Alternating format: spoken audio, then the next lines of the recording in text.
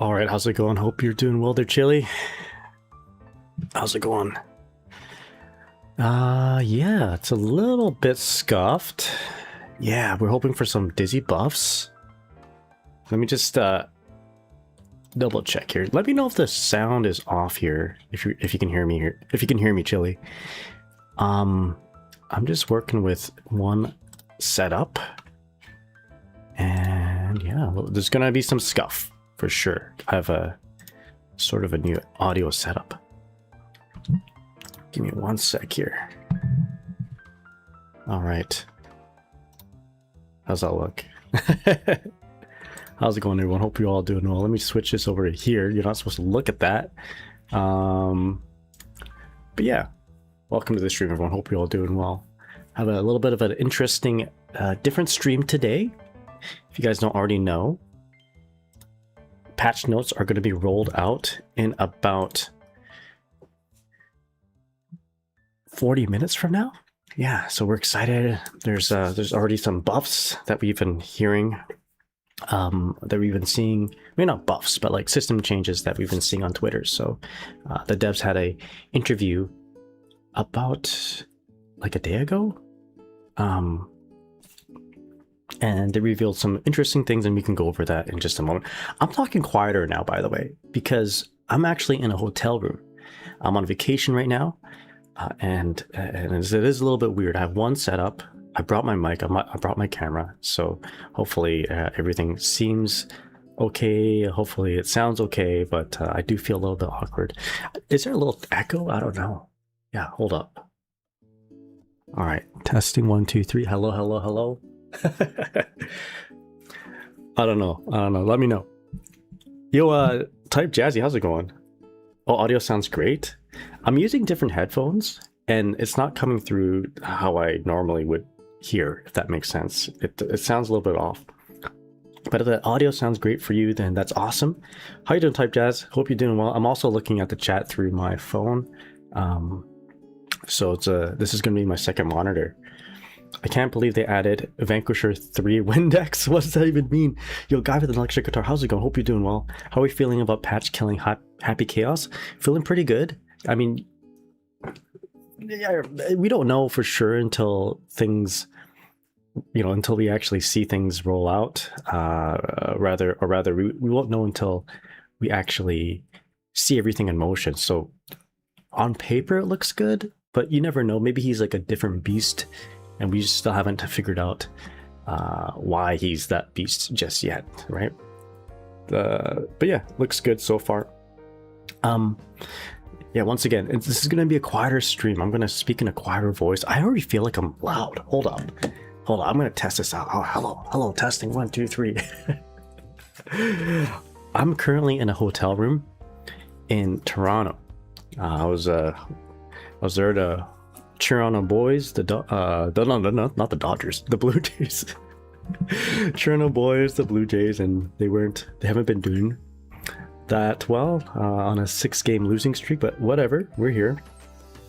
So Electric Guitar says, I feel like they went a little too far by doing all these nerfs, but I haven't seen the new shit, and he could be an actual good character to see. You never know. All right. Anyway, for those just joining the VOD, for those just joining the stream, my name's Nagai. You're Guilty Gear Old Man, you're Guilty Gear Oji-san, and in about 26 minutes from now, we'll be reviewing the balance changes, and I'll be reviewing them. I'll be reading them in a quiet voice because it is going to be 11 p.m. where I'm at, which is actually not bad. I thought this is going to happen at 1 a.m. actually. I thought we were going to be reading the notes at 1 a.m. I just miscalculated the time, and I was ready to stream in about a couple hours from now. But I'm glad you guys mentioned this countdown for the patch notes in the Discord. I really appreciate it. And that reminded me, or that gave me the realization that it is in fact not in 3 hours from now, it is in 1 hour from now. So this is really exciting stuff. How we're going to do this is that I'm going to read the description, the overview, and then We're just going to read it all the way through, not stopping. I'll be reading the actually, I want to just, maybe I can show you guys an example. So this is the old patch notes, right? This is from 2.0. So I think if we look at this one right here, for example, what I'll be doing is I'll be reading like the, you know, this little area here, the overview area here. I'm just going to read it all the way through, and then we're going to read this, the changes here. I'll just read them all out basically, and then I'll give you guys my thoughts afterwards. I don't know if I want to do it this way. I like in terms of, I guess I can't read it like from my OBS. Whatever. All right, it's gonna be rough, but we're gonna do this. I'll check in with the chat too on my phone. But yeah.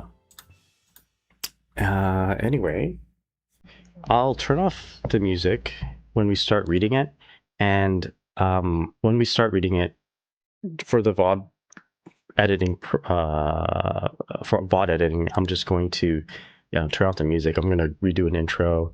I'm gonna let you guys know that I'm at a hotel room and I gotta speak quietly because I don't want to disturb the neighbors, you know. But yeah, anyway, how are you guys doing? Hope you're all doing well. Are you guys excited for the changes? I hope you guys are. I know I don't sound as excited because I'm like talking in a quieter voice, but yeah, I might just read it like this, maybe. How's that look? That's a little bit, that's weird, but whatever, we'll make it work. We'll make it work. If I just shrink it like that. Yeah, this is kind of rough not having two monitors. All right, for now, let's just expand it like this so it's covering all the space there. But yeah, Electric Guitar says, I mean, he lost gun in the air. No gun. Oh, what happened to my face? I'm just like, I just floated over here. Bam. Okay, I don't know what happened there. All right, scuffness. Scuffness is happening. No gun off his normals. Curse is blockable. He gets no bullets of Deus Ex, and Corsica 4 doesn't launch at all, which ruins his main B&B stuff. But we will see. Yeah, you never know. He might be granted with even more obnoxious things. You never know. All right, so get some coffee. It's gonna be a long night, and drink some oolong tea. So, leading up to the patch notes, what I'm gonna do, I'm gonna show you guys what has been revealed so far.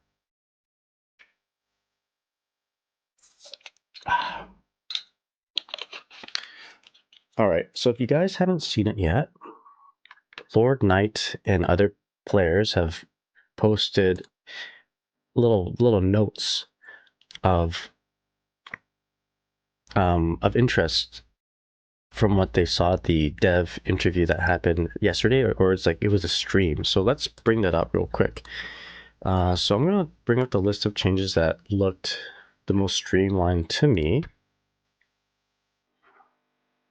This better not be some hentai or something. Okay, here we go.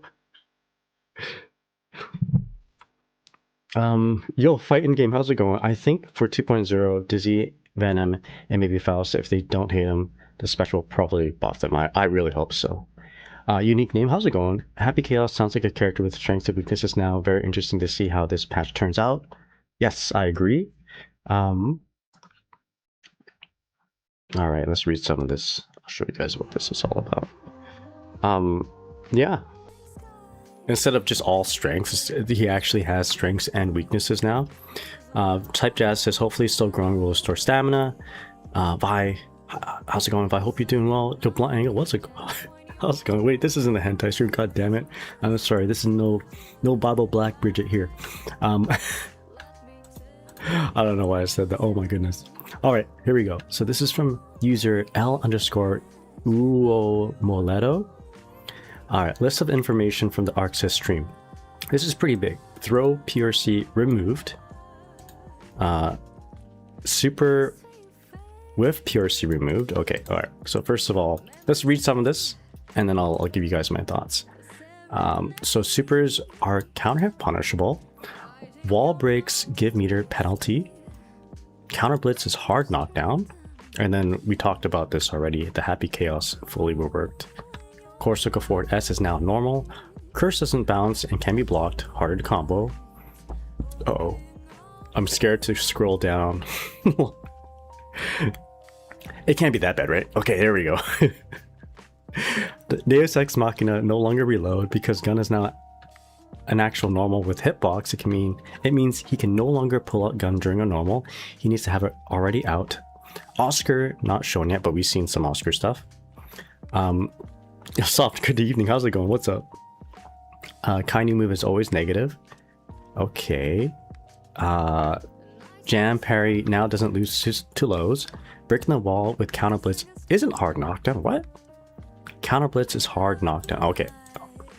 But when you break the wall, it isn't hard knockdown. Okay, that's good to differentiate. Leo not shown. Okay. Deflect shield is now punch, kick plus dust. And burst is slash heavy plus dust. Okay. I have a few thoughts here. And I'm sure if you guys have already seen this, you have seen other players' thoughts. Before we do that, let me just take a look at chat real quick. Take a look at my stream. Okay, everything looks okay. Yeah, they changed the burst buttons. You're cooked. Yeah, there are a few people who burst with punch and dust and kick and dust, and I guess that includes you here, Blind Angle. Gear says the counter blitz thing is wrong. Only hard knockdown if it doesn't break the wall. Okay, yeah. We got to differentiate between that. All right, so throw PRC remove. That's pretty big, but does it affect our character Dizzy? That's the big question. I don't think it does. No, so we're good. Our throw combo is an RC, so we're okay. No problems there. So this is more of an issue at the higher level, if at all an issue. If you dig, I guess if you don't really need to dig deep enough, but it is an issue at a higher level for sure. You won't see it in casual level or average level. You hardly see it even in my level, to be honest. But sometimes I'll like throw PRC by accident and it just works out for me. Super with PRC removed. Super with PRC removed. Okay. When I first read that, I thought about like Faust and Testament, when they just PRC the beginning of their move to be invincible, and then PRC, and then they don't spend 100% meter. This is like pre-patch, many patches ago. They fixed that, so I guess now if it whiffs, you can't PRC it. Interesting. You can't cancel out of it. Yeah, hopefully not a lot of people have K or P plus dust for bursts as their burst input. In Fight Game says, listen, if they give Leo a new move, they have to nerf him somehow. Fair enough. I agree. Jay, how's it going? What's up? Also green screen? Oh, wait, okay, we're good. I'm only using one monitor, so it's hard for me to like see what I look like. All right.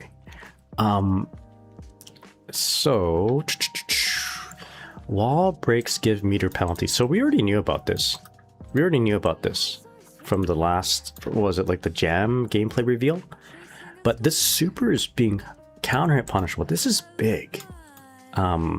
So your combo that you punish Soul with, if he whiffs a Volcanic Viper, will be the same combo that you punish Ramlethal with. You know, you don't have to use two different combos, and it's always going to be the bigger combo now, which is nice. It's great. Yeah, I traveled with a green screen. This is just a green screen filter, guys. Yeah, so this is I like this a lot. This also means you can like do a big punish with like a 2H, 5H, 2D, and then you can like just straight up go for a counter blitz, right? If you want. So being able to counter blitz on I guess with intentionality, with the intention of counter blitzing. it's going to be easier to do it. It's going to be, how do you say, you don't have to pseudo guess if you're going to get a counter hit or not, right? This is a definitive moment where you know it's going to counter after a super or reversal. I guess after a blocked or with DP, you always know it's going to be a counter hit situation, but now it's going to be even more clear with other reversals following the same suit. Yo, Storm and Seas, how's it going? What's up? Hope you're doing well. Thanks for the lurk. Happy Chaos reworked. We know this. Okay, we talked about this already, so this is big. Let's see. Deus Ex Machina. So when there's a super, no longer reloads. We already knew that. Let's back up here. So this is a pretty insane, pretty big universal change in that the fastest frame normal is now 5 frames. I don't think I read that properly before, but yeah, no longer are characters with 3 frame normals or 4 frame start normals. It's all gonna be 5 frames. Poor Gold Lewis is gonna miss a wild assault. Poor Gold Lewis, poor Bedman, and poor Nago, and not so poor everybody else. But yeah, hope you don't play those characters, or if you do, hopefully we'll see some other things to compensate in about 24 minutes from now. Actually, 24 more minutes, and we'll be doing a patch note reading, and I'm going to be reading the Dizzy notes first, of course, right? Because we're going to have people jump into my stream asking about Dizzy, and I don't want to spoil myself with the chat, you know? Yeah, Gold Lewis shot, yeah. All right, so Jam Parry doesn't lose to lows. Okay, so we kind of predicted that. And breaking the wall with counter blitz isn't hard knockdown, so that's pretty big. This is big as well. Deflect shield is now back, and punch, kick, slash dust. This is nice. I always thought that deflect shield being a motion input was very awkward, but it being a single input, so much better, so much better. And oh no, I was thinking maybe you can. I realized it says back and then punch and dust. I thought it was just punch and dust or kick and dust. If it was just like straight up punch dust or kick dust, and you didn't have to choose a direction, that would have been pretty big too. So then you wouldn't get crossed up, but that's not the case. And again, I hope you guys are not super set on doing punch, kick plus dust as your burst. I'm sorry if you do. I'm sorry, but that is just the way. That is the way. Yeah, removing the motion from down forward or Corsica forward is a good change. I'll just have to learn burst with the dust and heavy slash. I've always done it like that since the beginning, when I played Guilty Gear XX, so it's not a big change for me, but I'm sorry for all those who have muscle memory with punch slash kick plus dust. I'm sorry guys, but it is the way it is. It is the way it is. Excellent. So how's it going? Hope you're doing well. Wait, command grabs can be thrown. They changed burst, yes. So instead of it being either any button with dust, like punch, kick, slash, heavy slash, it's now just slash and heavy slash plus dust. That makes sense. Yes, actually, let's. I did read that somewhere that command grabs don't have throw and vol.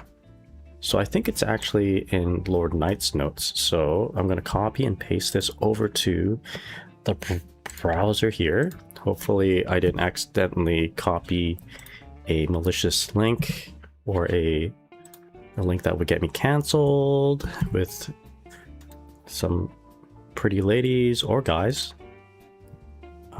Is that it? Please, please, please. Oh yeah, here we go. All right, how's that look? All right, so let's quickly look at this. Yo, unique name, how's it going? All right, Exodus, hope you're doing well. You excited for those changes? All right, summary of what they showed to my understanding. Okay, so we went through this already. No throw whiff into PRC, no super whiff into PRC. Punish message on backdash, so that's kind of a nice quality of change. Sorry, quality of life change. Super wall break equals meter penalty because you use meter very recently. Counter blitz is a neutral wall break or hard knockdown in corner. Okay. But not a hard knockdown after wall break. So that's very important to specify. Now, is counter blitz only like is it only activatable? Sorry, that's not a word. Can you only activate it on the initial counter hit, or can you do like the big counter hit thing, sort of go into another combo and then do like 4 dust to like as an ender for as a combo ender? Does it let you do it a little bit later on, or is it just the first hit? I think it's the first hit, but I was thinking maybe, just maybe, it could be like something that you can tack on at the end. That'd be cool. Give him an accidental hentai links. No, don't, please don't. I use L1 for burst. Yeah, if you macro your burst, you're still okay. All right, so PRC into attack has high scaling damage reduction. Okay, that's pretty big. We've just been getting used to like 5 dust or standing dust into PRC close slash. So unfortunately, those routes will be may need to be adjusted. That would be sick if you could do it that way, but I doubt it. Okay, I thought you were going to be talking about like hentai or something. I'm sorry for anyone who's just joining my stream and you heard that. Yeah, that'd be sick if you can tack on the counter blitz after a combo. That'd be sick. So Lord Knight says Soul Gunflame bigger and faster. He says no command throw involve versus throw. Now, what does that mean? What does that mean? So like if a command grab and a throw happen at the same time, does it tech? Is that what it means? Or does it mean that like throws that are that take a longer to activate, for example, like I forget, like let's just say Soul's wild throw is like a 7-frame startup. Does it mean between frames 1 to 6 he can be thrown? Is that what it means? Or are we talking about like at the same frame that it happens? I don't know. Yo, Reddy, how's it going? What's up? Hope you're doing well. I'm talking quieter. I should be talking quieter because it's sleepy time right now, and I'm at a hotel. Ironically, the hotel internet is better than my own internet back at home. So you guys are gonna hear my subdued voice as I read. It's like we're trying to read at a hotel room. Yes, reading at a library. All right, I wasn't focusing and heard quote unquote hentai and got confused. Cry emote. You should be crying. Leo's and Bridges command grab can be thrown. Okay, are you ready? Katagoe. I'm almost ready. I'm getting excited. And hey Vi, what I will do is I'll turn off the music when I start, and I'll like do a little bit of a, not an intro, but just like talk about what we'll be doing, and hopefully that will be okay in a VOD or a VOD edit. Reddy says, I'm so nervous. What are they going to do with her? Reddy, the first thing we're going to read, we're just going to scroll all the way down. Oh, actually, we'll do the general. We'll read the first little bit first. Oh, shit. No. We're going to read the Dizzy notes first. 100% read the Dizzy notes first. See what changes there are, because there's no doubt. No doubt at all. You guys are going to say something like, someone's going to say something like, yo, what do you think about that Dizzy nerf? Or what do you think about that big Dizzy buff? If I don't read it right away, you guys are going to spoil it for me. Even though you have the greatest of intentions, the most wholesome of intentions. But we're going to make sure we read them first. Dizzy got an IK? What? Let's see. Okay. Oh, what else do we have here? Yeah, so we know about these Happy Chaos things. Yeah, so he's just getting totally reworked. It looks like he's getting mega nerfed. People are saying, like, they're basically jumping up and down and being like, you know, the witch is dead. But you don't know. You don't know that from the ashes of the witch being dead would rise a greater evil. You never know. So a bunch of Oscar stuff. I don't know. Blah blah blah blah blah. I'm not too interested in like Oscar speculation. I'd rather just read the facts when they come out. But yeah, those are like the sort of the speculations from, or rather the extrapolations from a recent developer stream. And there are a few other things that are of note. Here is one of them. All right, check this out. Oh, sorry for the noise there.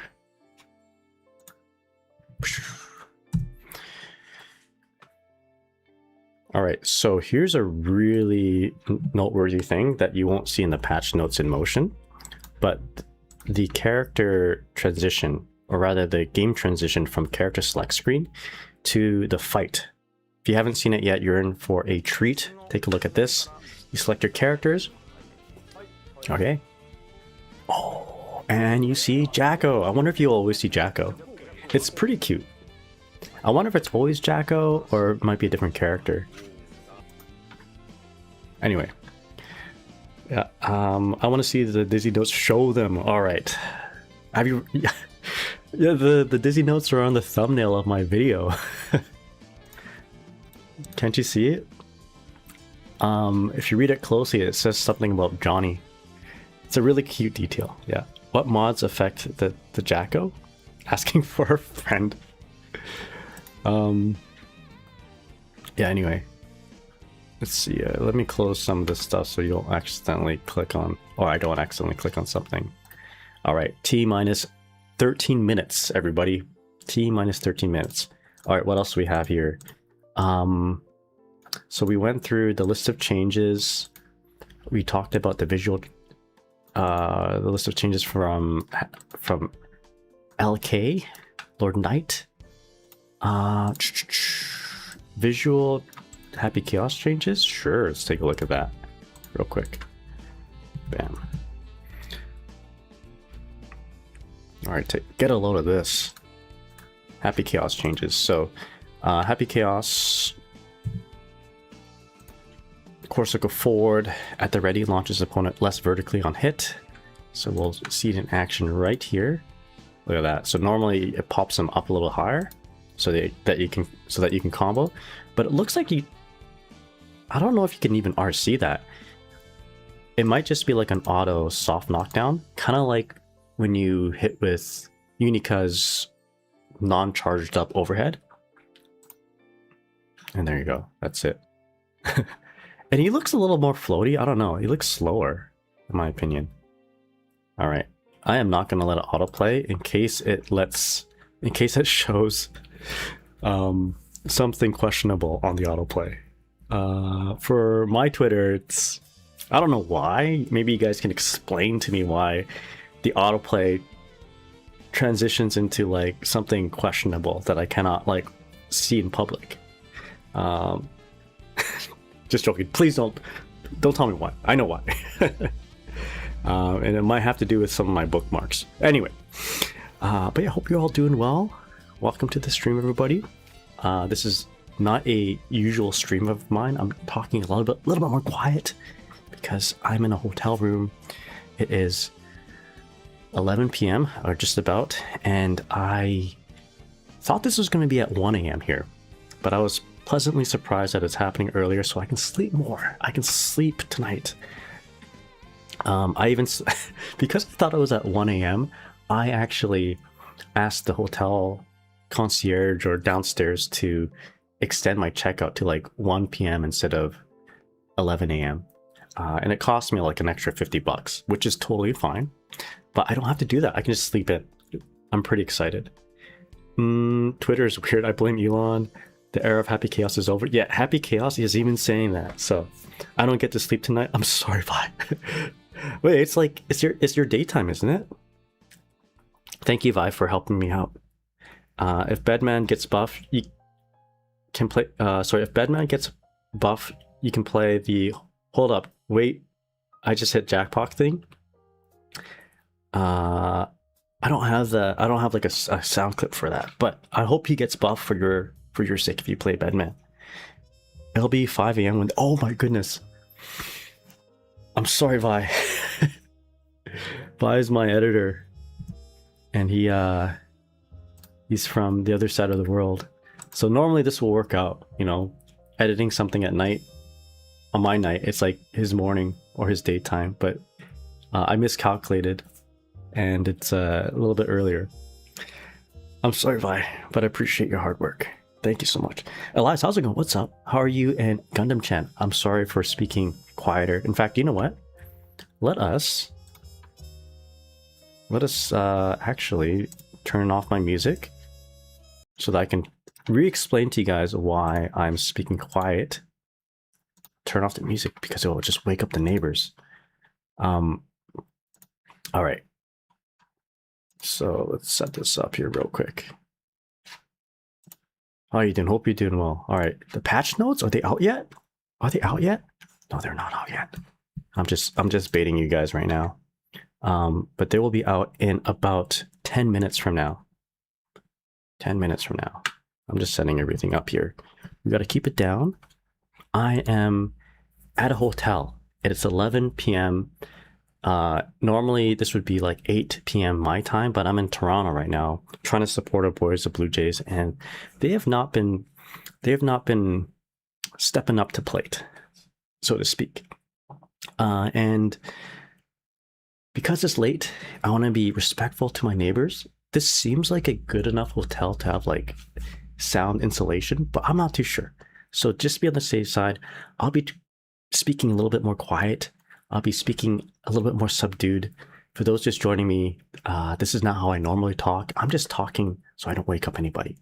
And maybe this will make a interesting video in the end where I'm just like this calm, collected, subdued voice reading patch notes. And how I'll do it is I'll be reading the overview and I'll be reading like the details. I'll try to do it in one go, basically one take. Try to read them without giving much thoughts, and then I'll summarize what I thought about those buffs, such as were they, you know, are they going to break the game, these buffs for the character? I'm not going to rate them. I'm not going to be like 10 out of 10. I don't know. It's hard to do that. Plus, I don't have multiple screens. I just have one screen here. Yo, Mantis, how's it going? Thank you so much for the resub. Really appreciate it. Thanks for the support. But yeah, I'll probably do that again, Vi. Yeah, there you go. Dizzy. So Nagain ASMR. That's right. Shh, that was too loud. I'm sorry. When's patch notes coming? Patch notes coming 8 minutes. All right. We're doing awesome. Hell yeah. 6 minutes. Says last bean bender. Love to see it. Just don't pop off too hard when you see new Dizzy move. I'll try not to. Science Mantis, hope you're doing well. I'm drawing Dizzy. These wings are pissing me off. We here though. Excuse me. Yes, we are here. We are here. Good luck on drawing those wings. Let me. I would like to see that art afterwards, if possible. I will wait, but I want to play Happy Chaos since I like the character a lot, but he was a menace that needed changes. Yes, maybe he's going to be a lot more streamlined to play and a lot less convoluted. Yeah, I mean that their side. Once you're done with the art, I would love to see the Dizzy art, and if it's on Twitter or whatever, I will retweet it, I will like it. One of my achievements, I guess, one of the things that I've achieved and I'm proud of is the fact that whenever I retweet some Dizzy art, if it's new art, if it just came out in like an hour, like it gives me such joy to see that there are people on my timeline or people who are following me like what I just retweeted. So I feel proud of sending like my army of 13 people liking the art that I just retweeted. So it's usually Dizzy art. But let me give you that support. And if possible, I don't know why, but a lot of people draw Dizzy with elf ears. I mean, if you like to do that, you go ahead and do that. But for me, it's a little bit strange because I've known her without elf ears. But for some reason, I don't know. Is there like a version that I don't know of that she has elf ears? I'm not too sure. Anyway, Garange, how's it going? What's up? Hope you're doing well. I hope Dizzy gets nerfed since it would be funny. That would be heartbreaking, but you know, we'll still play her. The True Repairman, how's it going? What's up? 6 minutes, that's right. 6 or maybe 7. I'm sorry, guys. I'm Blue Sky guy, mainly. I should be doing Blue Sky a little bit more. All right, 5 more minutes, everyone. 5 more minutes. We're just gonna go ahead and click here, patch notes. We're gonna close Twitter because I don't want to accidentally get something autoplayed that is questionable. And we'll just keep refreshing this page. There we go, nothing yet. But yeah, hope you're all doing well. Welcome to the stream, everyone. All right. Blunt Angle says, yo, hype, let's go. Okay, we're going to read the Dizzy notes first, okay? Dizzy notes first, because someone's going to spoil it for me. It's odd that everyone's counting down at the same time. I have to clock in. You have to clock in, you have to lock in. All right. If they nerf her, a tragedy will befall their family. Exactly. Yeah, they don't want to do that. All right, guys, almost time. It's almost time. All right, for those just joining, my name's Nagai. You're guilty, your old man. You're guilty, your OG son. And today we're going to be checking out those patch notes. It's 11 p.m. right now. And I got to talk quiet because I'm in a hotel room. I'm on vacation. This is a different setup. And I'm probably talking a little bit too loud as it is. So we're going to quietly go through the patch notes. I'm going to talk ASMR style, I don't know, subdued. And we're going to try to not, we're going to try not to get too excited, but we're going to get excited because patch notes are always exciting to see, and it's about 4 more minutes until we get it. So we're going to keep refreshing this page, and hopefully we'll see something good come along our way. Make a pinned message on spoilers. If I can get you guys to do that, if you don't mind, that would be nice. But yeah, we're going to be talking quiet. It's 11 p.m. right now at a hotel. I don't want to disturb the neighbors. I don't want to disturb the peace of this hotel. I don't want someone to knock on my door being like, hey, keep it down. We're going to be quiet. Shh, okay? And we're going to read the Dizzy notes first because we don't want to get spoiled. And hopefully if I can get one of my mods to actually make a no spoilers pin message, that would be fantastic. If not, I'll do it myself. What else do I want to say? So what we're going to be doing is we're going to be reading the overview first and then the details. I'm going to try to do it all in one go without stopping too much to reflect on a particular line or whatever. We're going to try to do all the reflection at the end. We're going to talk about how big of a buff it is or how nasty of a nerf it is. And yeah, that's what we'll do. Hopefully it won't take too long. I'm going to try to spend about 5 minutes per character, as it takes about 5 minutes. It takes about, well, actually, I'm going to do 5 minutes because there's about 30 characters. And if I do, even still, that's a long time, right? 5 times 30 is 150. That's about 2.5 hours. That's a long time for me to just keep talking. So yeah, anyway. Thank you so much. Yo, Chip, how's it going, man? What's up? Thanks for the resub. Yo, 43 months. Appreciate the support. Disturbing the peace, look into my eyes. No spoilers. Okay, thank you so much. Kirby, how's it going, man? What's up? Yeah, I only have one monitor, so this is a little rough for me to stream. But yeah, we want to do this. I want to do this. I want to get excited for this. And we have 1 more minute. 1 more minute. 1 more minute. Let's refresh this page. Okay, first thing, we're just beeline to the Dizzy. Genmu, how's it going? What's up? Hope you're doing well.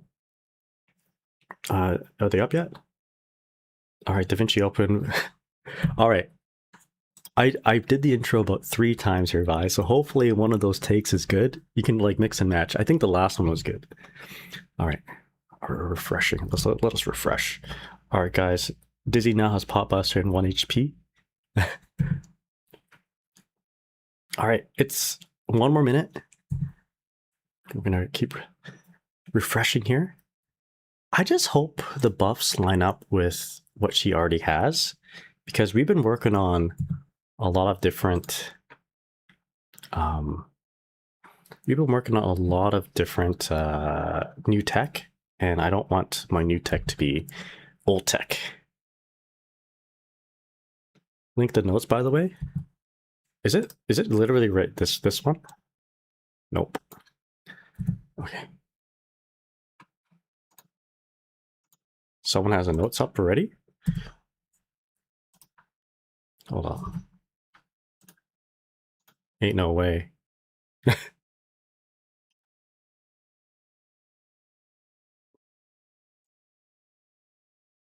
Will probably be its own post. I think someone posted. Someone posted on. Hold up, let me see. Is it here? Nope.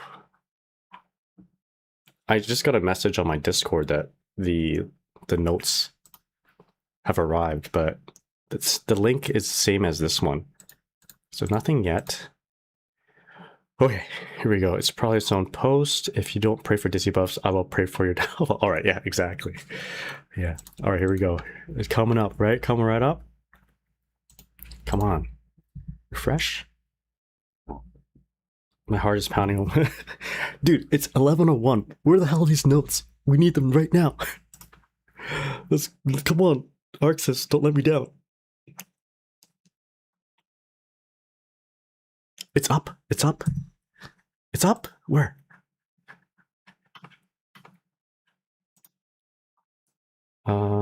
Peep the date. It's changed. Okay, hold up. The date. Front page. Patches up. Probably getting flooded.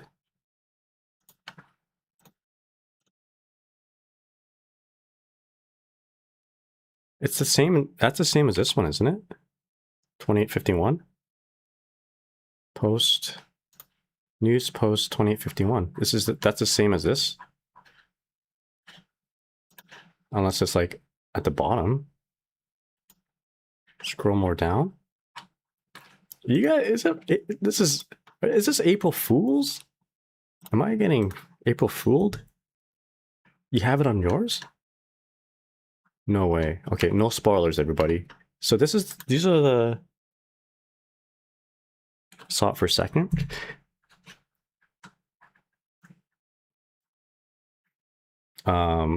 Hello? Patch notes?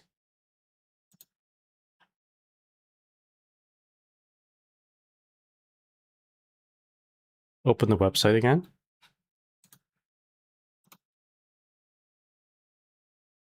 So this is the website. Right. Oh, is it Japanese? They're live under the same post? This is it, right?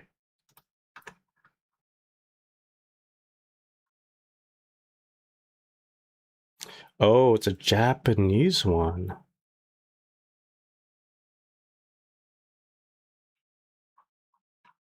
Hold on. Let me just open up Discord for a sec here.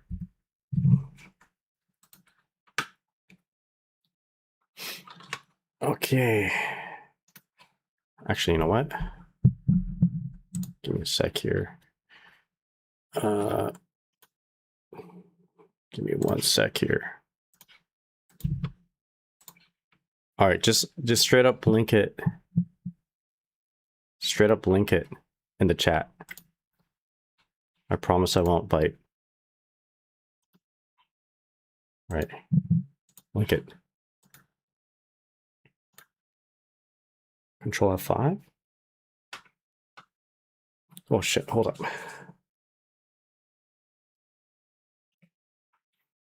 Let's see, same. Control F5. Oh no. We were just gonna close the windows, how about? And then I'll grab the one from Siat Mantis. Okay, no spoilers. Bad gateway.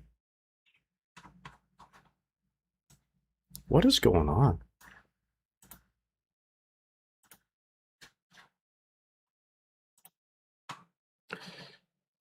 You're getting the bad gateway notification.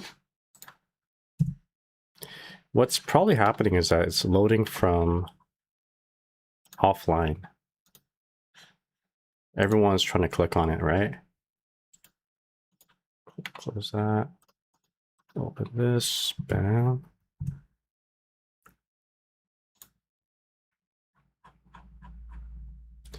Yeah, I had bad gateway before the actual notes.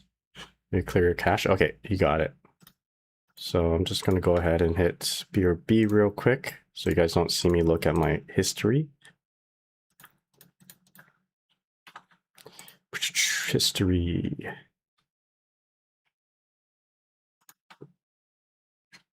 Make sure you guys aren't seeing this. Delete browsing history. Sure. Copy paste.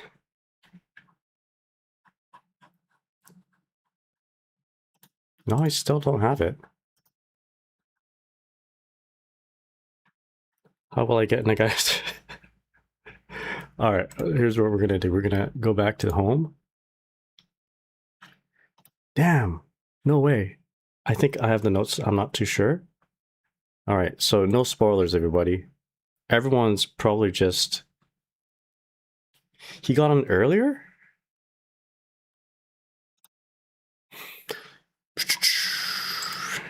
Copy that. Yo, Slashy Runner, how's it going? What's up? Hope you're doing well. Is everyone having the same problem as I am?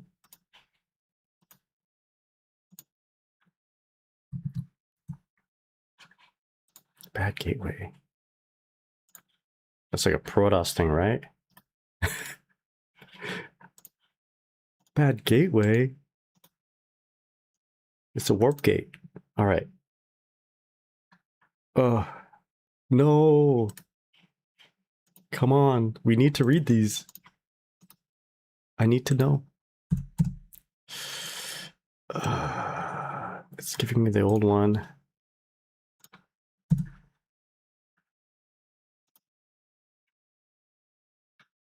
Hit F12 to bring up dev tools and Sick Ahmed, how's it going? It should say April. I can get it now. Okay, so let me do what you're suggesting here real quick. F12. F12. And then bring up dev tools and hold down refresh button.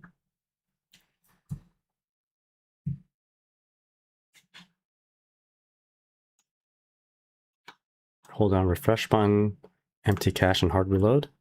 Oh, I see what you... Empty cache and hard reload. No, it's not working. I opened up the old news post, it's there. Hold on, I think I have the link. Yeah, everyone's having the same problem. Or not everybody, most people are. The bad gateway.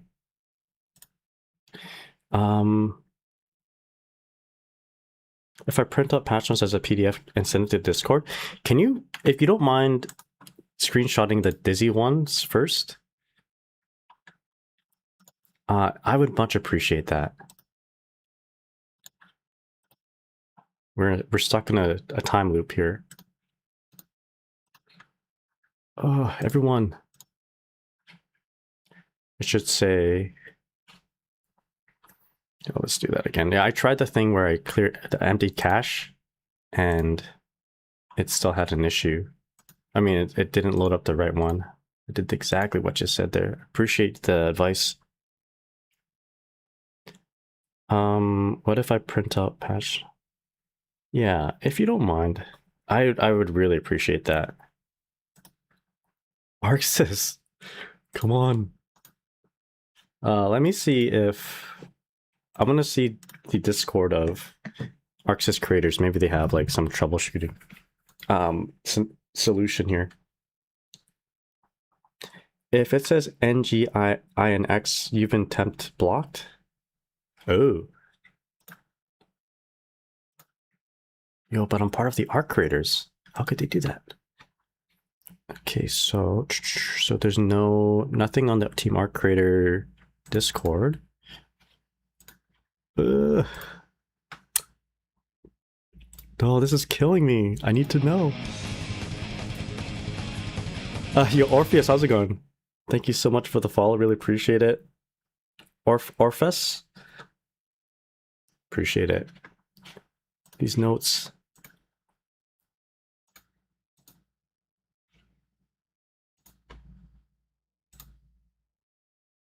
It says, okay, it says April 8th on the it says April 8th here.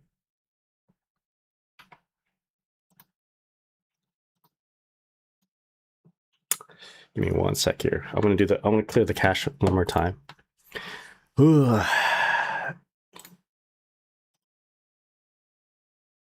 Oh wait, okay, give me a sec here. One moment. So we'll bring up the dev tools, push and hold the refresh button, empty cache, and hard reload. It's still April the 6th. All right. I'm gonna, let's see here. What should I do? I think the website's just blocked.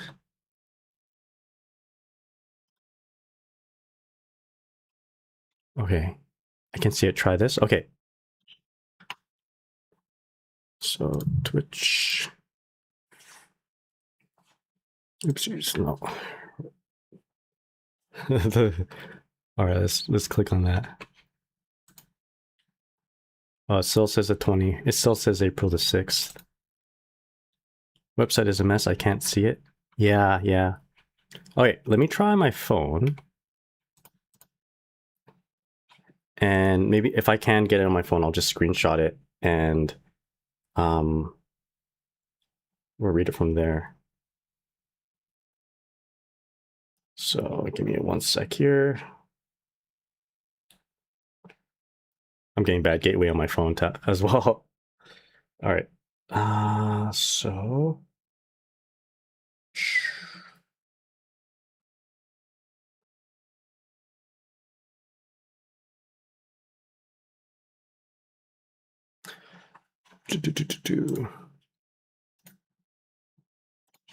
guess we just have to be patient here. It says April the 8th here.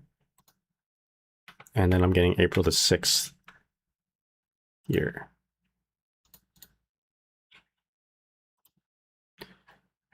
Oh boy. This is this is a struggle. Okay, for some reason it won't print a PDF without covering every word. Okay. Thanks for trying. I'm just gonna go ahead and check my other phone real quick. And maybe it's the network I'm using. I'm just gonna use do something here. Just keep refreshing. Oh, well, I mean, I was expecting to do this at 1 a.m. So this isn't too bad. It's now 11 p.m. right now. So, so guilty. Yeah, the website isn't loading. What if Guilty Gear patch notes were the friends we made along the way? Oh boy. All right, so for those joining me, we're having issues just accessing the patch notes. Everyone's having issues with it. We're all getting bad gateway. So the only person who has these notes is like Lord Knight. Oh, come on.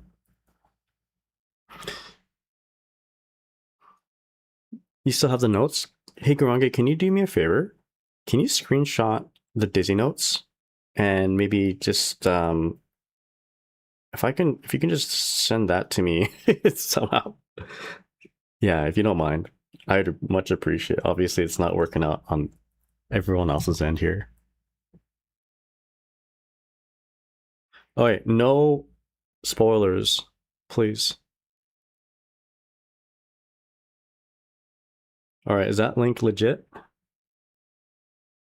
Donko, how's it going? What's up? Or is that legit? Or are we gonna get in trouble clicking on that? Chips a monkey? All right. Chips, yo, Donko, thank you so much for that. Chips, appreciate that.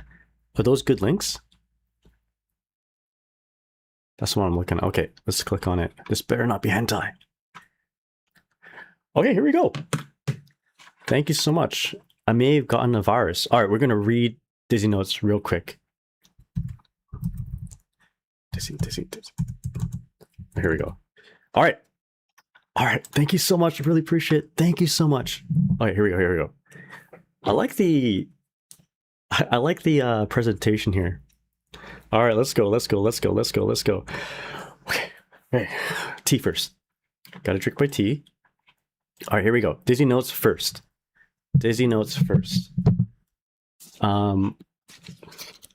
We are back. Okay. Again, I gotta speak quietly because it's 11 p.m. I'm at a hotel and I don't want to disturb the neighbors. Otherwise, they're gonna pull my internet. All right, here we go. All right, so adjustment overview for Dizzy. And I haven't read anything else. So if there's like general adjustments or if there's universal changes, I don't know them yet. We're going to start off by reading Dizzy because someone's going to spoil it for me if I don't read this right away. I'm going to ignore chat for just a moment. So Queen Dizzy, adjustment overview. Excuse me, I'm getting too excited. All right, here we go. All right, Queen Dizzy. So we have added a new mechanic to We Have Talked a Lot Together, so that's fish, to expand its utility at neutral and in strings. Okay.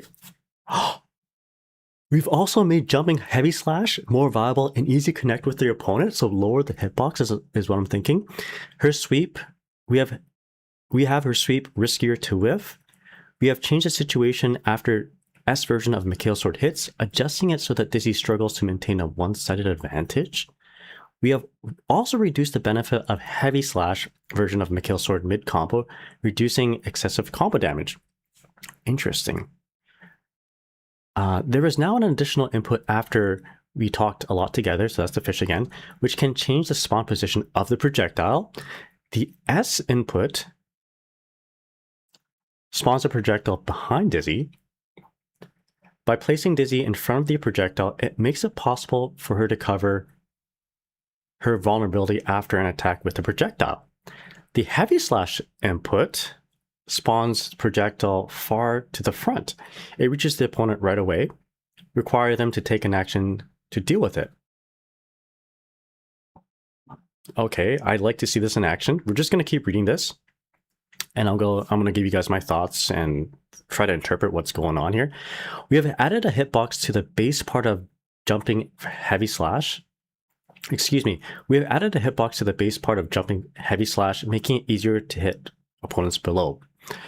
It can now hit a crouching opponent when performed after an aerial dash, making it viable in certain mix-up strings. This is perfect. I love it. This is what I love to do.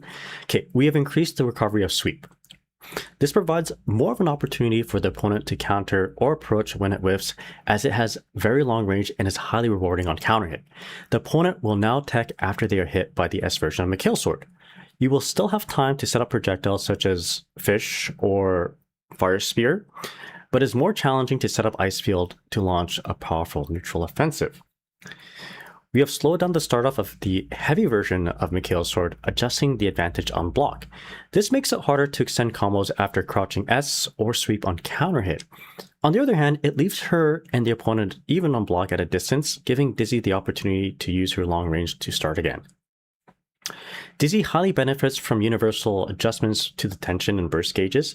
Previously, I used this to catch fish, which is Ice Spike, and Ice Field heavy combo. Previously, so Ice Spike and heavy Ice Field's heavy combo blowback proration suffered from allowing the opponent to charge up the gauges. These adjustments now reduce the amount of gauge the opponent will gain. Okay, so that was a lot to read, and that was a lot to take in. But we're just going to keep reading this stuff, okay? And then we're going to reflect on it. And hopefully my reading will get better as we go on. Let me read some of the chat here real quick. Okay, sorry guys. Let's read this real quick so I don't get spoiled. I'm not going to look at chat actually. So adjustment details. So crouching punch, reduce knockback. That's their 2P. 6P, her anti-air. Hitbox adjustment. Okay. Change the timing of when the hitbox is smallest from 3 to 4 frames. So close slash. Change attack hitboxes above a certain height into follow-up hitboxes.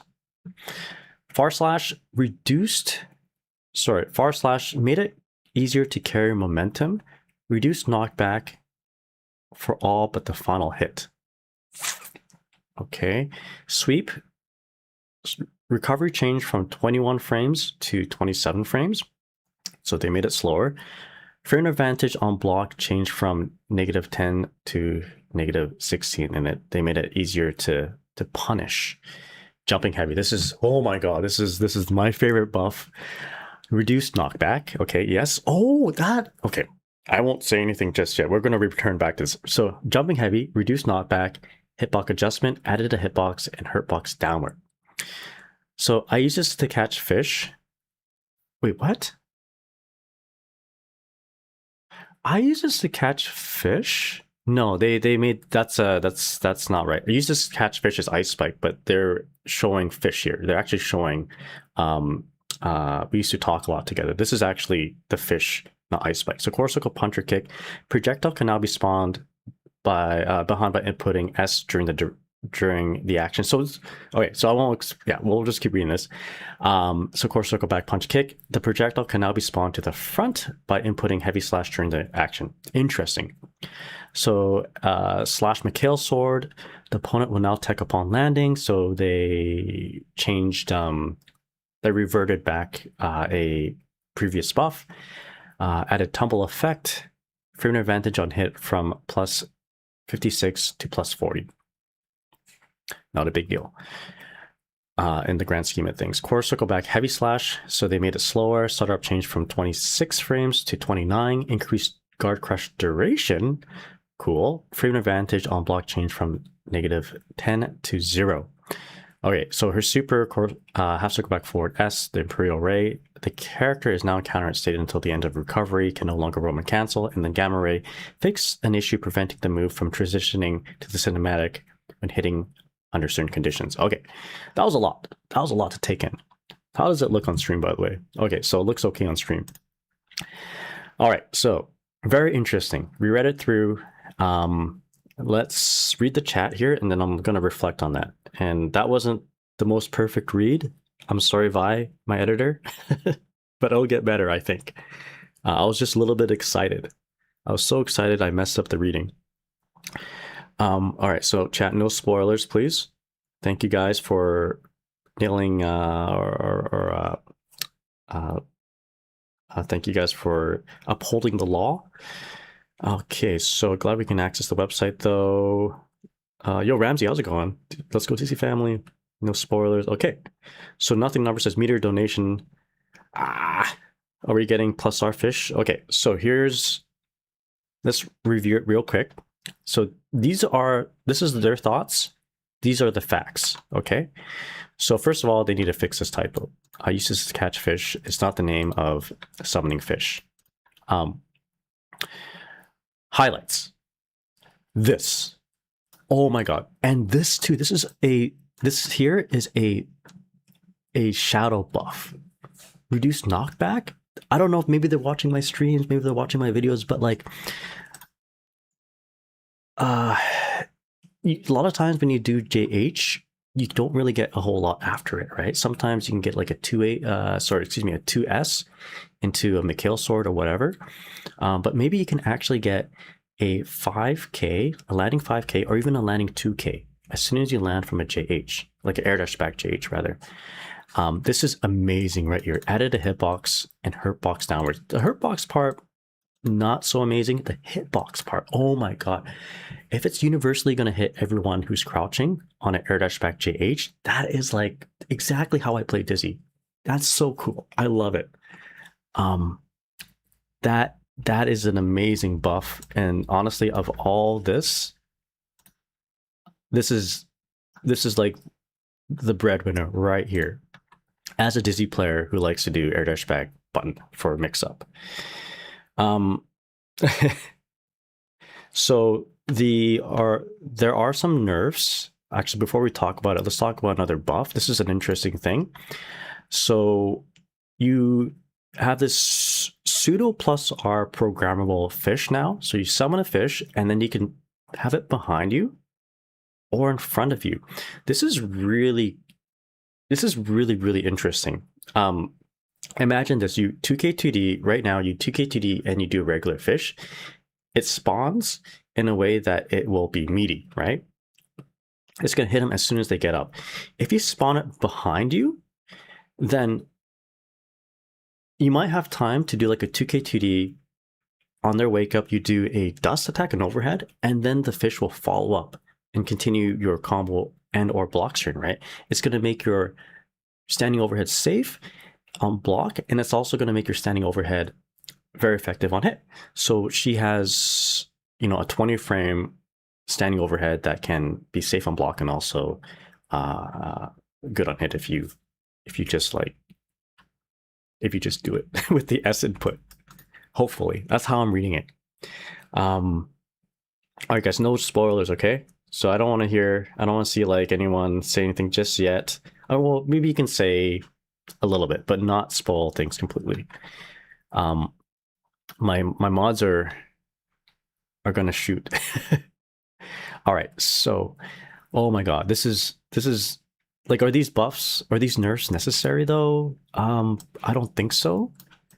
I don't think anyone was getting destroyed by the fact that Esma Kill Sword caused hard knockdown. I'll be honest. I don't think, like, I don't use it a whole lot to my advantage compared to other tools that she has, but sure. And then I guess you get less big damage combos by making this slower. So like close slash 2H into heavy Mikhail Sword probably doesn't combo into like an ice spike pickup anymore if it's a little bit slower. But as a neutral tool, it might be a little bit better because if they block it, you're gonna be like extra safe. So Ready Child says definitely potential for some cool new setups behind fish and the new JH. I think the JH thing as it is, that is a game changer for me. Like that gives me so much more confidence in a lot of my setups. Very happy with that. I don't know what this means. These changes to the momentum, whatever. I don't know. We'll have to like see it in motion, and we're probably gonna see this on like every character. But anyone who has like a reversal super, anyone who has a reversal super, we're gonna see this line be copy and pasted everywhere. Why did they nerf Mikhail Sword and Sweep? Well, considering that they added a new mechanic, counter blitz, the amount of times you actually hit somebody with a sweep and it's like a big counter hit, you get that a lot actually with Dizzy. So maybe they recognize that and they're like, okay, we don't want to make her a counter blitz demon, so let's subdue it a little bit. Was it necessary? I don't think so. This is pretty wild to me. Like, I don't think she needs nerves, but that's just me. Oh, reduce knockback on crouching punch. That's interesting. That would mean that if you're doing a barre with her, like if you are mashing out with a crouching punch, you can probably cancel a little bit more comfortably into 6P. So you can probably do like 1 or 2 crouching punches, and then you can 6P into Mikhail Sword. So that's probably where that's from, or what you get out of that. And that's actually pretty useful. Right now, she doesn't really have a good mash button for a barre. Like you can mash a crouching punch, but you don't really get a whole lot out of it. So this is nice. So yeah, maybe she'll be able to Mikhail Sword off 2P consistently now, and that's why they nerfed it. Maybe. Yeah, bro. I don't see the justification of nerfing S Mikhail Sword, but it is what it is. I guess, you know, I'm hoping these here overcompensate for the nerfs of these. All right. Cool. I like it. I'm happy to see these changes, although it's really weird to see these nerfs. All right, shall we move on to the next character? So that was the most important one, Dizzy.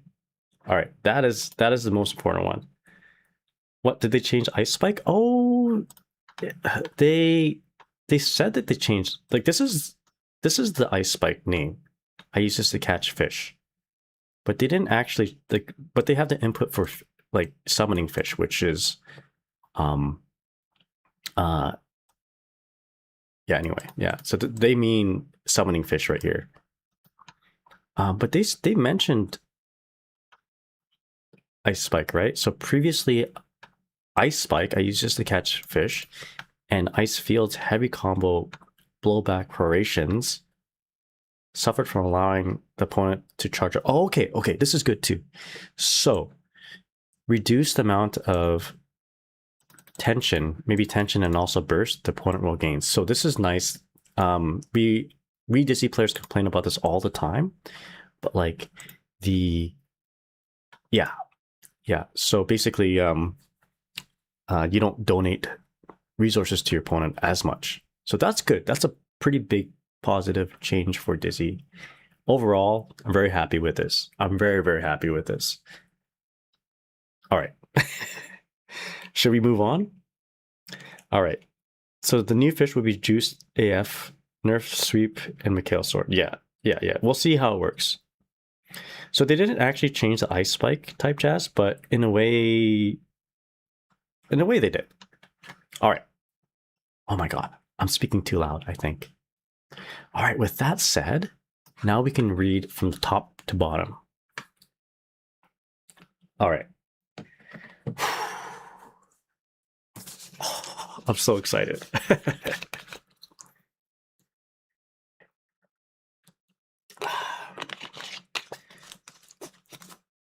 Throw in the corner.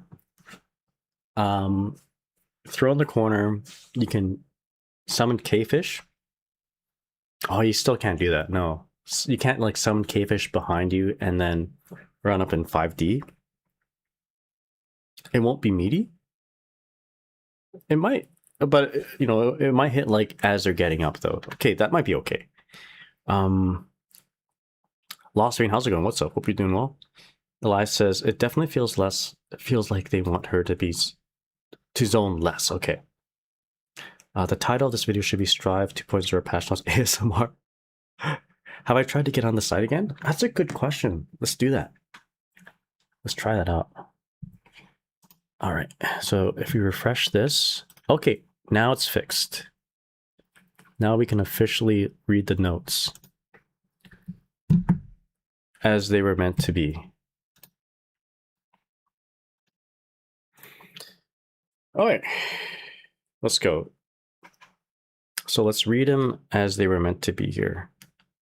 I felt like what I was reading was like translated, like a Google Translate of the Japanese. All right. Am I speaking in an ASMR way? All right. Okay, so starting from the top, battle adjustments, overall balance direction. Across the past updates, there have been, excuse me, I already messed it up. Across the past updates, there has been a steady expansion of offensive options and potential combos, meaning that more situations could cause a single hit or counter to lead into heavy damage. As a result, this made it often the case where a single interaction could largely determine the rest of the developments in the match. In version 2.00, we aim to adjust the balance by reevaluating offense and defense to strike a better balance between risk and reward. These adjustments do not aim simply to tone down damage, but to make it clear what actions will have a greater effect in different situations, creating a flow of battle where players can gradually turn the tides to their advantage over multiple interactions. For these reasons, the adjustments include many changes that make it more challenging to gain major rewards from actions. This includes increasing damage proration, consolidating the startup frames, adjusting the state of adjusting the state after invincible moves, limiting the return on roll and cancel, and more. Consolidating of startup frames. That means like making sure the shortest, fastest button is 5 frame instead of 4 frame startup. Anyway, as a result, the changes may seem more restrictive than before. From a game mechanic and character perspective, the intention is to prevent the baseline from rising further, creating a clear standard for battle balance in the future. We expect that the overall flow of battle going forward will take shape with the balance of risk and reward established in this version as the core. Okay, so I turned off chat for some reason. Can you spoil? Please, no spoilers. Excuse me. I can't see chat. It's loading. Give it a moment. Sure, everything's okay. All right, let's continue to read. All right, so in regards to combos, we have reassessed the ease of converting into combos. Previously, it was common to see long-range pokes as well as overheads and lows lead into combos dealing heavy damage. With this adjustment, we have limited the reward possible so that the value of the hit corresponds to the situation. On the other hand, we have ensured that combos requiring taking risks or making preparations to land will be suitably rewarding, such as actions that require you to enter close range, set up projectiles, use character unique gauges, or spend tension gauge. Our intention is not to make combos themselves weaker, but rather to make it clear what kind of situation can lead to major benefits. Oh, give me a sec here. All right. So Lost Vein says the first paragraph is essentially what Tekken 8 players wanted with the whole back to the basics. Oh, I feel it for Tekken 8 players. All right, so they're removing Strive Assault. What is it? What's that move in Street Fighter 6 Drive Rush? They're removing Strive Rush. In Season 3, we added Wild Assault with the goal of creating a new way to use Burst Gauge and to expand offensive options. Our original intent was to make it an attack that felt intuitive to use. Over the course of adjusting the mechanic, however, its use case is expanded. While this did create depth to the mechanic, it changed into something that required practice and knowledge to use its full potential. As a result, it functioned as a powerful option in battle, but it would lead to greatly different results depending on how precisely it was utilized. Combined with its powerful potential to extend offense, it would create situations that were very challenging for the defender to handle. In alignment with our intention to emphasize a clear shift between offense and defense in the battle balance, we decided to remove Wild Assault from this version after reevaluating its place in the game. Sorry, I thought I heard maybe a knock on the door. Hopefully not. Shh. All right, Counter Blitz. We have added Counter Blitz as a new way to utilize Burst Gauge. This can be activated during the slowdown effect after a counter hit at the cost of 50% of the Burst Gauge. It performs a unique attack. If the final hit of the attack hits when the opponent is near the corner, it triggers Wall Break. This does not trigger from counter hits of jabs, such as punch or kick, special moves, or any normals that cannot be cancelled. There it is right there, the Counter Blitz. Forward dust during counter hit effect costs 50% meter, as it shows there. This mechanic is tied directly to a counter hit. This mechanic is tied directly to a counter hit as the trigger, making it an intuitive way to continue your attack. While easy to start using at any play level, it is also not something that absolutely needs to be incorporated into your play. We also expect it to provide more factors to weigh for players who value battle strategy and management of the Burst Gauge. It will serve as a means of rewarding decision making based on the situation rather than one-sidedly making offense stronger. Roger that. Okay. So nothing really to highlight just yet. Basically, this is what they've been trying to do for the last like 2 seasons, dialing it back on combo damage. But maybe they'll get it right this time. Removing wall assault, we've been exposed to this information for a long time now, so this is nothing new here. Counter blitz, same thing. We've been exposed to this for at least 2 weeks. We're happy that we have wall assault removed. Okay, so damage state hurt boxes. Oh, this could be interesting. There's a lot of situations where, depending on what character you're fighting as Dizzy, some combos will whiff mid combo and some combos will continue. So hopefully this is a statement on standardizing these hurt boxes so that everyone gets hit the same. So damage state hurt boxes. We have revised the hurt boxes of all characters when they're in the damage state or blocking. Previously, due to differing hitboxes between characters, some combos were only possible on certain characters or could connect unexpectedly under certain conditions. This made for unstable combos that could not be consistently recreated. With these changes, we have adjusted the standard for hurt boxes with the intention of making it clearer when combos succeed. There are 2 standard hurt box sizes, with all hurt boxes functioning in the same category. Okay, so we got the large hurt box, Potemkin, Faust, Nago, Goldus, Bedman, and everyone else is in the standard hurt box. This addresses the significant difference in possible combos for only certain characters, making for clear decision making when it comes to combos. On the other hand, this does not mean that combos previously possible only under certain conditions may no longer work. This change prioritizes the stability and reproducibility of combos. We have made the same adjustments to the hurt boxes when performing actions such as dashing, backdashing, or air dashing, in addition to blocking and taking damage. All right. I like to see this in motion. I've made videos where Dizzy would combo certain characters and that combo would drop on other characters. So it'd be interesting to kind of revisit that video and just show that there's more consistency in those combos. All right, hit boxes. We have added new attack hitboxes that only hit when opponent is taking damage or blocking. Hereon referred to as follow-up hitboxes. Wait, what? We have added new hitboxes that only hit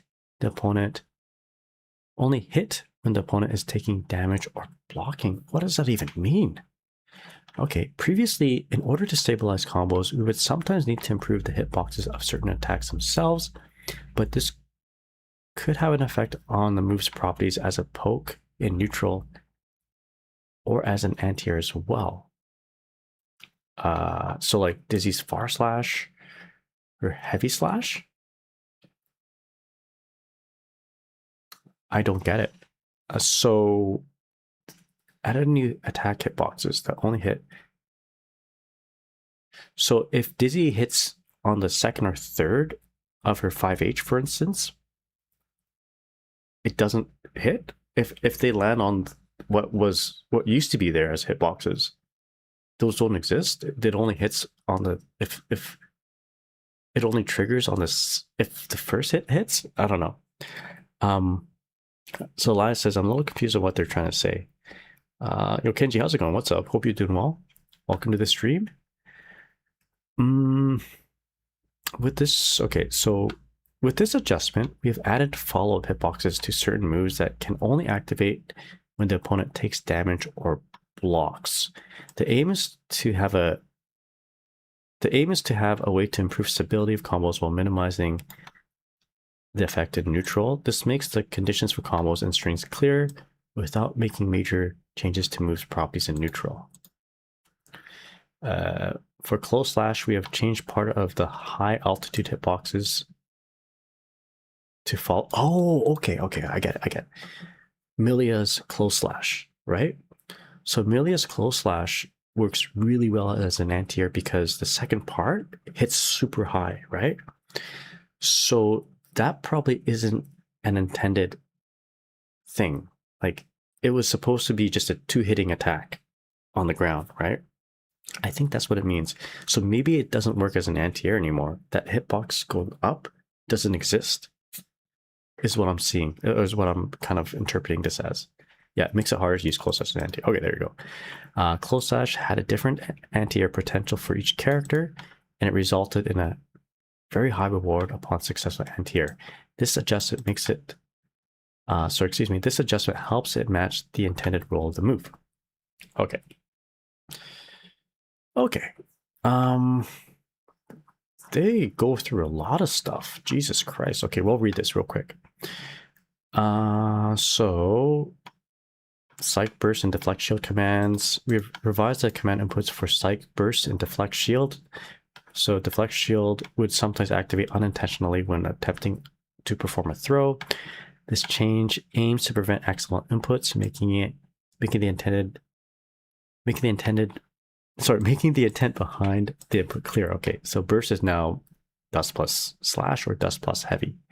Deflect Shield is Back Dust and Punch or Back Dust and K. Okay, I do like that. I never liked the fact that you have to input Corsical Back Dust for your for the Deflect Shield.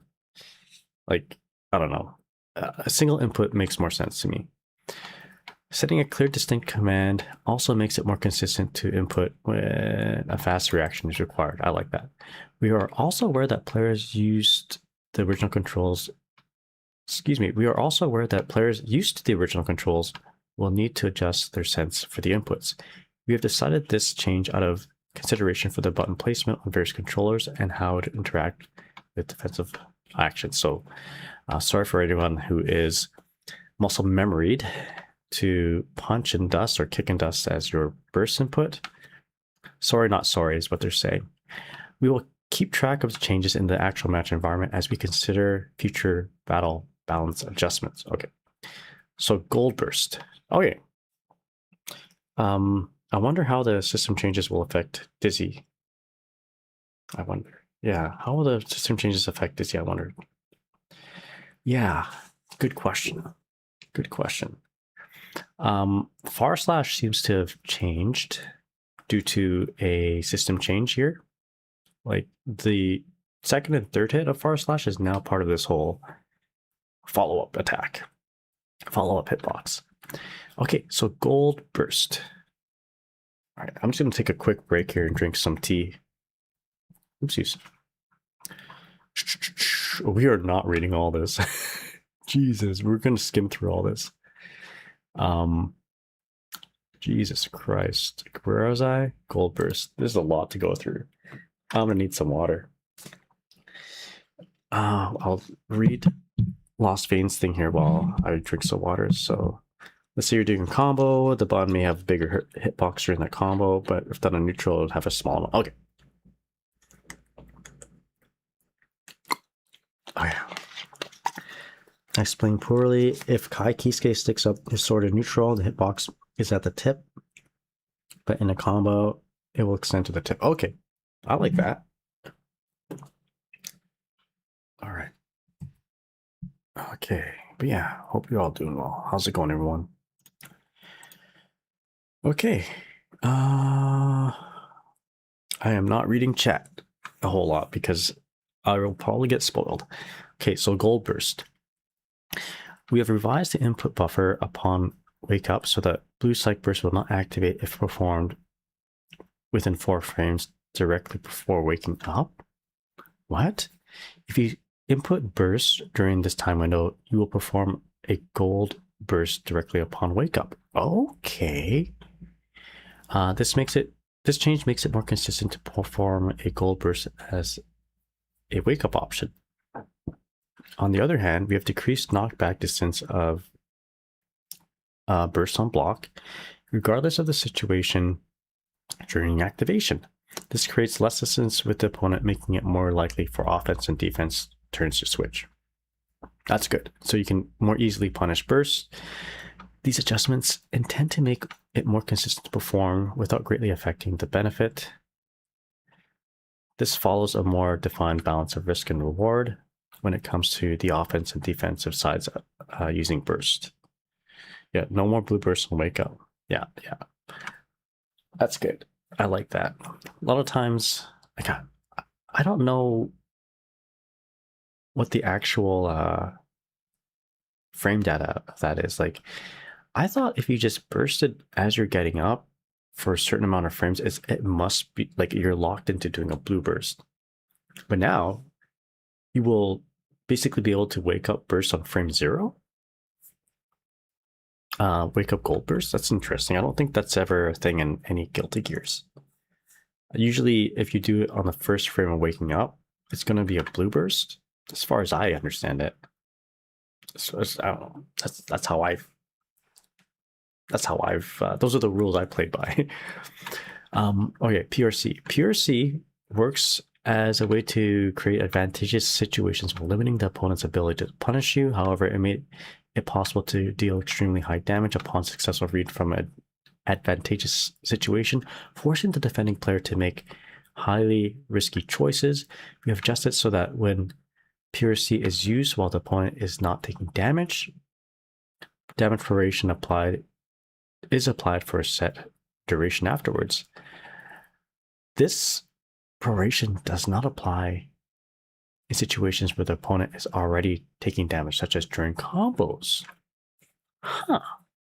Okay. What? I would have thought that they would apply it when they're taking damage as well. So like if you do 5D PRC at the close as 2H with Dizzy, it will still do the same damage. Okay, that's good. That's cool. I can't think of a PRC situation that we used prior to doing a combo damage, like prior to doing the first hit of a combo.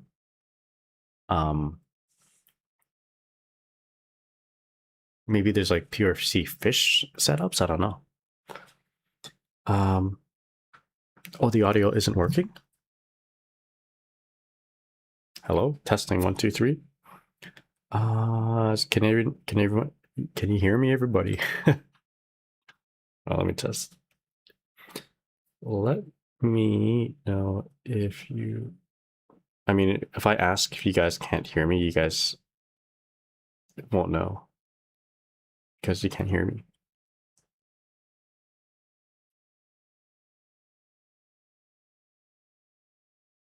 So, oh, you can hear me? Okay, gotcha. I think it's PRC mid combo minimal scaling, PRC and neutral more scaling. Okay.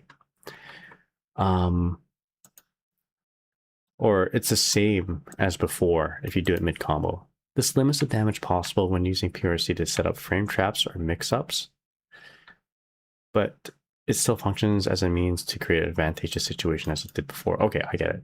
So for example, Ramathel's sword toss PRC into mix-up, right?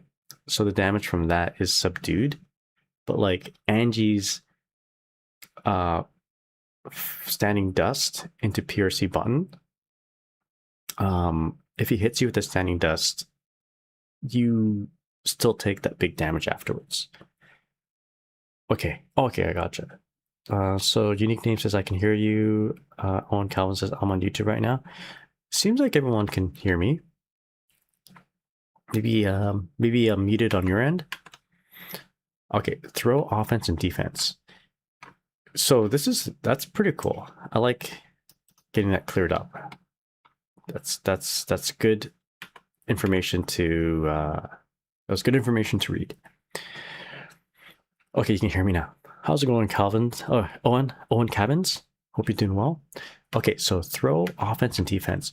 When used with tension gauge accumulated, what? When used with tension gauge accumulated, throw was not only an effective defensive option, but also could create situations where the opponent is forced to deal with your offense, as it could be made safe with PRC. Okay, whatever. These adjustments now make it now make it impossible to RC a throw on whiff to introduce risk for the player using the throw. This is a really awkward way of saying this, and I'll summarize it afterwards. This makes a clear division for when offense and defensive turns switch. Throw attack also had a brief time from activation until it was possible to do a move again at a very close range, making it challenging to assess the situation after a throw attack. We have extended the screen freeze and added distance after the tech to create a better reset to neutral. Okay, so that's new news. That's nice. In addition to these changes, command grabs no longer have throw invincibility. Previously, the throw invincibility made them function as frame traps as well. As with normal throws, they can no longer be covered with a PRC on whiff. Okay, so basically this is saying you can't PRC on whiff. PRCing on whiff, if you're the player on offense, creates really strong offense. So you can't do that anymore, basically. This is interesting though. Throw tech situation changed, kind of like when they changed YRC to make you bounce back farther. When you throw tech, you're going to get bounced back farther. And also it's going to be more clear that you did a throw tech, so you can kind of, think about what you want to do after that. That's a nice one. I'll grab all the non-character specific changes once you're done with them and put them before. Okay, fair enough. Does command grab not have throw invincibility means Potbuster loses to normal throws? I think at the beginning. So let's just say Potbuster, and I'm just going to throw in a number because I don't remember exactly it, is like 5 frame startup. If he's not doing it on you, close to your wake up or whatever, like if he's just doing it when both players are able to do an action and you're both close enough for either a normal grab or command grab to reach, at the same time, a throw will beat the command grab as it's starting up, right? But if he's already starting it up, I think command grab still beats a normal throw if they're both active on the same frame. I think that's still going to exist, but there's going to be a lack of throw invincibility prior to when the command grab comes out, is how I read it. Basically at the same time, a normal throw will be a Potbuster is how we're interpreting it. Okay, so actions with invincibility. Okay, here we go. Give me a sec here. All right, so actions with invincibility. We have reassessed the risk and reward of various actions with invincibility. For invincible special moves, we have adjusted the situation on hit and block while maintaining their role as reversals. We've adjusted the blowback and recovery of invincible moves that could lead into Okizeme on hit so that they now return you to neutral. They are now also easier to punish when blocked. That's so nice, actually. We have adjusted the mechanics for invincible overdrives. They cannot be RC'd like invincible special moves, and leave you vulnerable to counter hits during the recovery. So just like a Volcanic Viper, if you did a super with Dizzy, her Gamma Ray, she is in counter hit state. When they say invincible special moves, they mean like meterless DPs. They can no longer be Roman canceled on hit. That wasn't revealed earlier, right? This is new. They can no longer be RC'd on hit, making it challenging to deal major damage after an invincible move. That sucks for Dizzy. But it's okay. Actually, it's not bad. It's not bad. This Dizzy cannot Gamma Ray PRC into Ice Spike. But that's okay because I feel like other characters got hit pretty big with this change. Okay, so backdash is also an invincible action, so it can no longer be RC'd, so no more backdash BRC. Previously, some strings use blue warmer cancel after a backdash. We have made it no longer possible to RC to manage situations where using invincibility to evade attacks could lead to high reward. This kind of coincides with their kind of game design philosophy, whereas they said, you know, blitz attack gets complicated and there's a power spike, or rather there's a power creep if you were really adept at it.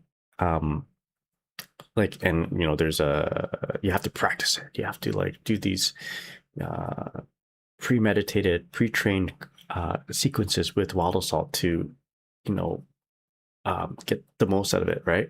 So it's one of these things where like a high skill player will practice these Wild Assault things and they'll carry them basically. Kind of like a that's like a hypothetical kind of thing, right? Anyway, so what I'm trying to say here is backdash BRC is one of those things that's like highly skill gated, where it is something that you really have to practice. I can't do it actually consistently, like dash up 4, backdash BRC, overhead JK, for instance. That is not in my repertoire because I cannot consistently do it.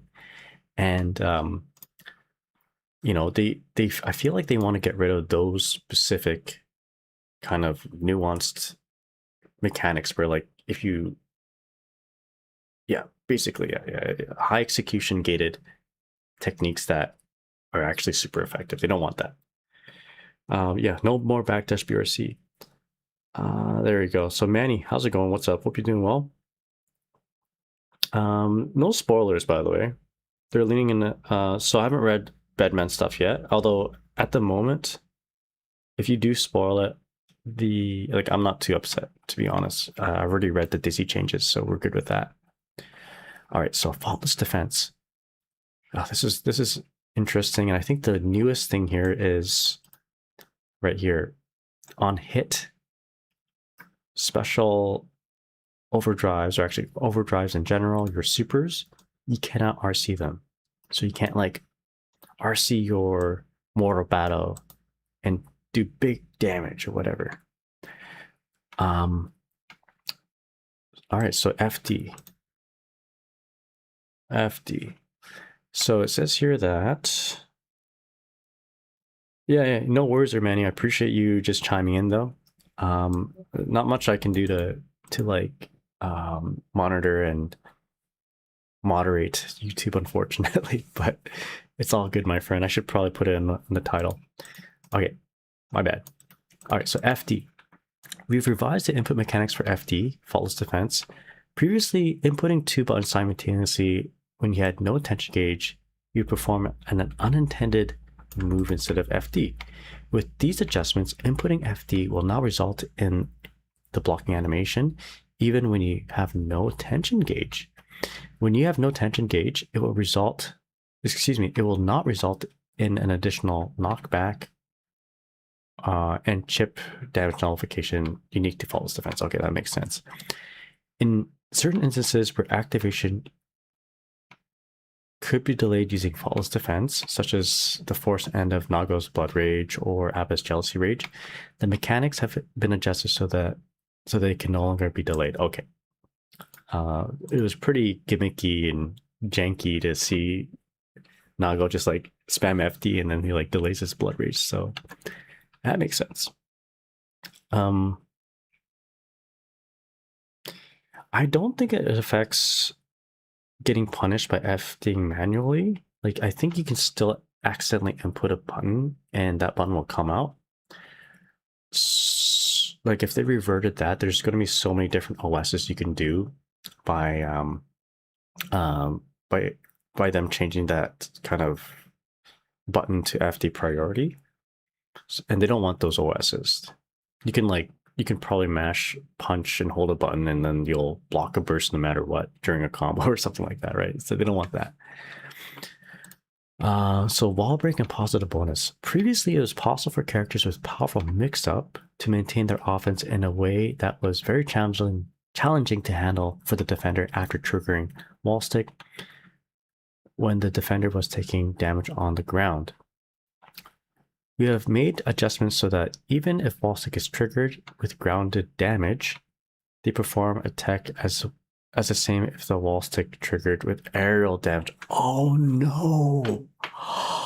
So wall slump setups, there's no such thing as wall slump setups anymore. That sucks for me because I've been practicing wall slumps with Dizzy. Shit. Oh well. We adjust.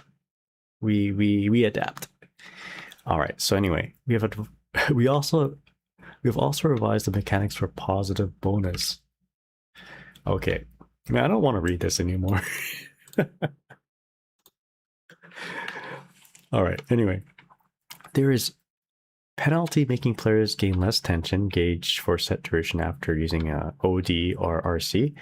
Previously, this penalty duration was shortened during positive bonus. The shortened duration no longer applies as of this adjustment. This means that the penalty to tension gauge gain now applies as normal after the affected actions, even during positive bonus. This makes the move chosen to trigger wall break an important decision when looking to gain tension gauge. I'm just thinking about this, I'll be honest with you. Oh, I had a video lined up being like, 5 things I wish I knew about Dizzy when I first started. Tip number 1, wall slump. You don't have that anymore. Shit. Oh well. We have other changes that we can work with. All right. Low profile moves. Previously, some crouching kick attacks could be used to evade attacks due to the low profile stance they triggered. This created greater variation in characters' abilities to intercept certain strings. We talked about this on stream plenty of times, actually. Testament's 2K, Jacko's 2K, probably missing another DLC character's 2K, but actually Axel's 2K. Yeah, they are used to anti-air or evade higher profiling attacks. As a result of this adjustment, the crouching kick attacks with low profiles have had their hitboxes extend upward so that they no longer count as low profile. I love it. We have also revised the damage dealt by attacks that move forward while in a low profile stance, as they provide high benefit at low risk, such as Jacko's 2D. Damn, man. They added Jacko in the character transition stage at the cost of her low profiling attacks. In addition to heavy damage proration, they have now added combo blowback proration to make it harder to extend combos. Okay, these changes aim to even out the outlier situations created by the difference in the character's stances. Okay, so by removing this low profiling 2K from Testament, I'm really hoping that they change the startup for Testament's 2K to be, I think, 5 frames. Anyway, 1 frame faster than what it is right now. I'll be okay with that for all the Testaments out there. All right, so damage proration. Okay, we have reevaluated damage proration for moves that are easy to connect with and can, that are easy to connect with and can begin combos. Previously, it was possible to deal major damage from moves that are relatively easy to hit with. With these changes, we have set high damage proration for such moves to limit the benefit from them. This applies to the following types of normal and special moves. Okay, so lunging special moves, overhead special moves, projectiles, standing punch, crouching punch, low profile lunging moves.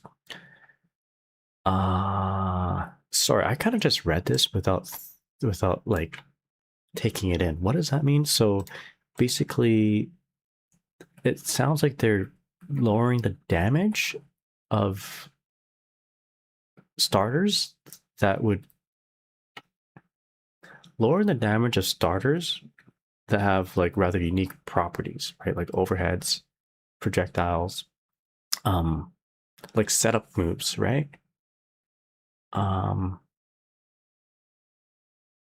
Yeah. With these changes, we have set high damage proration for such moves. I mean, overheads themselves they seem like they're pretty weak as it is. Like if you're a 50/50 character like Milia, your starters are pretty subdued as it is. Yeah, damage reduction overall. Okay. Geez, how long have I been streaming? Has it been let's see, what's its stream duration right now? I should take a break at some point. Okay, so moves with fast startup. Actually, Type Jazz, how's it going? It says, Sin can use his overhead as a starter in the corner. Manny says, proration is a hard percentage that reduces the damage of moves. Okay, so basically more like moves that can open up your opponent, starting off with them have more damage proration is how I'm reading it. The combos that happen after it do less damage. Okay, moves with fast startup. Previously, there was a difference in startup speed of the fastest attack of different characters. There was a great difference between characters with 4-frame startup move and those without when it came to punishing or interrupting opponent successfully. You know, back in my day, it actually wasn't that far off.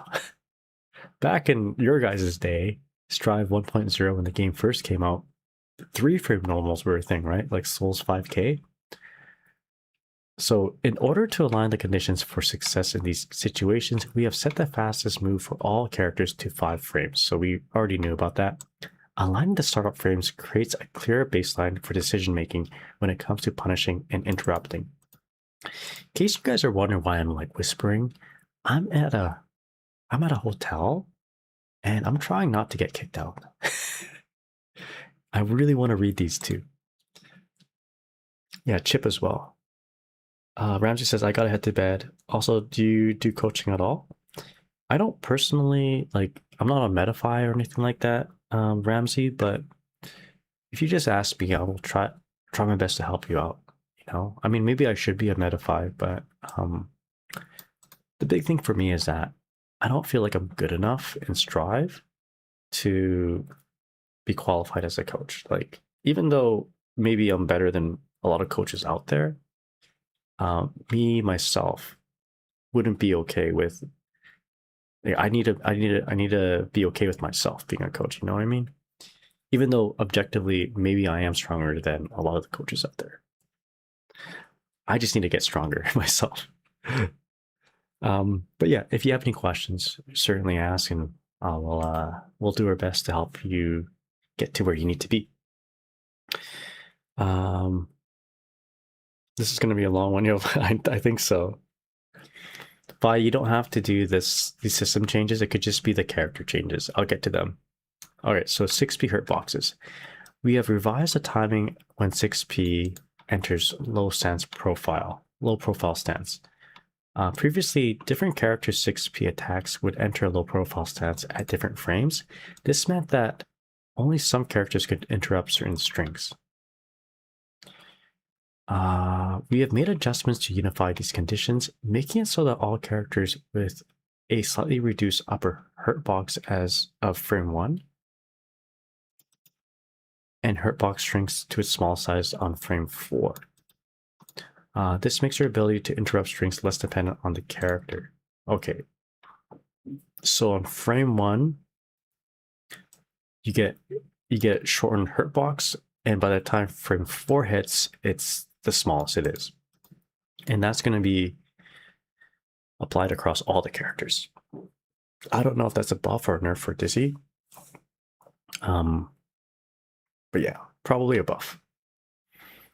For sure. All right, Ramsey, you have a good night. Take care. System changes is important if you want to know why they buffed / nerfed characters. It's a change of landscape on how battles are paced. Yeah. For the purpose of the video, I feel like you don't need to include the system changes, unless you want to. Unless you want to. but I don't think it's necessary. It could be its own video.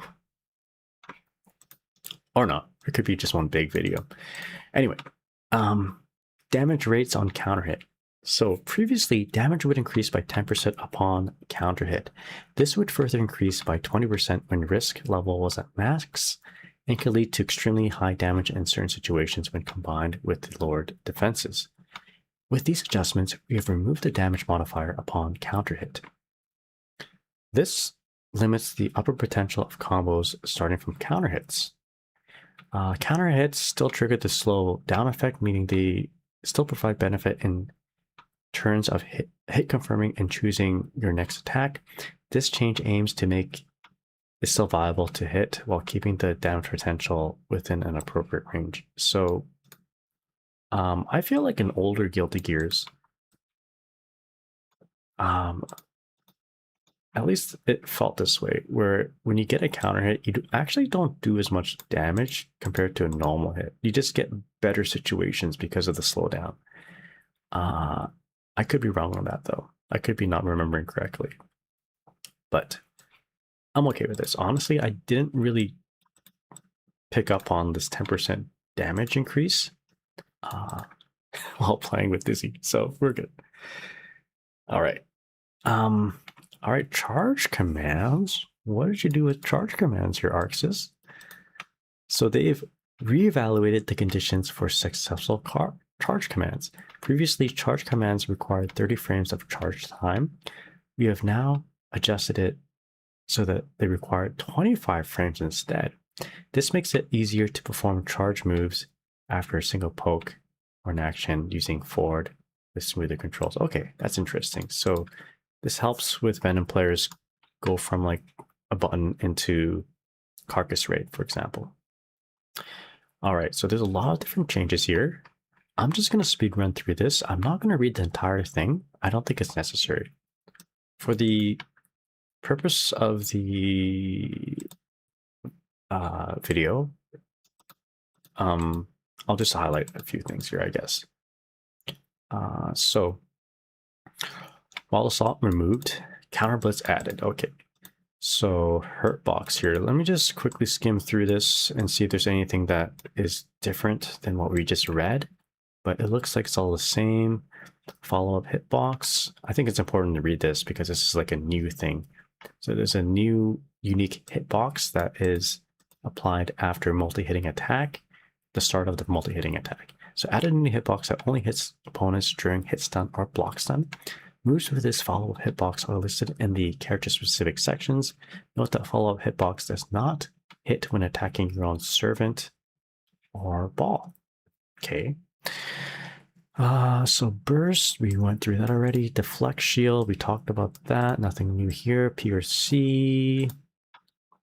Oh, here we go. They're getting into like the nitty-gritty of it. So reduce damage and tension gain for 60 frames. So 1 second when activating PRC while the opponent is not taking damage. Okay, so you have 1 second after you do your setup. So like Ramlethal does a block string, throws heavy sword, pierces forward, and when she jumps up and does an air dash back JK, that's probably within that 1 second. If it's outside that 1 second, then I guess you do full damage. I think they would know. They would have calculated that for sure. Johanna, how's it going? What's up? I'm talking quiet because I'm in a hotel room and I don't want to get kicked out. So this is like some patch note reading ASMR. Anyway, so throw clash recovery changed from 30 frames to 40 frames. Okay, so I mean that's for both characters, so that's okay, no problem. Backdash, you can't RC it anymore. That's a big win overall. FD change, we already went through that. I hate this though. Why do they have to do this? Wall stick added the ability from a grounded wall stick in the same way as an aerial wall stick. What does that mean? No more wall slump setups, which is what I've been focusing on for the last like 2 weeks. For the last month, actually. Oh, well, it is what it is. Can we redeem a dub change? A dub change? You mean like you want me to talk in French? I don't think I can do that. Speak in Japanese. All right. Lunging attacks. So okay, here we go. This makes more sense. So damage scaling from 80% to 70%. Moves with additional properties beyond moving forward. I've already had base damage scaling and are excluded. Yo, Home Potemkin. Thank you so much for the raid. Really appreciate, my friend. How's it going? I haven't read the Potemkin notes yet, and if you guys are wondering why I'm whispering, it's because I'm in a hotel and I don't want to get kicked out. How's it going, everyone? Hope you're doing well. Welcome to the stream. I should probably roll ads to prevent pre-rolls from happening, but we'll do that when we take a break. Thank you so much for the raid. I hope the Potemkin buffs are good. I haven't read them yet. We're just going through the system changes first, but you'll let me know if they were good or not. Like, I don't mind getting spoiled a whole lot. Oh, that face says it all. I'm sorry. That face says it all.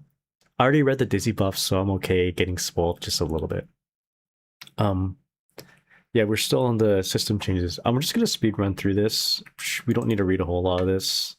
We don't need to read it. Everything here has been explained already. If anything, if they include little details like numbers, such as this one note up here with the PRC being applied after 1 second, that's important to know. But I think everything else here we'll probably review as we go down the list. Wait, what? Hold up. Guard Crush. Throws that can connect during combos no longer hit opponents who are in Guard Crush. Throws that can connect during combos no longer hit opponents who are in Guard Crush. What does that even mean? All right, Home Depot Potemkin, thank you so much for the raid. Yeah, I'm enjoying them so far. This is going to take a long time to read, not going to lie. All right. Let us read these notes. Okay, so we're at the point where we're going to be reading these notes. So there's a lot. I'm going to take a quick break right now. Let's take a quick kind of ad break so we don't get too interrupted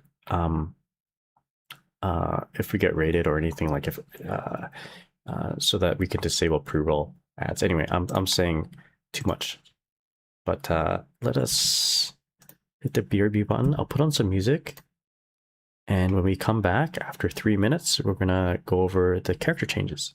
All right, BRB. I gotta hit the button though. Bam. All right. All right, BRB, everybody, get some liquid. We're gonna go over the character notes in just a moment here. All right, BRB.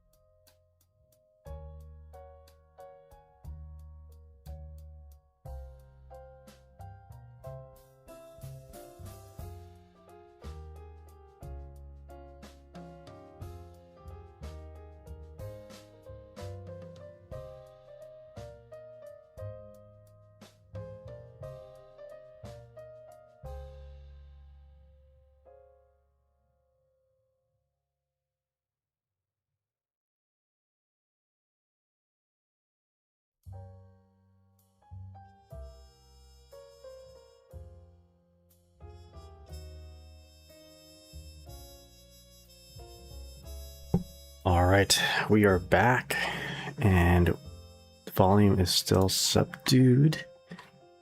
I'm still in the same situation where I'm in a hotel room, and I want to be quiet so we don't get kicked out. So I changed the stream title to Patch Note Reading ASMR. But yeah, I hope you guys are enjoying this so far. We just went through the system changes, and yeah, it's taking a long time to read all this, not gonna lie. I got the timing wrong too. I thought the patch notes came out at 1 a.m. EST, but it turned out they came out around 11 p.m. Eastern Standard Time. So I was ready to do like a 1 a.m. stream and just stream all night. I already went ahead and asked the front desk to give me late checkout, and they let me do it for like 25 bucks an hour, which is totally fine. So being hit with the I guess being told or finding out that it was actually 11 p.m. was like, yo, I get to sleep. I can just read all these notes. I can sleep a big sleep, slow down on the packing and all that. But it's taking a long time to just read. And we're actually approaching 1 a.m. right now, which,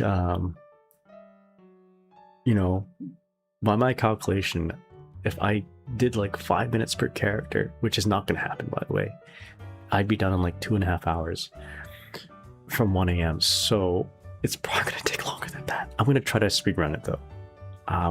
Yeah, I'm happy that we got started. We already read Dizzy's.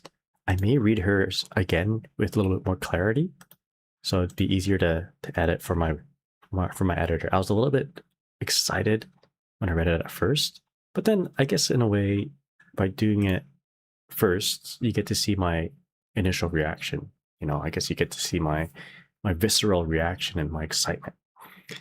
Yeah, it's dense, but that's what we want for 2.0 update. Yeah, so far I'm really happy with what I read. I guess to summarize, there's a lot to summarize actually, but any kind of like, there's a lot. I'm not going to summarize the system changes. There's a lot. If there's anything for me to really highlight, no more wall slumps. And I don't like that because we've been practicing wall slump setups for a very long time. Okay, you already got Dizzy done? Okay, gotcha. Sounds good. We won't redo it then. All right, so what I'm going to do, and you guys let me know if OBS does some weird things because I can't monitor OBS right now. Y'all let me know if anything looks weird. I'm gonna turn off my music real quick here. Okay, good, it's off. So how we're gonna do this, we're gonna read the adjustment overviews first. I'm gonna go ahead and read it all the way through, okay? Without stopping and as clear as I can. And then we're gonna read the adjustment details. I won't stop a whole, wow. Oh my God. We might speedrun a little bit. I will try not to stop as much as it will be easier for my editor to edit. So we're going to try to just read it all through, and then we'll give our thoughts afterwards. So it's going to be BAM, adjustment overview, and then any highlights that we want to talk about right here, because these are a lot. This is a lot to take in. And then we're just going to reflect on it a little bit, asking ourselves if these are buffs or nerfs type of thing. Do you want to give a fast summary for system changes, or you want me to do the past hour? Okay, so let's do that real quick. Summary of the system changes real quick for the video. There's a lot to go through. I do recommend just sitting down and reading everything. All right, the link will be in the description below. But basically, there's a lot to take in. There's a lot. Basically, they are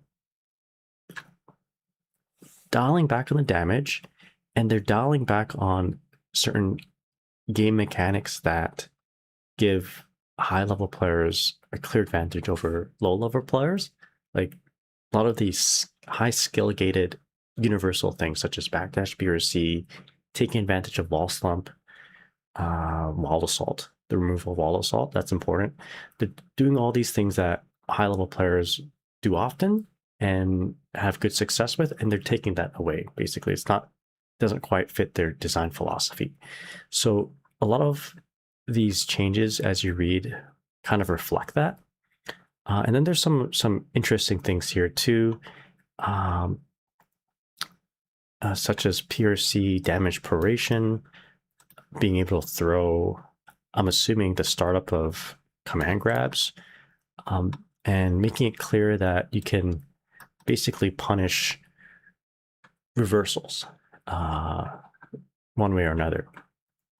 Whether you block a DP and then you punish it, that's going to be easier, is what I'm assuming.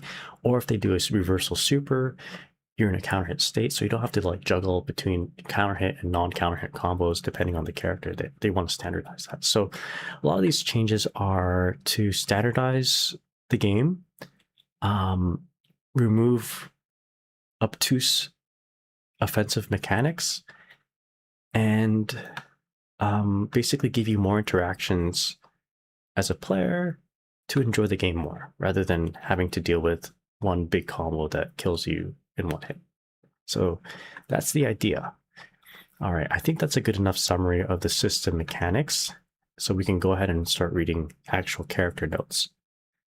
Yo, Barrios, how's it going, man? What's up?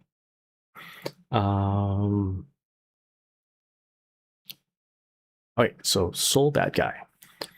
For Soul, we have reassessed the overall structure of his combos, making adjustments to limit the maximum potential reward from mid-screen combos. In combination with these changes, we have added his new move Sidewinder Ignited to act as a combo finisher. Given the limited reward he gets from combos now, we have expanded the breadth of options he has in neutral. We have removed some of his powerful mix-up strings, determining that they did not align with Soul's offensive game based on close range strike throw mix-up. Sidewinder Ignited is a new move available as a follow-up after the heavy version of Volcanic Viper. It works well as the last attack in a combo as it knocks the opponent down on hit. It has the clean hit property, dealing high damage when it hits in the correct position. It also triggers wall bounce in the corner on a clean hit, making it possible to continue combo if it hits early on in the let me reread that entire sentence, Jesus Christ. It also triggers wall bounce in the corner on a clean hit, making it possible to continue your combo if it hits early on in the combo. To align with this addition, we've removed the clean hit property from the heavy version of Volcanic Viper. We have sped up the startup of Gunflame. Sorry, new thought. We have excuse me. We have sped up the startup of Gunflame and added an extra flame pillar extending its range. Each flame pillar has shorter active time individually, which means it reaches its maximum range faster.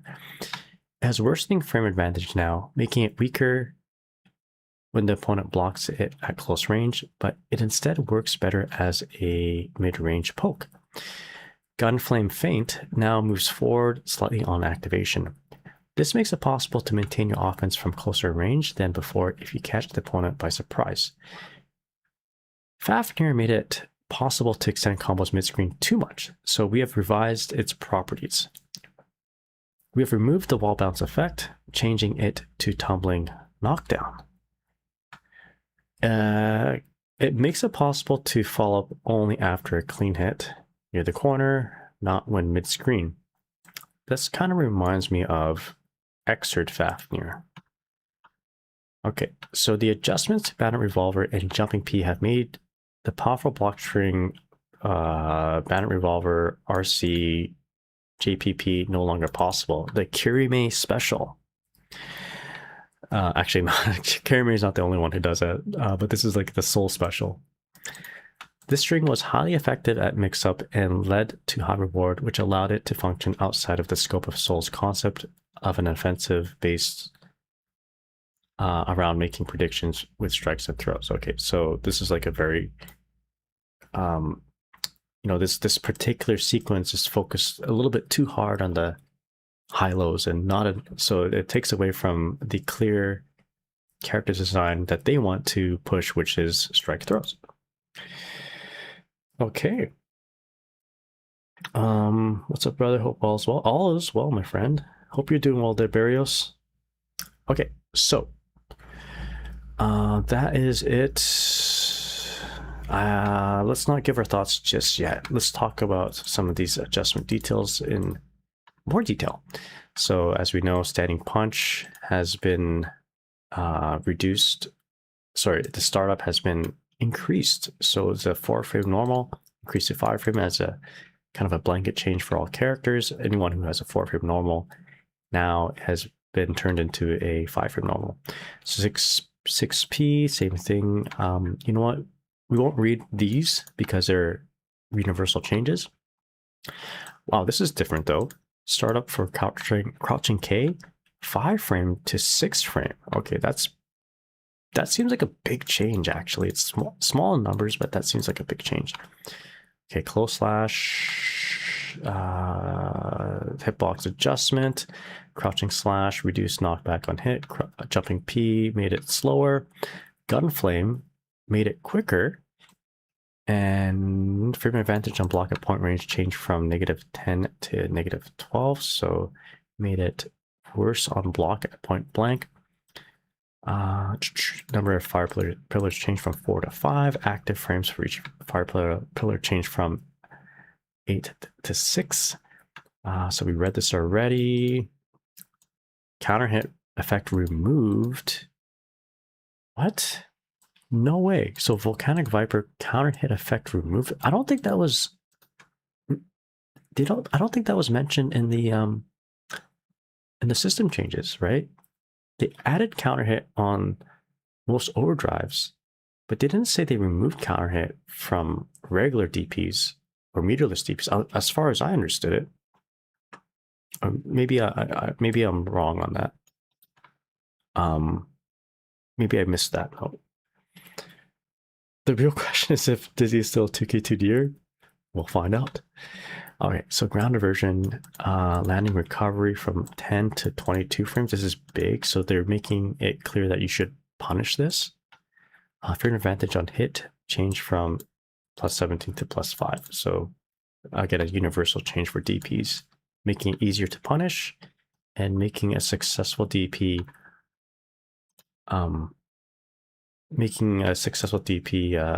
not give too much advantage here. So we got this new Sidewinder hit. They changed the startup of this. So his combos in general seem to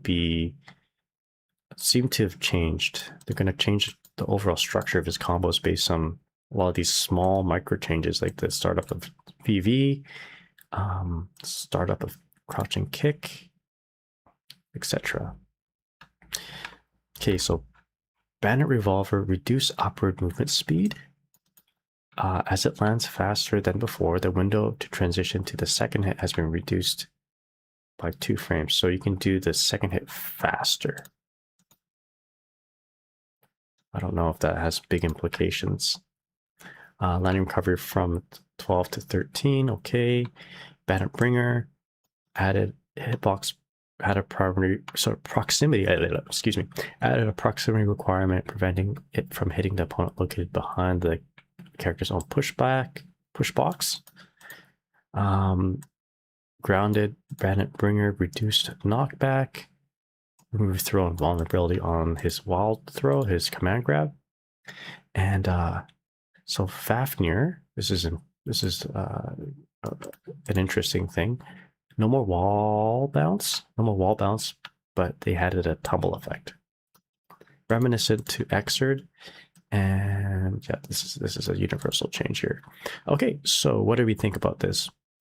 Hard to know, hard to determine whether these are buffs or nerfs, right? Like you need to see everything in action. We need to see this clean hit property happen with his Sidewinder and what people can come up with that to see if it is actually super, if that's really good, then it offsets a lot of these kind of awkward changes. I feel sorry for a lot of Soul players out there because I feel like every 3 or 4 patches, the character's combo routing just changes. So, yeah, I guess this gunflame thing here is a little bit. Yeah, I don't know. Just based on this, it looks like it's better. Like it's a faster startup. It's a better neutral tool, but what are the implications of it, right? I guess we won't know until we see the character get rolled out with these changes, which is in a couple days from now. So this is obviously a nerf,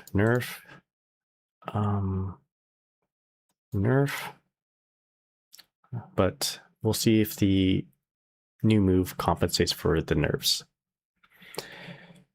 I feel like his game plan hasn't changed very much. Says the last gunflame is absolutely better from what gameplay has shown. Okay. So I think maybe overall, switching the character from like a unintended high-low character into like a strike throw character, even though they did this, remove throw invincibility. But I mean, if you're skilled with the character, you would like throw, you would do your command grabs, maybe not on the same frame that your opponent can also grab you with. Like, you know, you would time your command grab in a way that you would avoid like a normal throw. All right, so that's Kai. Excuse me, that was Soul. Let's move on to Kai. Any final thoughts with Soul? I don't really have anything else I want to talk about. I'm not sure if I'm too loud now. Maybe I should whisper. For those just joining, I'm having a I'm having a good time. Yeah, I'm talking quietly because I'm in a hotel. I don't want to get kicked out.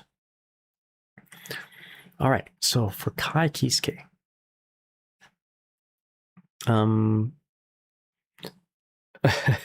we can now move on to Kyle Kisuke. All right, Kyle Kisuke. Kai has a new move, Lightning Strike, and has received adjustments to help him benefit from making decisions based on the situation in battle and making accurate predictions while fighting with projectiles. On the other hand, moves such as S attacks and Stun Dipper, which were challenging to counter in neutral, have been tuned down. Love it. Like that. Lightning Strike creates a bolt of lightning in the position of another projectile, such as Stun Edge. Wait, what? He has more projectiles? This can hit the opponent when they attempt to jump over or cross under your projectiles. You can use this to limit your opponent's movement by switching up between making the opponent simply block the projectile or following up with Lightning Strike. By activating it after confirming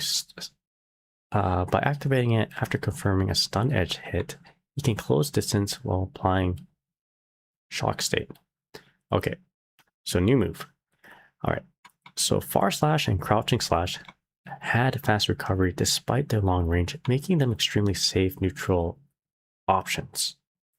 With these adjustments, we have revised the balance between risk and reward by extending the recovery. It will now be crucial to make decisions as the sorry, I glazed over that. It will now be crucial to make decisions as to the use of projectiles with Stun Edge and Lightning Strike.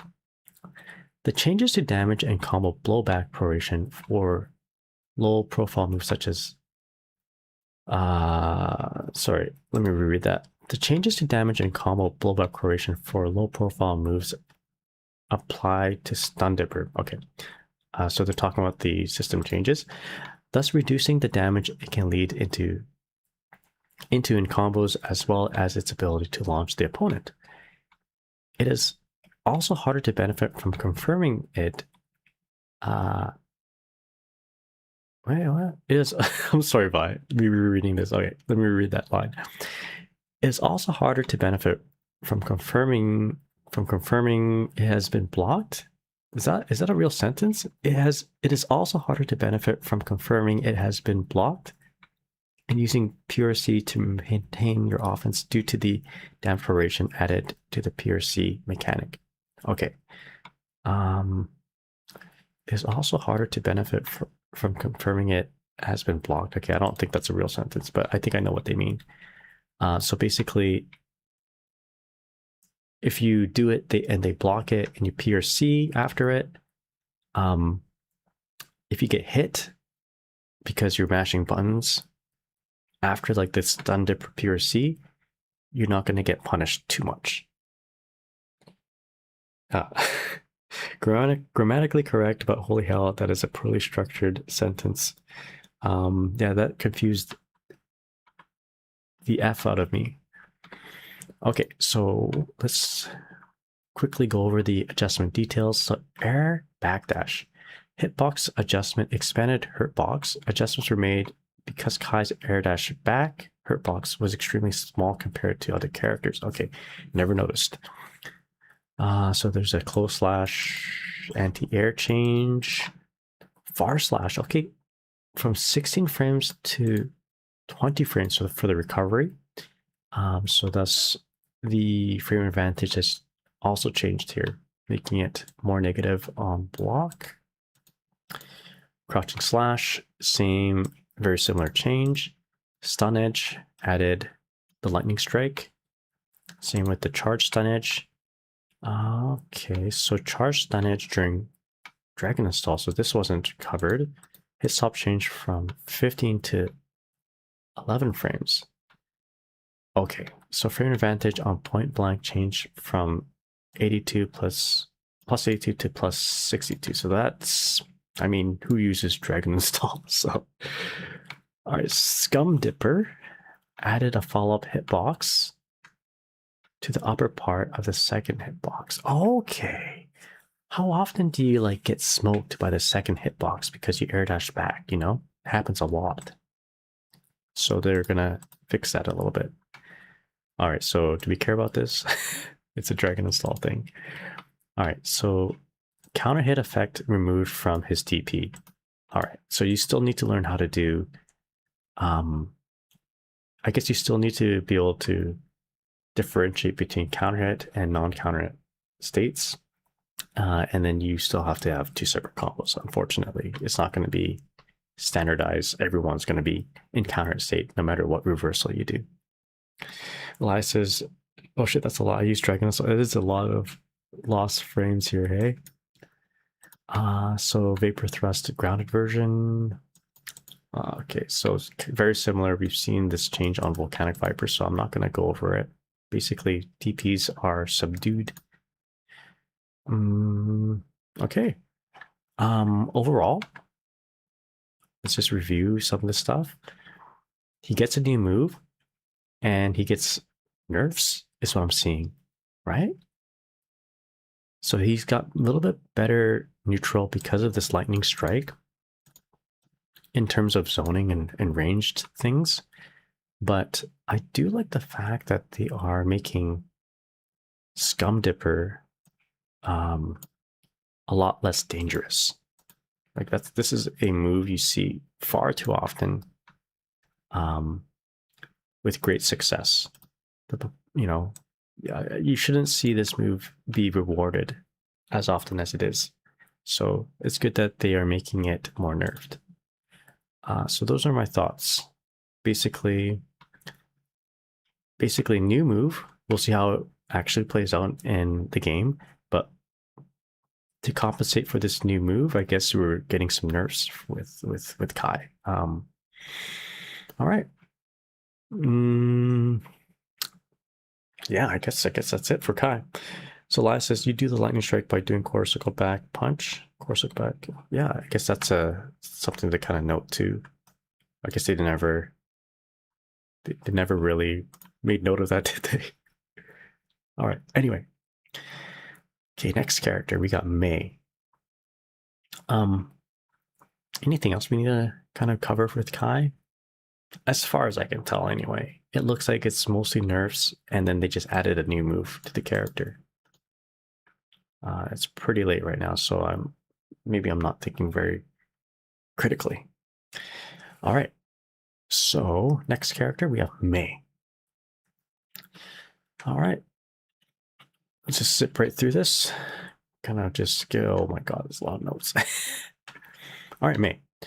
So we've revised the properties of vertical dolphin, which did not see much use in neutral to make it more viable.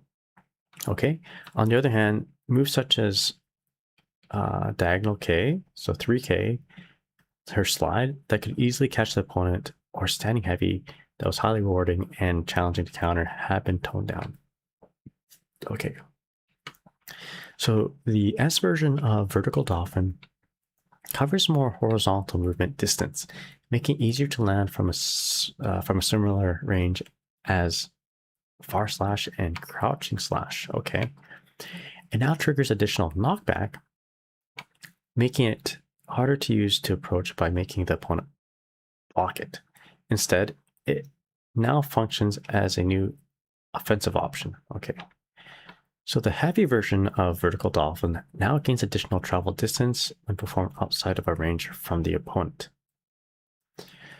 It can, as it can only be performed from a set range and has slow startup that makes it easy to react to, we have adjusted it so that May lands at a closer position compared to the S version of vertical dolphin when it is blocked. We've adjusted the S version of horizontal dolphin so that May lands faster on hit, creating a situation where she has an advantage. In exchange, it leaves her at greater disadvantage than before when blocked, and does not trigger counter hit state. However, it is affected by the universal change that makes charge inputs faster, making it easier to land at the intended range. Okay, so we have added a proximity requirement to what? Okay, so 3K has proximity requirement, like how far slash works with close slash. This makes it no longer possible to hit the opponent at the edge of their hurt box, meaning you must approach in order to hit with this attack. Due to the effect of the changes to damage and combo blowback for low profile moves, it is also harder to extend your combos by RCing it on hit. Heavy slash has a hard move. Standing heavy slash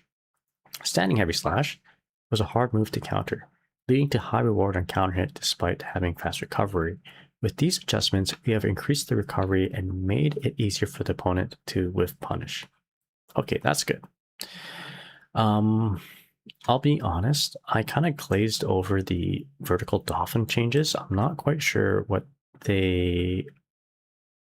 exactly they mean by it, but I'm blown away with this 3K change here. Proximity requirement. Okay. All right, so here's a universal change. Don't care too much about that. Crouching kick, expanded hurt box upward. This is crazy. This is wild. 6K, not 6K, 3K added a horizontal proximity requirement. Universal change. Bigger recovery on standing heavy slash. Sweep, expanded hurt box upward. So maybe it was low profile in a lot of things, and now it doesn't. So universal charge time change for all versions of Dolphin. So horizontal Dolphin, reduced knockback on hit, remove stagger effect on counter hit, increase upward movement speed on block. As a result, frame advantage on block change from -3 to -4, so you can't punish it still. Reduced upward movement speed on hit. Okay, so you can go on the offense. You can't combo off of it, but you can go on the offense when you hit. Weird changes. I guess I don't really know exactly what's happening. I guess these are all just things on paper. I'd like to see it in motion.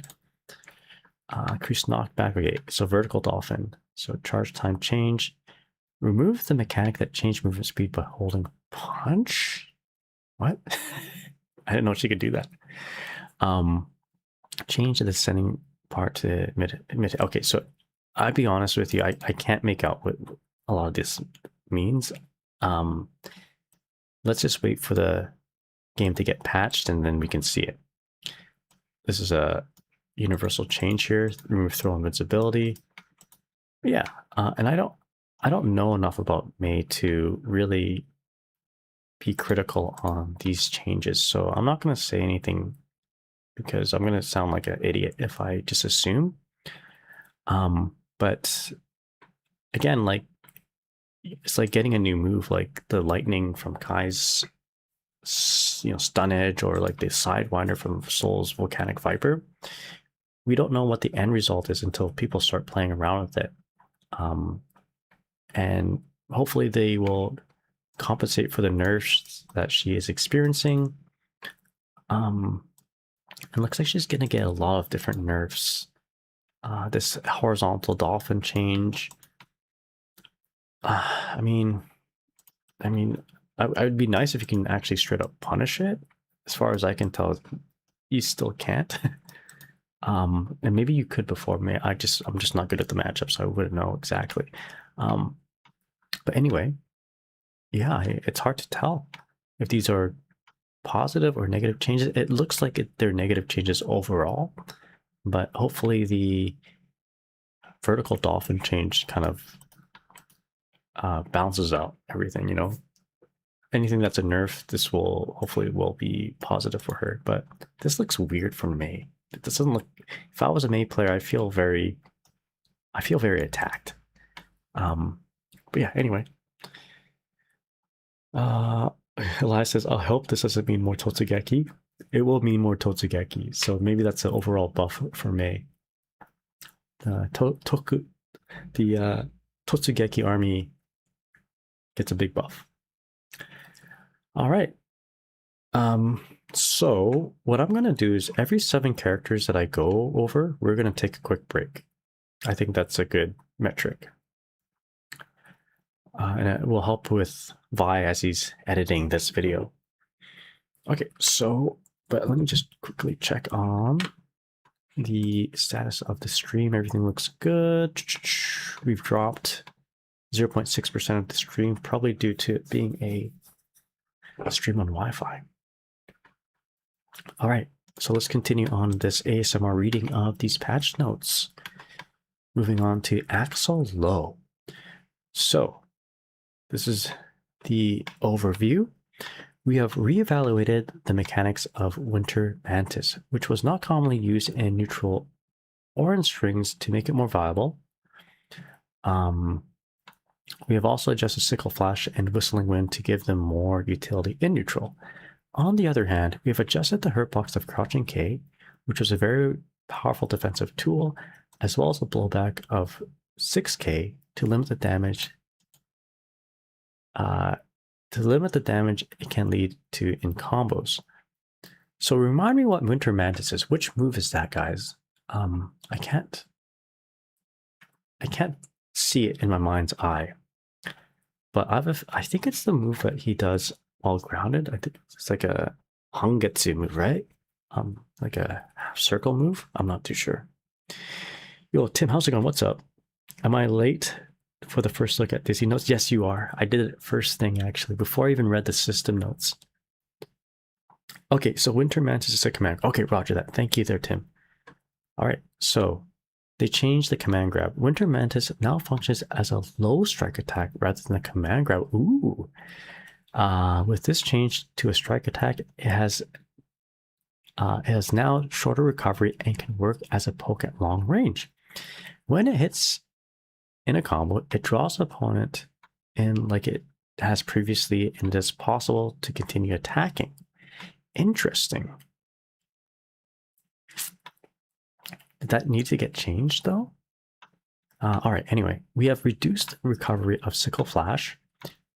As a reward on hit or block did not counterbalance the risk from how vulnerable it left Axel. We have greatly increased the projectile speed of the charged version of Whistling Wind and decreased the active frames. They both are not viable means of limiting opponents' movement and creating an opportunity to approach. Sickle Flash, that is his that's his Rensen, is that right? That's his Rensen. As a result of the universal changes, the hurtbox of crouching K no longer enters an extremely low stance. While this move was crucial to Axel's defensive game, we have removed the low profile trait given his concept as a far range character. Fair enough. Okay, so 6K does not launch the opponent as high on grounded hit as before. This makes it no longer possible to combo from crouching K to 6K into Winter Mantis. Sickle Flash still connects as a combo, however, it is still possible to combo off of crouching K. The start of 6K now has a larger hitbox below, allowing it to hit all characters even if they're crouching. Interesting. 6K is like a enhanced form of his 5P. Is that right? If I'm kind of imagining this right. Arlas, you have a good night. All right, so I'll answer that in just a moment here, Tim. I'm just going to quickly read these adjustment changes and I will reflect on these changes here and then I'll answer that question. Okay, so crouching K, expanded hitbox upward, 6K decreased launch height on grounded hit, okay, and expanded hitbox downward during startup, close slash, universal change, crouching heavy slash.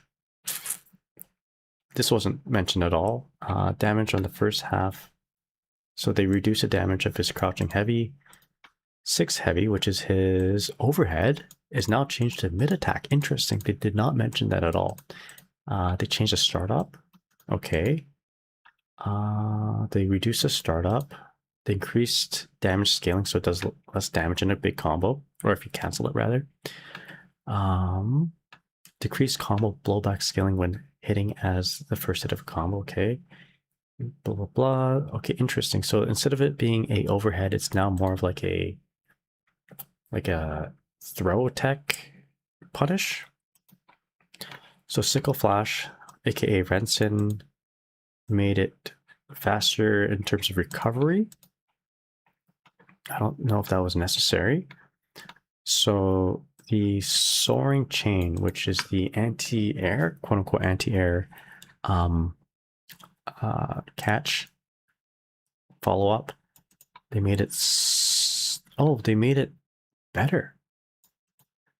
Okay, spinning chain, strengthened vacuum and effect. I didn't mention that. Winter Mantis, the command grab, now it's a low attack. We talked about that. So it's easier. It's harder to punish, but it's not a unblockable anymore. So okay, whatever. I won't read all of that. Rainwater, decreased launch height. So a lot of different changes here. Probably going to change the overall structure of his comboing. Rainwater can be held? What? Excuse me. So I shouldn't laugh. I'm in a hotel room. Okay. And then this is a universal change to overdrives. All right, so this is a lot of different changes that I can't tell if it's buffing or nerfing Axel. I don't play Axel. But these are just all different awkward changes. So 6H, this is a wild change. Nobody asked for that. I don't think anybody had a problem with it being an overhead. Like if you couldn't block it offline, then that's kind of like on you, right? Sickle Flash being quicker to recover from.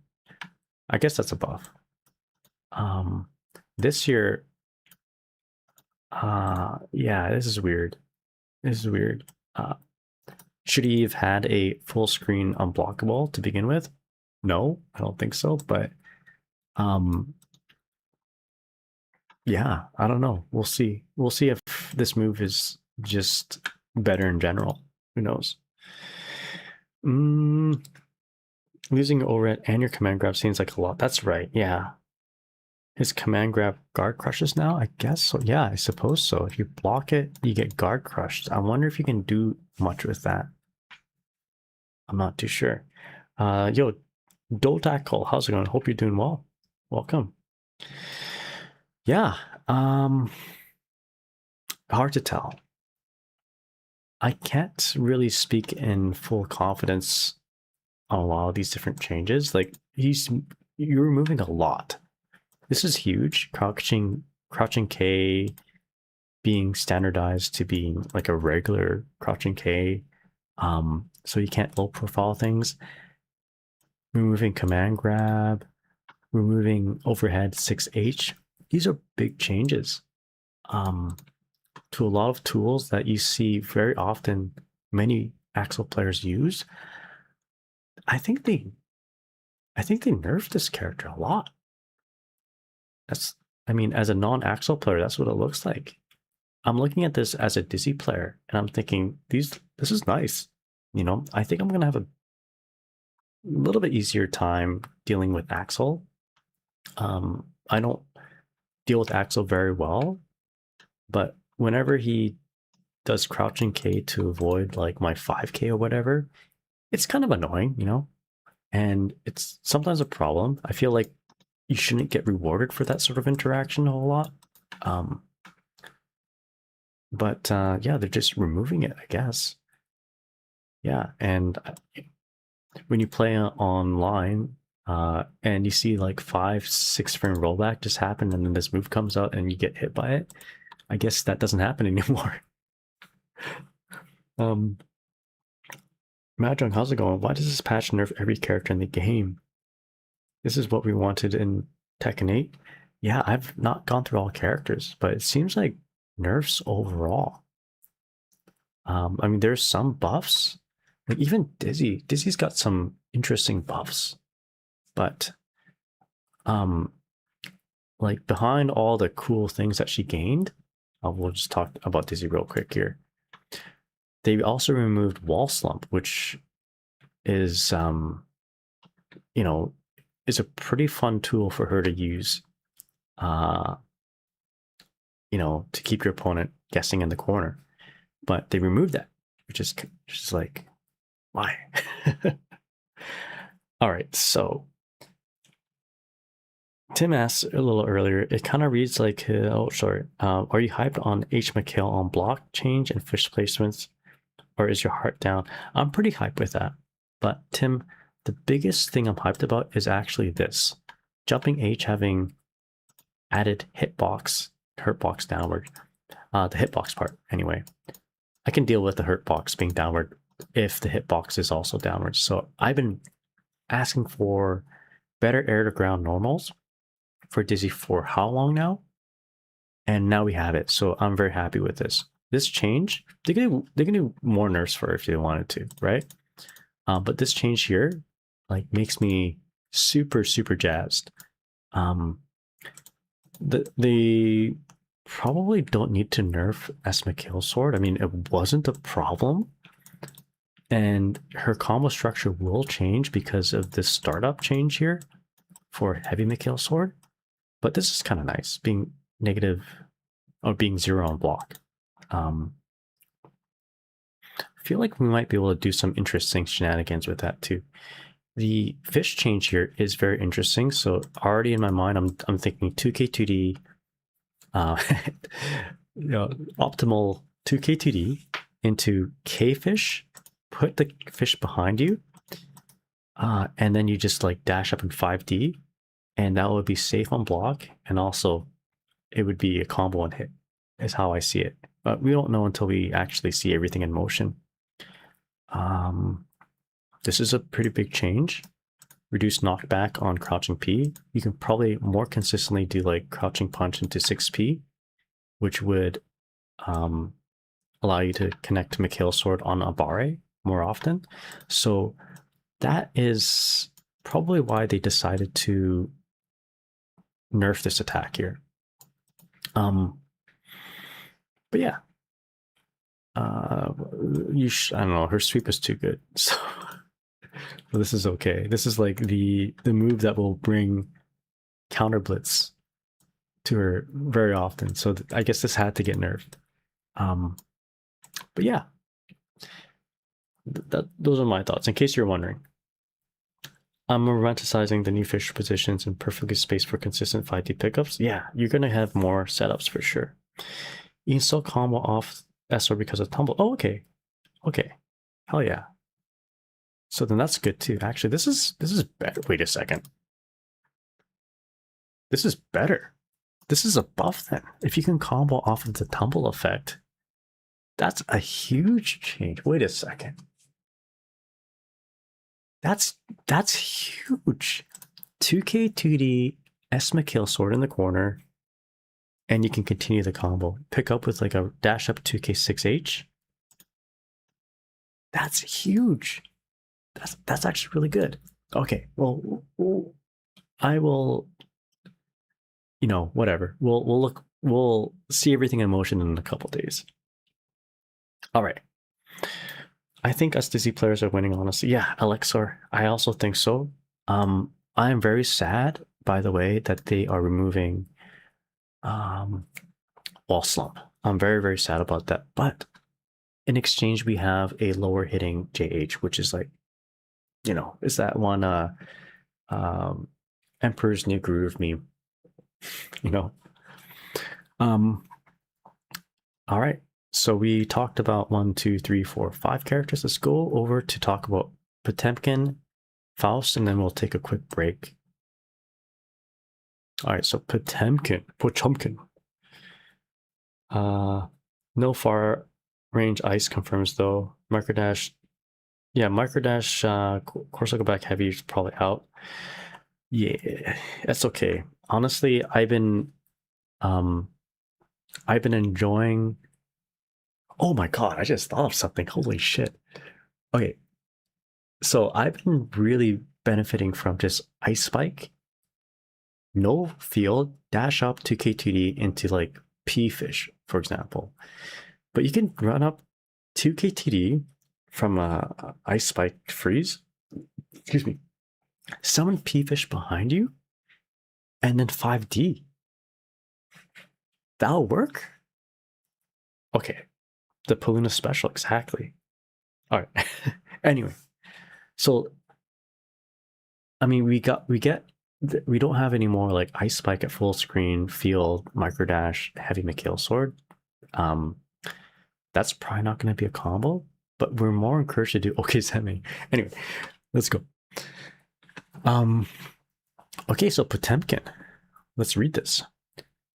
All right, Potemkin. We have toned down his moves that gave him a heavy advantage against long-range characters, making it more challenging for him to close distance with the opponent quickly. In exchange, he can effectively pressure the opponent slowly by walking. Okay. Flick now decreases the active frames of projectiles it reflects, and they cause a soft knockdown and hit. This makes it harder for Potemkin to close the distance after reflecting a projectile on both hit and block. The projectile from Gigantor Aegis Reflector also has decreased active frames, making strategies involving approaching with a projectile in front more challenging to pull off. Okay, I like that. Hammerfall can no longer endure low attacks. What? It was a powerful option to force an approach at the cost of tension gauge, but it now must be used with caution as it leaves you vulnerable to a counter hit if the opponent uses a low. Yes. Let's do a dance. I gotta dance. Oh, I don't know if you can see this, but like, gotta do my dance. No, I can't. Anyway, I'm doing the dance right now. I can't be too loud. I'm at a hotel. Anyway. I'm so sorry, Home Depot Potemkin. I'm sorry. But this is for the greater good. All right. There we go. That's right. Action Force Crunch. That's right, Manny. All right, we gotta dance with our homies.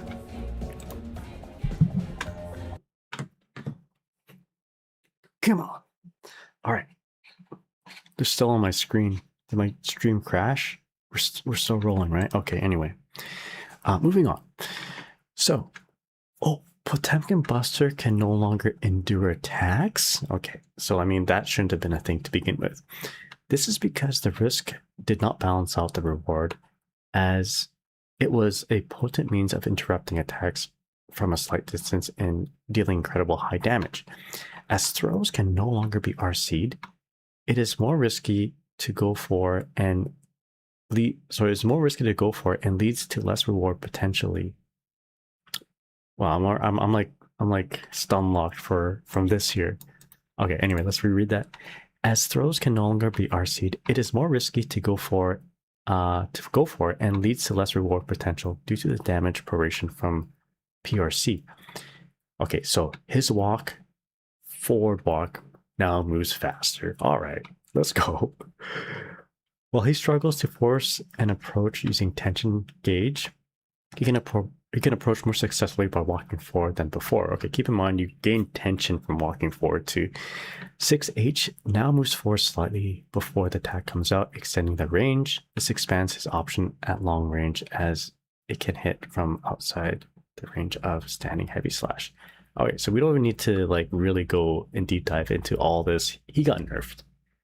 Potemkin got heavily nerfed, which I mean probably is for the for the greater good of Strive. He was a little bit too overtuned. So I think maybe they didn't need to like kill him this much, Yeah, they broke. Oh man, I broke them. You can normal throw him out of Pop Buster now too. That's funny. That's true. That is true. All right, so let's quickly go over this and then once again summarize my thoughts. So forward walk has been increased in terms of movement speed. Standing heavy, this is probably an important change that they didn't mention. Now launches the opponent on grounded hit. Heavy slash, forward heavy slash. So they made the damage less. They didn't mention that, but I think it was implied with the system changes. More active frames. All right, JD expanded hurt box downward. Okay, so they did not mention this, and this is a welcome change probably for everyone who doesn't play Potemkin because it's so hard to anti-air him. So that is a shadow nerf. By shadow nerf, I mean it wasn't mentioned here at the overview. So Pop Buster. So they removed the armor from it, remove throw invincibility, slide head, change the startup animation. This is a visual change only and does not affect the attack properties at all. Weird. Okay, cool. Animation buff, sure. Charge time for Hammerfall decreased as an universal change. You can now hit it with lows. Very, very strange change, I'll be honest. Yeah, that's crazy. So even Hammerfall break doesn't have armor. So this is a big change here too. So projectiles that are flicked by Potemkin. So now transitions into the same explosion as a hit 30 frames after startup. Oh, okay. So it just explodes after half a second. The explosion now occurs closer than before. So you can't just like walk behind or Hammerfall behind a flick projectile and use that to walk your opponent into the corner, right? I mean, you can do that a little bit, but not as good as you did before. That's huge. And here we go. This is a big one here too. Active frames change. Wow, have been reduced by basically fourfold. That's crazy. And it moves forward faster, so he can't like, I mean, he could still probably travel behind it, but like that's pretty, yeah. I mean, you probably can't like what do you probably can't like hide a Potemkin buster as easily, or set up like a standing heavy, sort of standing dust overhead as easy as he did before. Maybe it's a little bit harder. Yeah, meet Yora. How's it going? Have you gone through Johnny yet? Not yet. We're just going in order. So we're after Potemkin. We're going to talk about Faust. All right. So Potemkin, no brainer. Big nerf. I don't think any Potemkin players are going to be very happy with this. The only Potemkin player I could think of who would, what am I trying to say here is, will Potemkin players stick with this character? I think Potemkin players, they like their character, right? So they'll still stick with this character. I mean, you got FAB, and then there's like very dedicated North American Potemkin players, like Frankentank and Home Depot Potemkin. I think they really like their character. They're gonna stick with the character. Very sad to see this character be nerfed for those players. Wow, this is a big one here.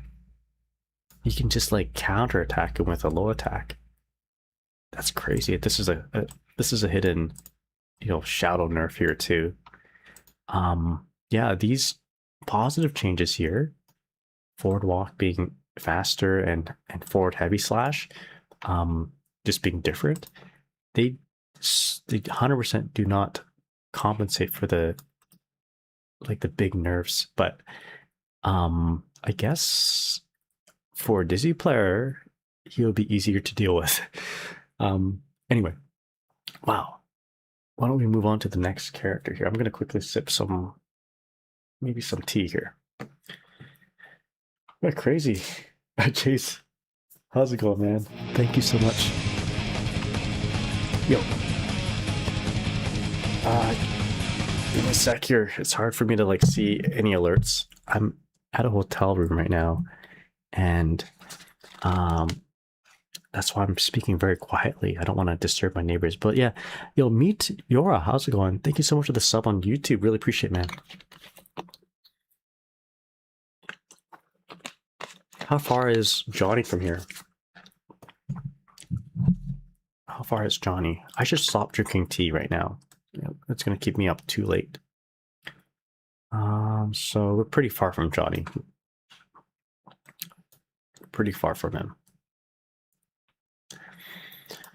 But yeah, thank you so much. This is a break? No, not yet, not yet. Thank you, Jace. I can't wait to read Bridget's stuff. All right, all right, moving on to Faust. So we'll take a break after this one.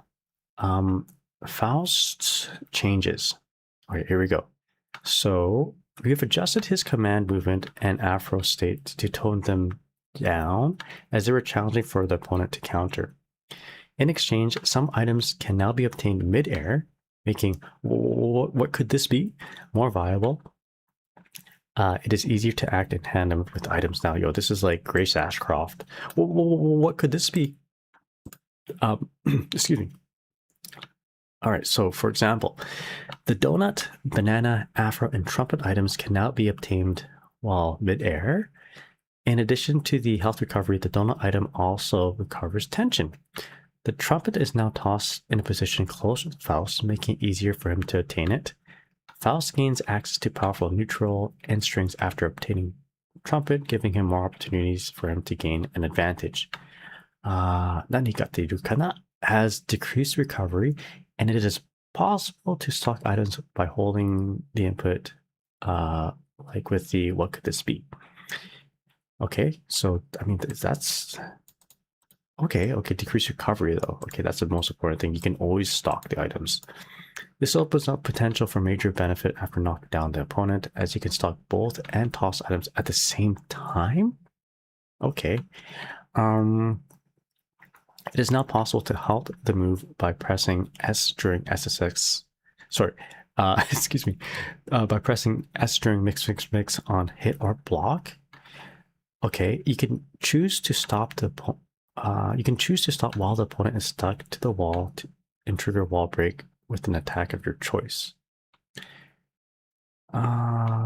So his super had especially slow startup among invincible overdrives, so we sped up the startup to make it more viable.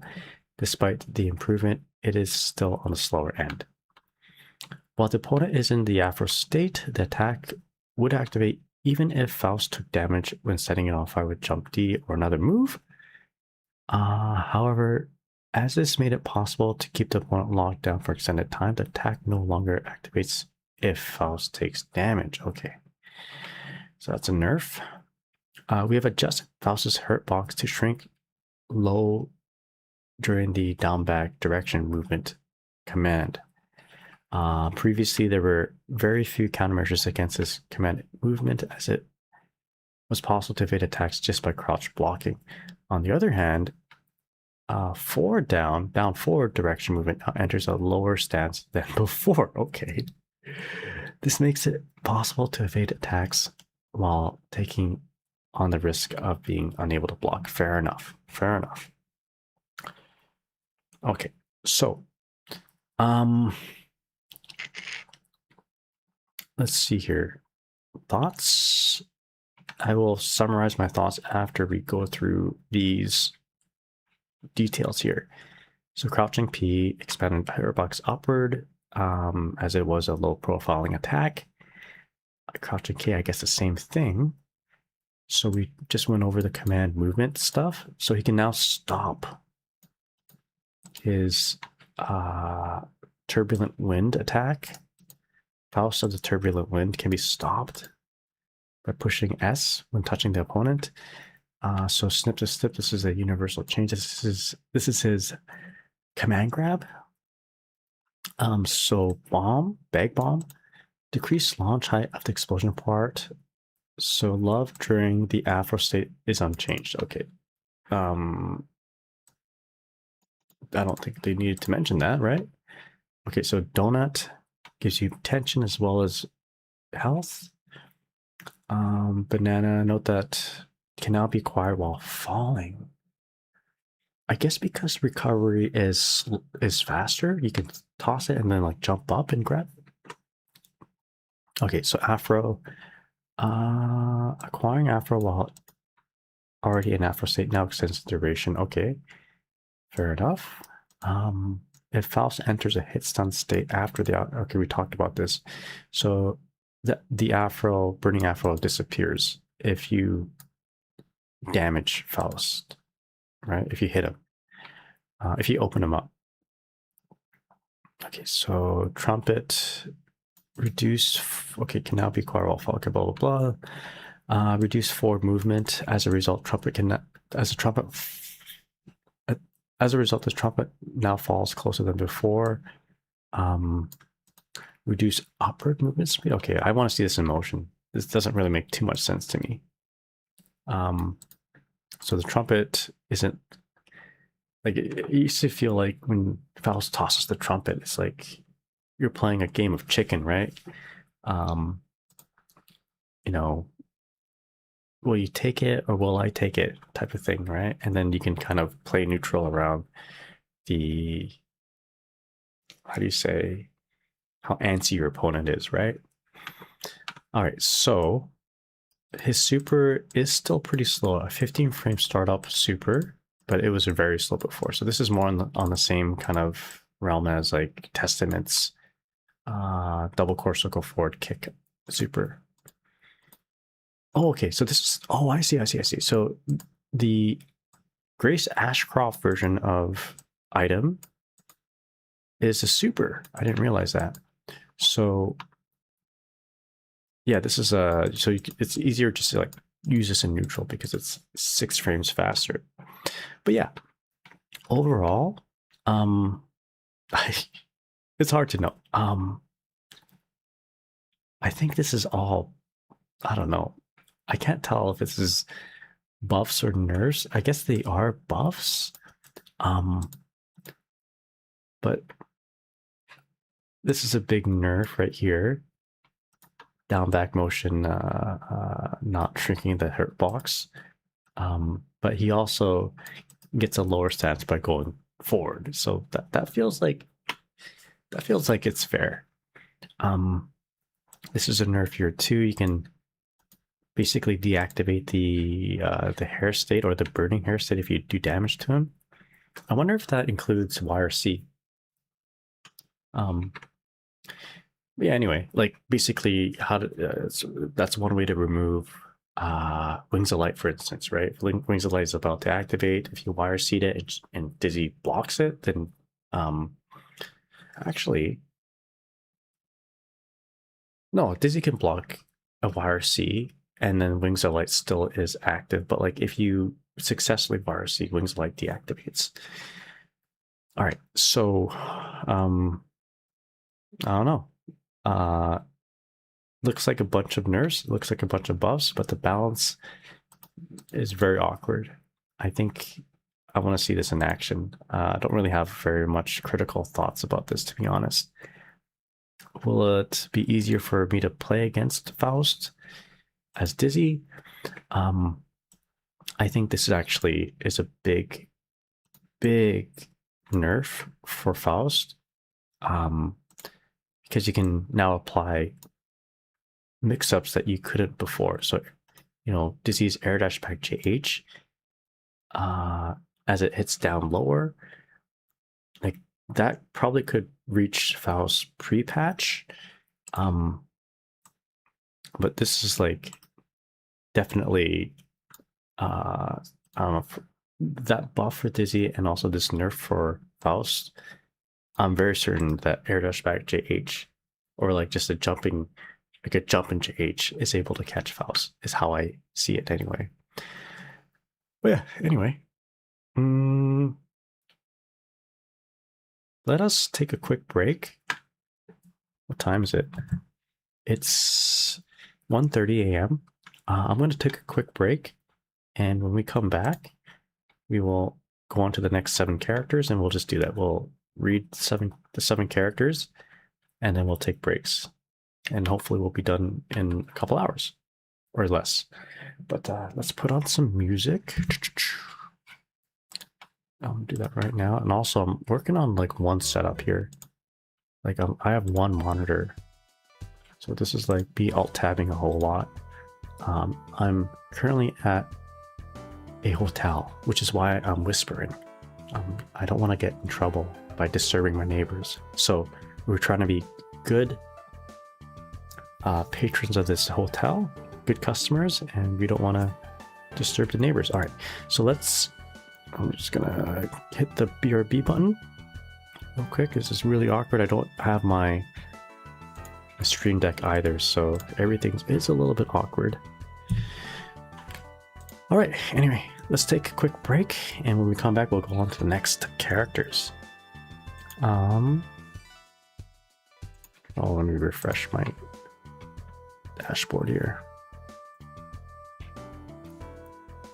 Don't know if I can run an ad yet. Can I? What the? They catching everyone with this patch, not even Milia safe? Yeah. Oh, give me a sec here.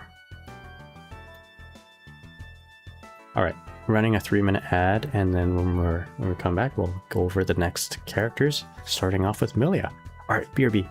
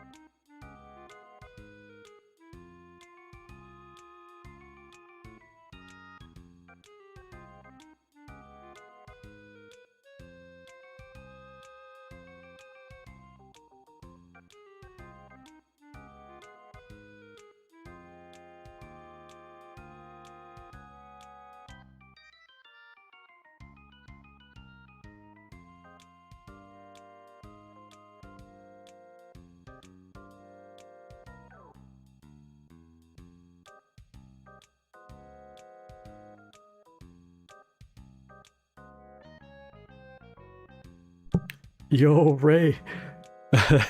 Yo, Ray, let's go. Widow, how's it going? Hope you're doing well. Welcome, welcome, welcome. We are actually in the midst of an ad break right now. So if you can hear me, thank you so much. I'm just gonna flip my screen over so you guys can see what's going on here.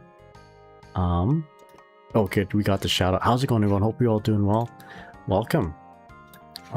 So we are currently reading the patch notes, and we are slowly getting through it. We're now in Milia, and we're just doing 7 at a time, and then we'll take a break. But I got a little cold, so I put on my Blue Jays jersey on. But yeah, Widow says I'm eating the food, bro. Let's go. Welcome in. Thank you so much for the raid. Really appreciate it. I am in a hotel right now. I'm in Toronto, trying to support our boys, the Blue Jays, but you know, they're not doing super well. Yeah, tonight we are being blessed with these patch notes, and I'm slowly reading them. It is 1:30 a.m., 1:40 a.m. actually, and we're trying to get through these patch notes so I can sleep and get a good night's rest so I can do my stuff tomorrow. I gotta fly back to Vancouver tomorrow. I'm also speaking in a quieter voice so I don't disturb my neighbors. So this is kind of like an ASMR patch note reading stream. But yeah, welcome everyone. Hope you're all doing well. Did you guys get any good news for your patch or for your character? Dizzy is eating well. I think she is at a good spot with these changes, except for the lack of wall slump. That's a little bit sad that we have no wall slump, but it is what it is. That means we don't have to deal with like Happy Chaos wall slump. We don't have to deal with Eno wall slumps. Not like our wall slump was like super, you know, hard to deal with. But yeah, welcome everyone. So God X Phantom says they made Biking a strike throw character. GG. Oh no, I haven't gotten there yet, but we'll take a look.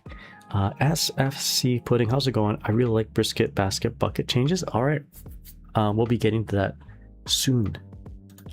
All right, but we've covered the first 7 characters plus Dizzy, because I can't resist not reading Dizzy's first. We walked through and talked about the system changes, so that helps streamline a lot of the reading of the character changes. So I'm not going to repeat like 4 to 5 frame difference, or from 4 startup to 5 frames for a lot of these characters. But yeah, let's go on to the next 7, and then we'll take another break. Or how's it look here? I also have only 1 monitor, so it's hard to kind of monitor everything that's going on. But yeah, welcome everyone. Hope you're all doing well. Thanks so much for the raid once again there, Widow. Okay, so let's move on to Milia. Jesus Christ, there's so many changes here. Axel. Oh! Did we didn't talk about Chip? No way. Okay, we skipped over Chip for some reason. I was so excited to talk about Potemkin that I didn't talk about Chip. Okay, let's talk about Chip. So we're gonna read the overview, and then we're just gonna skim through the little details here. All right, so Chip Zanuff. We skipped over him for some reason, so we're gonna go back to him. So the overview for Chip goes like this. We have adjusted Alpha Blade horizontal, which was not used as often, so that it can be used as a follow-up by Alpha Blade. Oh, give me a sec here. I gotta reread that without the music. All right, here we go. For maximum ASMR, there's going to be no music, just me talking. All right, so once again, Chip Zanuff. We have adjusted Alpha Blade horizontal, which was not used as often, so that it can now be followed up with Alpha Blade diagonal. Okay. This expands its options in neutral, combos, and block strings. On the other hand, we have adjusted the blowback of Alpha Blade diagonal, making it harder to extend combos from mid-screen for corner carry. We've also adjusted the recovery and active time of the rope from tight rope to make it easier for the opponent to deal with. Alpha Blade horizontal has been adjusted with faster startup, so it can now combo after standing heavy slash. However, the faster startup makes it more challenging to land as a cross-up. It can now be followed up with diagonal alpha blade on hit or block. The follow-up version has different properties than when performed on its own. The follow-up version of alpha blade diagonal can also transition into tightrope run, creating more offense options using tightrope or tightrope, depending on how you want to pronounce it, or trope.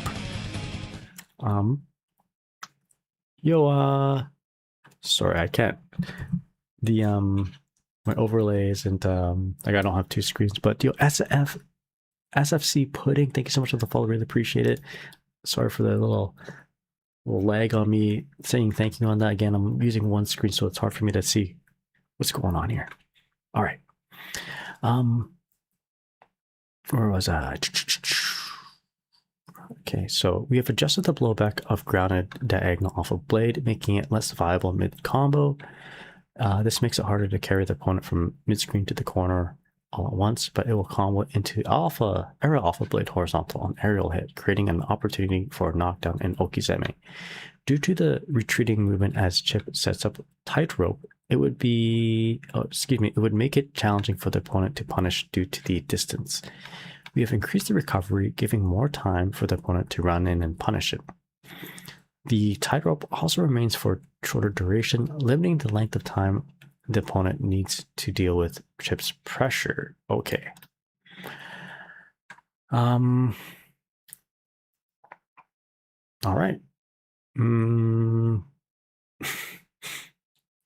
Changes are happening. Okay, so let's read this part. So nerf here on his fastest button.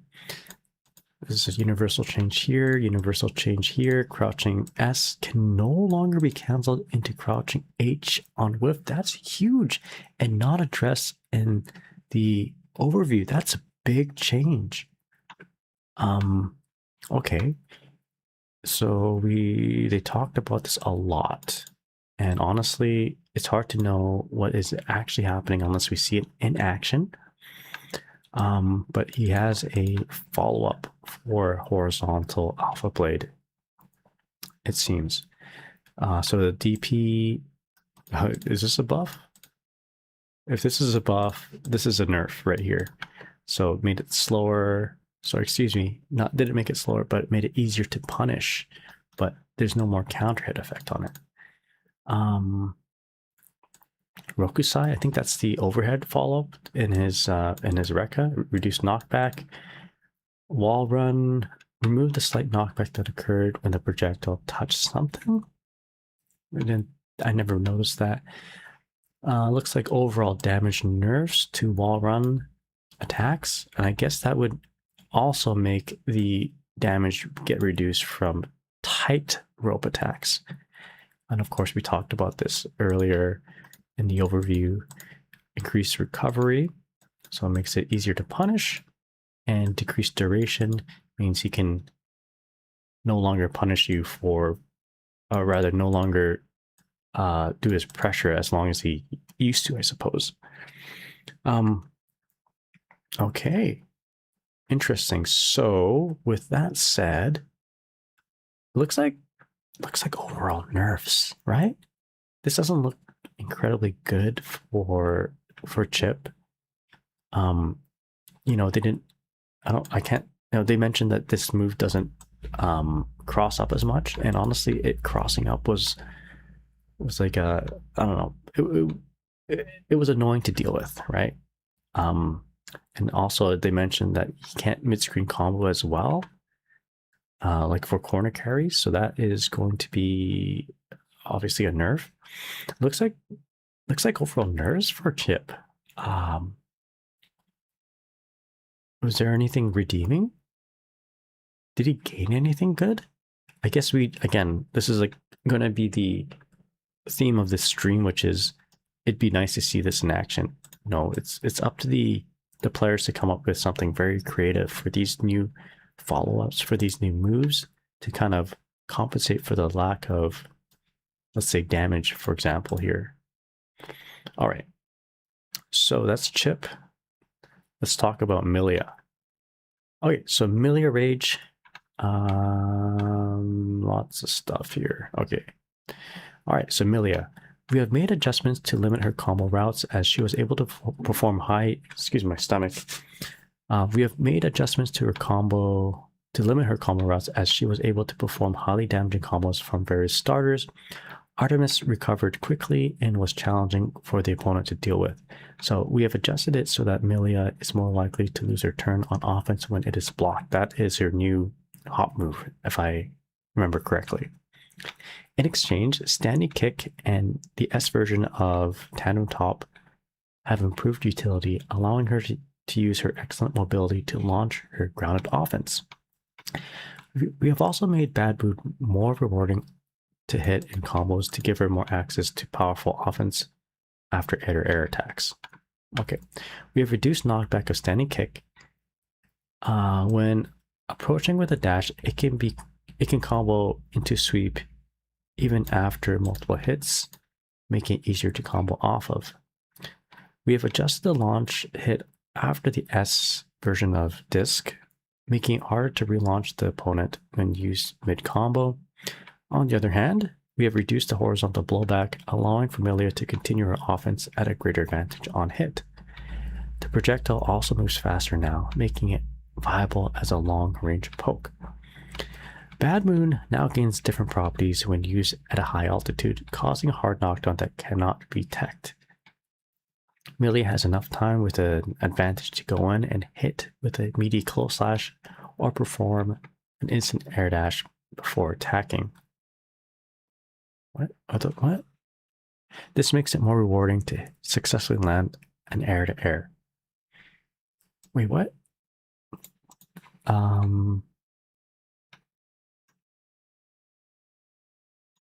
Oh, I guess I understand what they mean. I thought this was two separate thoughts. No, Bad Moon knocks down the opponent, and then you have enough time to do meaty close slash. Okay. We have adjusted the launch of Iron Savior on grounded hit, reducing the buffer time for following it up. Iron Savior, is that hair card? It is no longer to perform long combos off of counter hit poke starters, such as counter hit far slash into Mirage, and then Iron Savior. Oh yeah, that is hair card. Yeah, I can see this happening in my mind's eye. Artemis now descends at a slower speed and has additional landing recovery. Milia now loses her turn when it is blocked, putting her at risk of getting punished if it is blocked at close range. Along with the additional recovery, the blowback on hit has been adjusted, making it possible to combo off of on hit. Okay. Yo, Garange, what do you think? All I say is I like these Milia changes, says Garange. GGST 2.0 saved Soul Society. These look like nerfs though, right? These look like a lot of, like, from all this, I don't know. It's, I guess Bad Moon being changed, doing it at high altitude, causing hard knockdown. Is that a really good thing? I don't know. Anyway, universal change, universal change, universal change, universal change, new change, crouching slash, expand hitbox and hurtbox forward. Making sweep easier to punish. This is a new thing here. Bad Moon. When activated above a certain altitude, decrease launch height of the final hit. So there's like a sweet spot for this move, So S disc makes it a better projectile, like a neutral tool. Hair car. Excuse me. It was like my lips are really dry. Hair car animation now ends when switching positions with the opponent. Okay. So if they super jump and they get behind you, it just stops. You can now, maybe for this Mirage change, expanded hitbox upward, you can like 5H it with Dizzy. Lust Shaker, this is they didn't address this at all, but looks like it's it's better on block. Yeah, I guess so. Maximum press, yeah, it's like better on block, it looks like. And then we mentioned, like, we saw the Artemis change, more punishable on block. In fact, you can punish it now, whereas before she just loses her turn, but I guess it's more clear now. And of course, she's in counter state as per universal change after doing her super. Cool. There's a lot of different things going on here. Anything that stands out though, I guess Bad Moon causing a hard knockdown is a big change. I don't know. There's like a lot of micro changes, it seems. Maybe not micro changes, but changes that like maybe I'm not awake enough to like realize what they are. But yeah. Yo, Big Kahuna, how's it going? What's up? Where are the Dizzy buffs? Dizzy got buffed a little bit. Actually, from what I've read so far, Dizzy got some pretty significant changes. How's it going? Hope you're doing well. Already going hand with current Dizzy. Yeah, Dizzy doesn't donate the opponent more meter anymore. Yeah, that's nice. So Garange says, Artemis, Haircar, and Closhash as an anti-air nerf is going to hurt for sure. I read that as all those moves had anti-airs in them, but I think you meant, yeah, Closhash being an anti-air. Yeah, I get it. That's a big nerf. Yeah, that's true. I'll be honest, when I was reading these notes, I didn't clue on to that being a nerf. But we talked about it before, I think, when we were addressing the universal changes. I used Millie as an example. But yeah, I think overall nerfs. What do you feel there, Grange? All right. I think that is good enough for my thoughts on this. Just like, it's just overall nerfs, it seems. And once again, hard to know how positive these changes are until we see Millia players use them. Like, what is the altitude? What is the minimum altitude for getting hard knocked in with Bad Moon, right? Yeah, so Pudding says most characters got nerfed overall, to be honest. That's the vibe I'm getting. All right, so moving on to Zada, I'm already seeing a move that you never see used ever. I don't think I've ever seen this move. Oh no, sorry, not float. Float's being used. It's the... Oh, I'm not even seeing it right. That's the what is it? The Labubu? I think that's what someone called it. The little aerial Zato, aerial Eddie. Anyway, you never see it. Is that float? No way. That's float? That's the boo boo. Okay, all right. So float isn't him doing double jump. It's actually the Zabubu. All right, anyway, let's read this. We have revised the trajectory of float as it was challenging to use effectively, making it easier now to use Eddie to get the opponent surrounded. All right, so we are talking about floaty little Eddie. We have now sped up the startup of Invite Hell to speed up. Excuse me. We have now sped up the startup of Invite Hell to help lead into knockdowns off of his central poke, crouching S on hit. In exchange, we have limited the potential reward from combos after a poke counter hit. As well, it is harder now to maintain offense after Sun Void is blocked, as it could lead into very powerful strings. Okay. We have adjusted the trajectory of float with the exception of P version. The K version sends Eddie up at a higher altitude, allowing him to move behind the opponent while at minimal risk of taking an attack. Invite Hell, which is drill, by the way, has faster startup, meaning it can combo after crouching S hits. It will also now always appear on screen, making it viable in Okizeme in the corner. Okay, I feel like we're reading this stuff twice. Anyway, the second hit of Pierce, which is Eddie P, has slower startup. It can no longer combo after a counter from crouching S. This limits the possible benefits as it used to be possible to carry the opponent to the corner and trigger a wall break after a long range poke. Despite this, oh wow, I'm having a hard time reading this.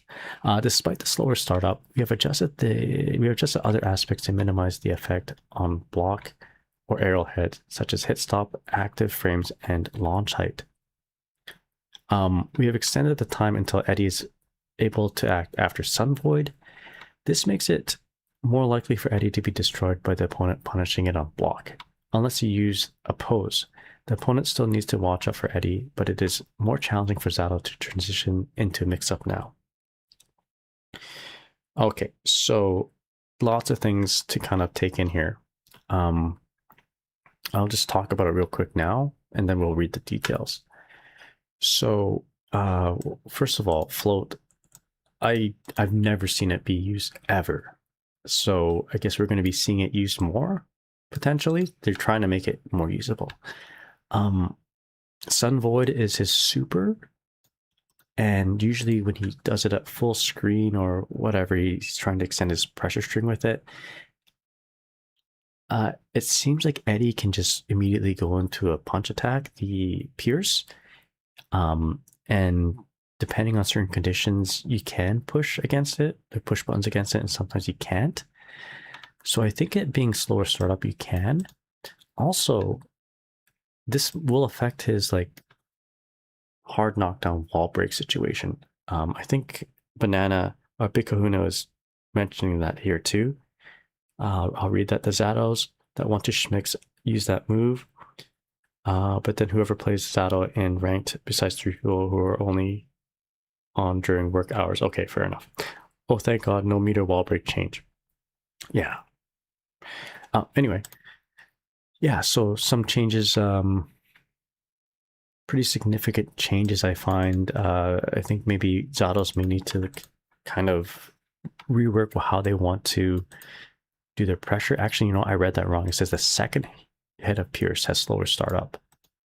So you can still hard knock down in the corner or hard knockdown wall break and then lead in with a Eddie Pierce attack. Anyway, you know what? A lot of the stuff I said didn't make sense then. I was thinking it was the first hit of punch. So I guess maybe he can still like pierce after Sun Void. Oh no, never mind. We have extended the time until Eddie is able to act after Sun Void. Okay, never mind. So you can, that still holds up. So here's a universal change. So this makes it easier for Zato players to use float. So as we mentioned, the startup of the second hit changed from was now slower, but you can see the numbers here, 31 to 33 frames. Less damage on the Pierce. That's a lot. Oh, that's the drill. So damage from drill reduced, damage from frog reduced, damage from oppose reduced. Float changes. I'm not going to read that, but it seems like there's a lot of different things Zato players can play around with. Drill has faster startup, so I guess you can combo from like a crouching slash, as they mentioned before, or up above. Universal change here. Yeah, this is nice for, well, this is not nice for Zato, but this is nice for everybody else. You can't immediately go into Pierce, which is the Eddie punch, right after you do Sun Void, which is the Zato's sword super with Eddie. So in conclusion, damaged nerfs, got another toy to play with, better poking with your neutral. Also nerf right here, making Sun Void into eddy attacks, I guess not as real, making them even more fake. I don't know if they were real before, to be honest. I always get hit by Zato's by Eddie after Sun Void, but now I guess you can just mash out of it. But yeah, anyway, hard to tell. It looks like they're nerfs overall, but I'm expecting to see some really interesting things from Zato players with this float change. Yeah, what do you guys think? Yo, Dreta, how's it going? They have destroyed Oscar. Oh no. Basically, those changes read, this is a button Zato presses now. Fair enough. All right. All right, so Ram Lethal. Let's move on to Ram. This is a much more straightforward character than Zato, so I can probably be a little bit more critical about this character. We already know that there's going to be a nerf with a pure C. So pure C, so sword, pure C into jump forward, air dash back K is going to be nerfed in terms of damage. But yeah, let's read this anyway. So Ram, we have revised her overall combo structure to limit the potential benefit from her combos mid-screen. In exchange, Sobro now works better as a combo finisher. The S version of Bayonetto can work as Okizeme, allowing for rewarding situations over time. Sobro this is like core circle back, or is it half circle back heavy? Anyway, when she slams the swords down, has faster startup and can combo even after standing heavy against a standing opponent. We have adjusted the damage and situation on hit to match its new versatility. We have adjusted knockback and recovery of Ondo, which is her rocks, to make it more viable in neutral. It can now be used as a poke when outside the range of standing heavy slash. We have removed the wall bounce from S version of Bayonetto, changing it to trigger hard knockdown where the opponent cannot tech. Okay, it can no longer work mid-combo. However, if the sword hits, it is now possible for the explosion part to trigger on opponent's wake up. Huh. Excuse me. This makes it easier to perform Okizeme. It comes up faster now, making it easier to include in combos with different starters. We have adjusted the launch height after Daro and Aralamo, decreasing the time possible for following them up.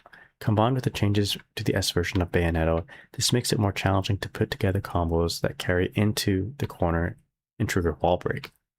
We have adjusted the blowback from sword hit of the H version of Bayonetto to limit combos with long carry distance. They're changing the combo structure of this character again, you know? It seems like they can't really like figure out how they want to have Ram play. This kind of feels like Soul, you know, every version of these characters, like every few patches, they seem to significantly change how they want to combo with the characters. But yeah, interesting. Let's go ahead and just quickly go over these details. Crouching K, universal change, crouch close slash, universal change, far slash, reduce downward hitbox. Oh, so maybe you can catch like some low profiling attacks. Standing heavy, same thing. Forward heavy, reduce horizontal blowback. Okay, interesting. That's her like Hadouken looking move, which she does the Hadouken motion, but doesn't fire anything. Sweep, a change that they didn't mention. It's faster. Okay. Jumping K, decreased launch height on air hit. Can't think of when that would be relevant. Jumping heavy, changed landing recovery, so made it safer. But it's still not. Yeah, made it safer, but yeah, not by a whole lot. So they know. So the S sword toss. So startup is 5 frames faster in startup. Reduce knockback. Increase guard crush. Okay, yeah, but it all bounces out to be the same on block. Delay the startup of the explosion attack by 25 frames. Huh.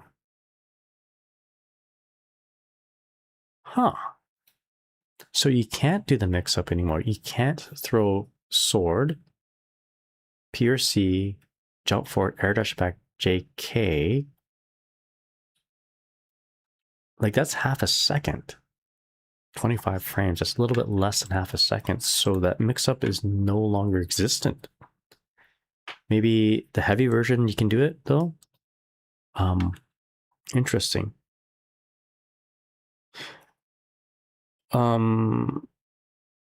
It knocks down on hit and gives you immediate explosion auto time. Oh, okay, says Tim, is how I'm reading it. Ram is going to be melee light with S Bayonetta left, right. Oh, okay, I see. She's like, it's like her version of the fish bite. She might still be able to do the mix up though with heavy version in the corner. Okay, so Daro, like, they're making it easier to combo off of, it seems. Every patch, it seems they're trying to make it easier to combo off of. So slide Detro, which is her overhead, made it even faster. Okay. And you have more damage if you have, I guess this has always been the case, it seems, but they're decreasing the damage. Okay. I didn't know that having more swords on her flip kick gave her more damage. That makes no sense to me, like visually. Anyway, first hit of Rekka, decreased launch height on air hit. Okay. So she's going to have different combos. Ando is a little bit faster. Recovery changed. I thought it was always plus on block. I guess it wasn't. All right. Anyway, frame advantage from -4 to -3. I thought it was plus on block. Wow. Tells you how much I know about my old character. Anyway, that's about it. So she's going to be played a lot different. Hard to know whether these are big buffs, or actually, well, they're not buffs. There's some buffs like this, but this is going to be weird. The sword toss changes, but I'm sure RAM players out there will figure something out. Yeah, they're gonna have to figure out new combos anyway. But it looks like overall looks like a nerf to the character. System changes make. Oh, okay. I'm obviously really tired, but it feels like these are nerfs, and the system changes kind of got her, you know. The PRC change after, the damage reduction after PRC, like setting up sword, like sword PRC, sword toss PRC, and the jump forward mix up, right?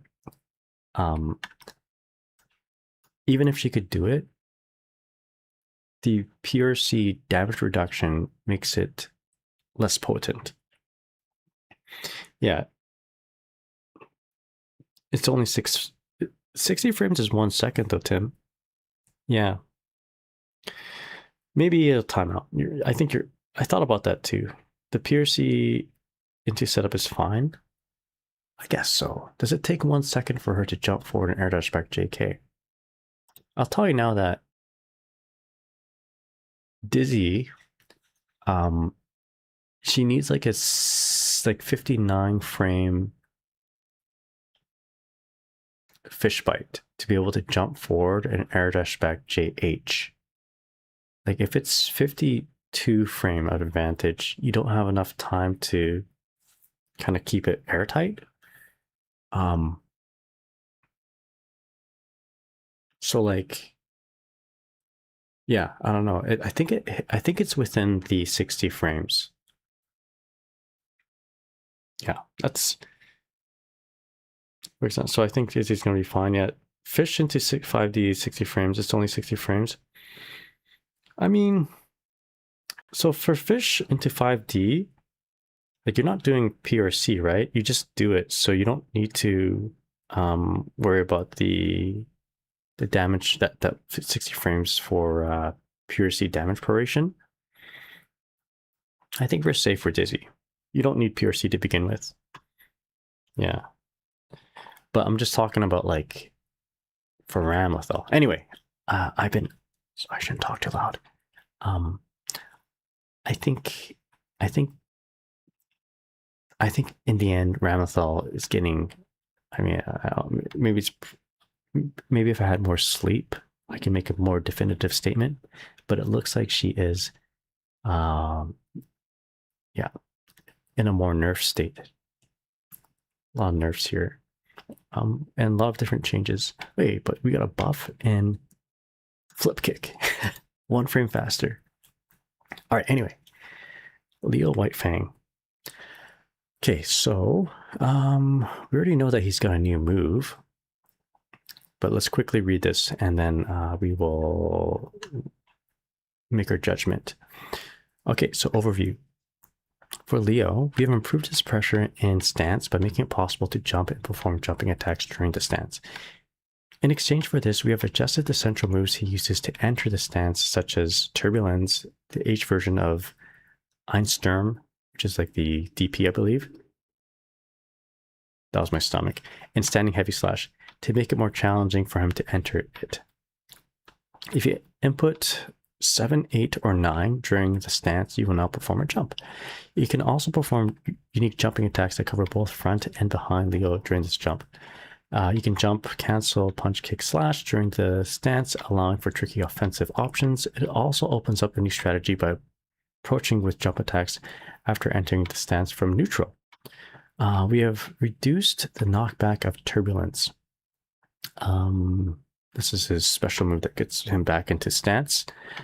Previously, it was possible to return to neutral relatively safely by backdashing after it was blocked. And now leaves you closer distance when blocked, making it easier for the opponent to punish. Okay, so that's a little bit of a nerf. We have increased recovery of Heavy Slash Einsturm. That's his DP, I believe, question mark. It was previously possible to enter stance by making the opponent block the active frames of Turbulence after a hit. But the active frames no longer hit meaty, leaving Leo in a less advantageous situation. However, it has additional horizontal movement now, making it possible to continue Okizeme afterwards with Close Slash. We've reduced attack level of Standing Heavy Slash. Okay, and Standing Heavy Slash no longer combos into Turbulence, making it more challenging to enter the stance mid-combo. Man, my mind is getting cooked. And my stomach's getting hungry. I'm having a hard time reading all this, but we gotta move on. We gotta press forward. It might be yeah, I might need some snacks. Okay, so little summary here. Leo can jump from stance and perform a jumping attack. Okay, whether that's going to be a buff, right? Reduced knockback of Turbulence. This is a nerf. Increased recovery of Einsturm. That's got to be his DP. So it's harder to get into stance from it, but you can just dash up and do Close Slash, it seems. And attack level of Standing Heavy Slash has been reduced. Okay. All right. So universal. No, this is universal change. Universal change here. Expand hurt box upward. That's different and unaddressed up there. Standing heavy. They mentioned that. Forward heavy attack. No longer launches opponent on ground hit. I don't think they mentioned that up there. All right, so sweep made it harder to carry momentum. Reduce forward movement. Okay, so that's a nerf. How often do you have Leo players just dash up and do the dolphin kick, right? It happens very often, so they're trying to reduce that. Okay, so this is universal change, making it easier for charge attacks. DP, anything interesting here? Nope, this is universally easier to punish. And then, okay, here's the proof that they were talking about above. So frame advantage on hit has been decreased. Okay, okay, I think they mentioned that. But you move forward so you can run up and close slash, but you can't get into stance really easily is how I read it. Berserker slash. Whatever, they change some issue, fix some issue.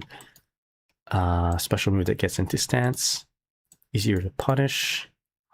Increased knockback on hit, harder to follow up with.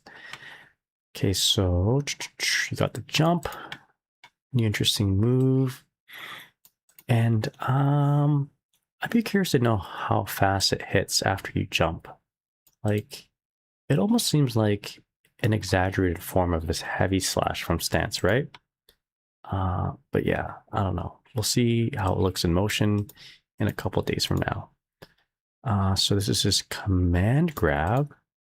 So easier to punish. If the animation does not transition into the cinematic after withstanding an attack, the recovery is now reduced by 3 frames. What? I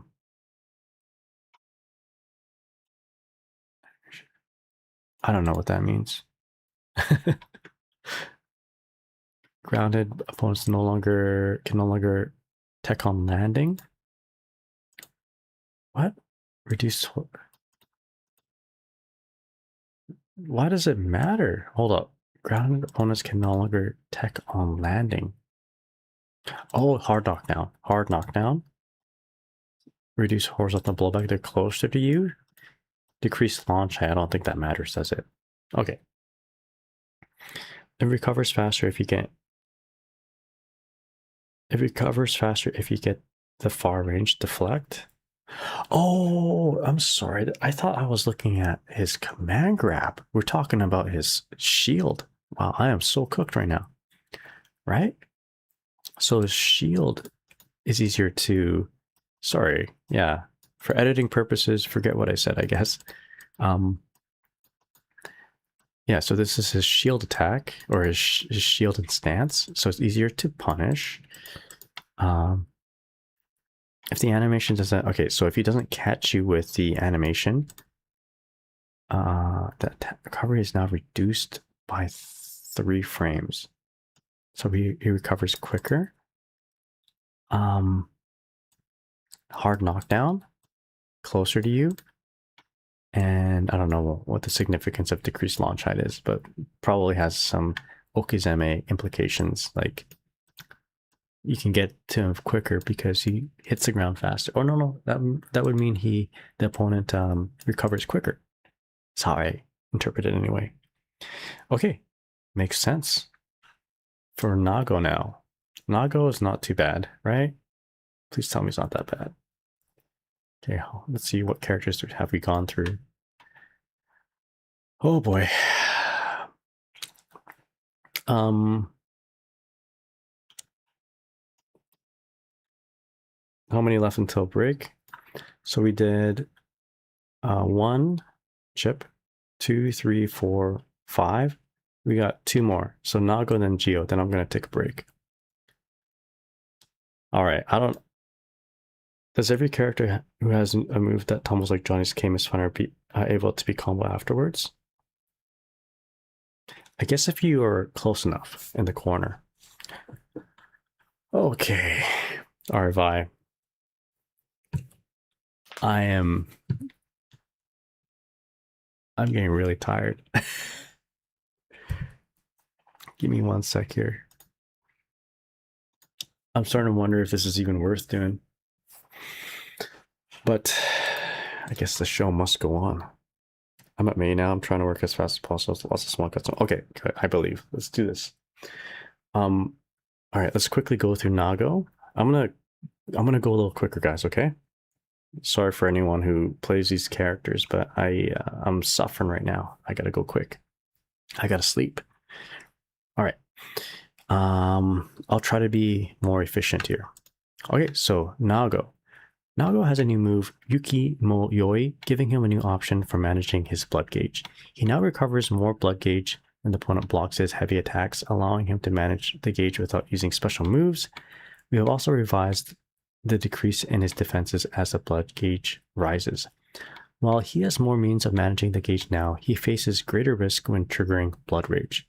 Okay, his new move, Yuki Mo Yoi, is a long-range low attack that serves as an option for managing the blood gauge. After activating it, the blood gauge is set at level 3, and it will no longer increase or decrease for set duration. When the duration ends, the results of the blood gauge would have been gained during this time will take effect all at once. It is possible to use it just before blood rage would activate to delay it, but you will still activate blood rage in the end unless you are able to recover enough of the gauge during the effective time. It can be a highly rewarding move, capable of powering up your normal moves if you are able to predict the upcoming developments in the match. Standing heavy, crouching heavy, forward heavy, now recover more blood when blocked. This makes it easier to recover blood gauge even after reaching level 3 when your special moves are restricted. This change works well with Yuki Moyoi, which puts you in level 3 upon activation. We have adjusted his defense values as blood gauge rises, reducing the damage taken. This reduces damage by around 9% when at level 3 compared to before. Blood Rage now has longer active frames, making Nago lose more health. This increases the risk if you cannot manage the gauge properly, as it is now easier to handle it with the addition of Yuki Moyoi and the blood gauge recovery from heavy attacks. We have now adjusted Blood-Sucking Universe, or rather, we have now how Blood-Sucking Universe performs regarding the blood gauge. It now recovers less on gauge hit, making it more likely to trigger blood rage. It now recovers less on gauge. Okay, so it now recovers less on the gauge on hit, making it less likely to trigger blood rage. Okay. All right, so that's Nago. You just want to do the system changes for tonight and do characters tomorrow? I will not have time to do anything tomorrow, I'll be honest. So, like, I'll be in a different place, so I gotta do everything all at once right now. All right. So that is Nago's overview. Did I talk about the summary of Leo, by the way? I don't think I did. Okay, really quickly for Leo. Yeah, I don't know. It looks like a bunch of nerfs, I'll be honest. I'm getting tired. A lot of nerfs. The jump, we want to see that in motion. Reduce knockback on turbulence, and all that. Of course, it's nerfs. It's harder to get into stance, nerfs. I think overall, the character's going to be played different. But hard to tell. I think more nerfs than buffs. I think that's going to be a theme for this video. All right. I appreciate their vibe. Okay, so let's go back to Nago and just talk about some of the stuff here. Defense modifier value of blood gauge at level 2 change from 1.01 to 0.98, reducing damage taken. So better defense is what I'm reading. Yeah, better defense. Close slash is a universal change. All the heavy attacks, more blood on block. So This is his Rekka / Rekka, I believe. So reduce wall, break valley, gain. So less likely to break the wall. New move, very interesting. Hard to know how it actually all plays out in the end. We'll see that in a couple days. But yeah, that is about it. And of course, his bite doesn't I guess that doesn't recover the blood gauge as good as it used to, is how I'm reading it. I think I don't see any. Is there a glaring nerf that I missed? I think he's better. Hold up. Did I miss something? It looks like this is like the first character that just doesn't have any nerfs other than the bite. Just a new move, more blood on block, better defense. Yeah, unless I'm crazy, it looks like Naga players are eating well. All right, there's my summary of that. I can't see anything super bad except, of course, the bite. But yeah. And of course, this universal nerf here. Whoa, that scared me. Yo. You scared me. Kovacs, thank you so much for the sub on YouTube. Really appreciate it. I'm trying to be really quiet, by the way, because I'm in a hotel and I don't want to get kicked out. You guys want to jump scare me more, you can follow me or subscribe or whatever. All right. Thank you so much for that. Margaret says, I'm asking because Dizzy S. McKill's sword tumbles, so I'm wondering if that means she has a new corner combos. I think so. I think she does. Maybe she's able to ice spike after S. McKill's sword. That'd be interesting. All right, so let's go ahead and read Geo and then take a quick break. So Geo. Geo. All right, so for Geo, actually, hold up. Tim says, Ice Spike after 2D S Sword would be so sick. I mean, Tumble State you could pick up, right? So maybe you can. Anyway, so for Geo. Overview for Geo. We have made minor adjustments to many of her moves. Rather than overall major changes, we have toned down Tempestad, as it was highly rewarding and challenging to counterattack. We also adjusted her hitboxes as her standing and crouching hitboxes were positioned lower than the standard. While powered up, she now maintains enhanced state for a set duration once the attention gauge reaches the 50% and 100% marks. This means she can no longer immediately lose power up even if she uses tension gauge with something like a Roman cancel after passing the mark. She now moves forward slightly during crouch S. Okay. This move makes it powerful as a low from mid-range in neutral, as well as more consistent comboing into crouching heavy. The kick that goes up. We have expanded the upper hitbox and decreased the aerial hurtbox of Sol Nasante. This makes it work better as an anti-air. Okay, I was going to ask what this move is. It's her DP on the ground. We have decreased the recovery of Sepultura, making it no longer punishable on block. Which move is that? In exchange, her normal moves cost less knockback, leaving her at closer distance on block and more likely to lose her turn on offense. I think this is her dog kick, right? This is her Corso back, the dog roundhouse. I don't know what the command is. I think it's Corso back kick. It's her reverse roundhouse, and that has a dog, right? If I'm seeing it clearly in my mind, if I'm right. Anyway, Tempestad now has more recovery on block or whiff, leaving Giovanna at disadvantage on block. I don't know these moves. You're now at risk of punishment. You're now at risk of punishment unless it is used in a situation where it is certain to hit. What is Tempestad?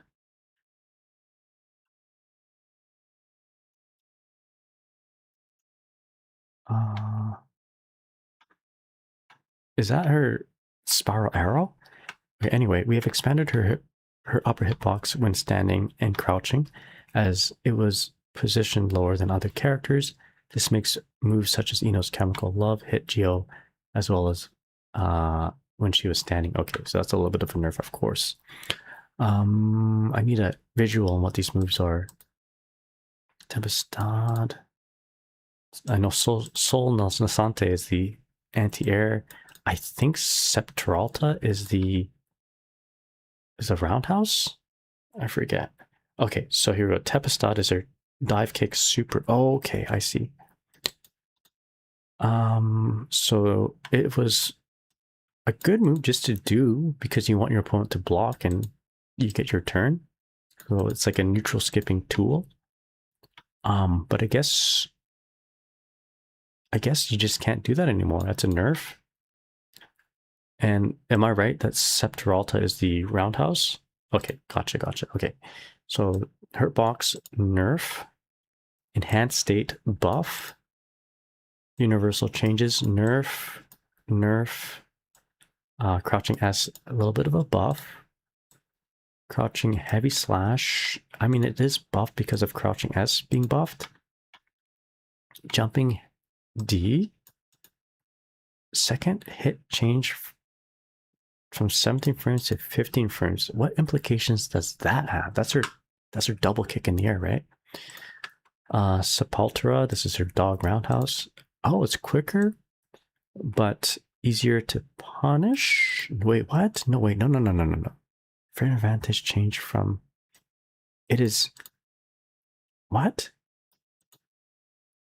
Oh, okay. So, I mean, it's more clear that you can take your turn back because of the reduced knockback on block. You can't punish it, but you can like keep, you can keep her honest. She can't just do this kick and backdash and be, scot-free. I guess the same thing with the powered up version. The DP expanded hitbox upward, so it works better as a DP. It's a buff. So this is a nerf. This might seem like a buff, being faster. Like if you're way up close and you do this move and you're -4, I guess you can get 5, you can get punished with a jab, but like you're very rarely in that situation. So like, yeah, sure, you're better frame data here, but you should lose your turn. So yeah, the reduced knockback, this is an overall nerf, of course. And then Tempestad, this is a nerf. So she can't just do this to take her turn. She can't just do this in like neutral skip, right? But I wonder how much, is it, how positive are you or whatever? Can you punish her for doing this, or is she just safe on block? Minimum startup is 5 frames now, so you can't get punished. Exactly. Yeah, you have to throw her, so you have to like IB and then throw her, right? Yeah. All right. So, if I was a Geo player, how would I feel about this? I mean, I think, let's just review again. So, nerf, buff, nerf, or nerf, buff, whatever. Nerf. I mean, I don't like this if I was a Geo player. I like using this move in the air if I was a Geo player to skip neutral and get in my opponent's face. I don't think I like this. Unless there's like a really cool nuanced thing that's going on here. Crouching S into crouching heavy. That like just fixes a lot of different issues she has. I don't think I'm happy with this.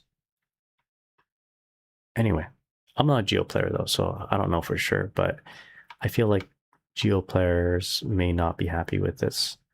Oh yeah, and there's this here too. Expanded expanded hurt box while standing and crouching. I mean, that's pretty big. All right. So that's it for Geo, and I just did another 7 characters. I'm gonna go ahead and take another break, and this time we're just gonna. I have snacks. I have like chocolate and stuff, so I'm gonna stuff my face. I was gonna do like a 1-minute break, but maybe we'll do like a good 3-minute break. All right, so let's take 3, and when we come back, we will we'll go over the next 7 characters. I'm gonna try to be quicker and more concise because I need to be kind to myself, and I need to yeah, I need to eat. Actually, hold up. We have 3 more minutes until an ad break. Or whatever. We're just gonna take a break. No ads. We're just gonna take a step away and eat. So, yeah, get some water. Yo, Mysterious Emblem, how's it going? What's up? Take your time. We'll get to Johnny eventually, and also Bridget. But let's take some time and just chill and yeah. All right, BRB, BRB.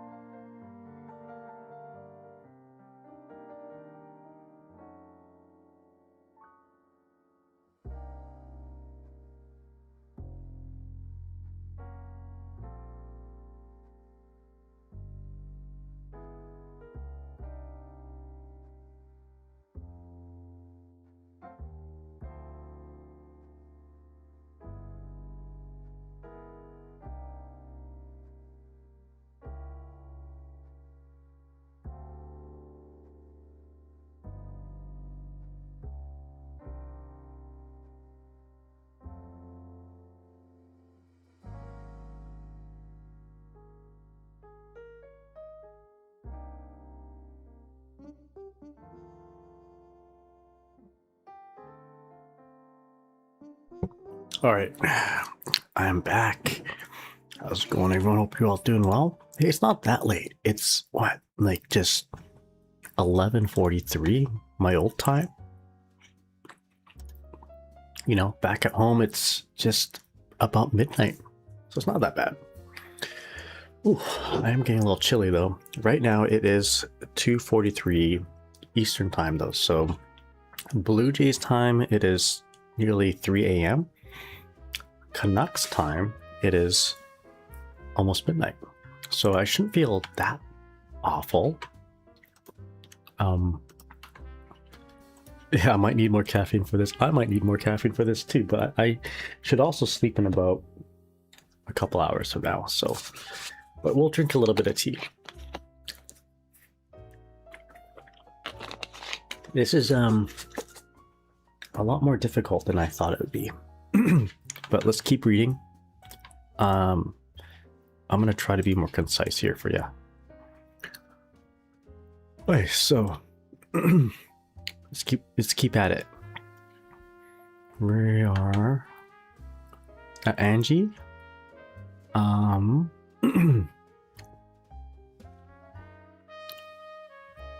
Shit. All right, let's keep going. All right. Turn down my music. Yo, Mysterious Emblem, how's it going? What's up? Hope you're doing well. We'll just do that. We'll continue as it is. I'm going to read the overview. We're going to quickly skim through the details. And I'll ask myself, if I played this character, how would I feel? How's that? Yo, Crashik, how's it going? Oh man, I woke up to this. It's Angie time, that's right. Execution line is looking wild. What's that? Is that a new move? All right, so, and if, for those who are just joining me, by the way, I am speaking in a quiet voice because I want to not get kicked out from my hotel. I am on vacation and I don't have my complete setup, so it's a little bit, you know, a little bit more scuffed. I usually have many monitors and I have usually a better audio setup. And I'm usually talking a lot louder, but I don't want to disturb my neighbors. I think I haven't heard any knocks yet. So in case you're wondering why it's so quiet, why am I talking like this? It's not because I'm trying to do ASMR. It's because we are trying not to get calls from the front desk. All right, with that said, let's move on to our next character, which is Angie Mito. All right, so Angie Mito, we have adjust Fujin to function more simply with the follow-up moves powering up when the button is held. Crouching heavy slash now moves forward, making it easier to apply offensive pressure with. On the other hand, we have adjusted his moves to limit his combo potential mid-screen. We have also added special damage proration when Suigetsu no Hakobi hits to prevent it leading into excessive damage. I think that's his parry super, if I'm thinking about the right move. So Fujin can no longer be cancelled into Fujin, Ko, or Satsui no Hado when charged. Yeah, no, that's a spin. Okay, Suigetsu no Hakobi is the spin. Okay, roger that. Instead, the follow-ups have enhanced properties after the charged version. Okay, we have now revised the properties of the follow-up moves after standard version of Fujin. Now, if you're an Angie player, getting this taken away and having more kind of toys to play with, is that a good thing or a bad thing? All right, so we reduced the launch height of Nagiha on hit. Nagiha is the low, making it no longer possible to land highly damaging attacks afterwards. The enhanced version of Nagiha causes additional knockback, making it harder for the opponent to punish it on block. Okay. The opponent will now tech after Rin hits, that's the overhead, meaning Okizeme with close slash is no longer possible afterwards. The enhanced version of Rin causes ground bounce on hit, making it possible to continue attacking if you use Roman cancel. Interesting. So the enhanced version of Rin works like how it used to when the game launched, right? Just a really slow or a rather slow overhead. And I can't remember whether it comboed or you had to RC it. I think you had to RC it. So it gave him back his old Rin, and it kind of nerfed his new Rin, excuse me. Crouching heavy now moves forward and causes less knockback. It leaves Angie closer to the opponent when blocked, making it easier to pressure the opponent with options other than Fujin. Okay. So further buffing to S. The changes to Nagiha and Ko make it harder to perform combos from mid-screen with major corner carry that lead into wall break. Okay, so Satsui no Hado. Apply special damage proration after enduring an attack, decreasing the damage of combos started afterwards for a set duration. So we'll talk about that in a sec here. Previously, it was common to start a combo with close slash afterwards, which led to high benefits. This damage proration prevents such situations. So a lot of people complain about dance, and dance is getting nerfed. So this is obviously a nerf for Angie. I wouldn't like this if I was Angie. All right. There's some of this. Fujin to Fujin, end of an era, yeah. Parasuper is Kacho. Back to previous version. I think it was possible to confirm medialist on counter only. Okay. Where are you spending your vacation? I'm spending it in Toronto. I really got into baseball in the last couple of years, and I really want to see a Blue Jays game. Unfortunately, it was like the last two Blue Jays games that I have availability on, and yesterday's game was we got smoked, and today's game was okay. We got smoked, but not as hard. All right, here we go. So let's quickly go through the details. So crouching K slower. Actually, no, I'm sorry. Crouching K faster. Buff. Standing slash. Universal change. Crouching heavy. Expanded hurtbox upward. Okay, so we can't low profile stuff anymore or as much anymore. Standing heavy. Decreased launch height after ground bounce. Less combo ability. Crouching heavy slash. Some buffs. Moves forward, reduce knockback, and it's plus on block, of course. Jumping heavy, the air stall. Looks like they made a nerf on potential combos. Fujin can now be held, so you get an enhanced version of Nagiha, Rin, and what I'm assuming is hot dog.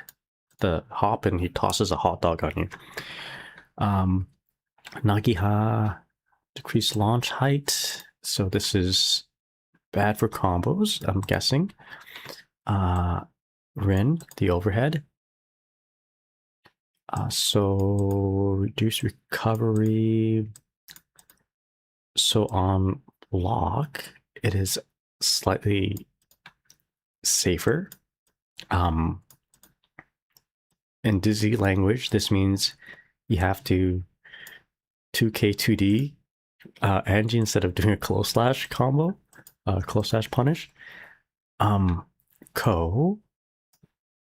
Wait, what? Ko is the anti-air. Okay. Vertical blowback. So this is when he hops up and does he dances and he hops up.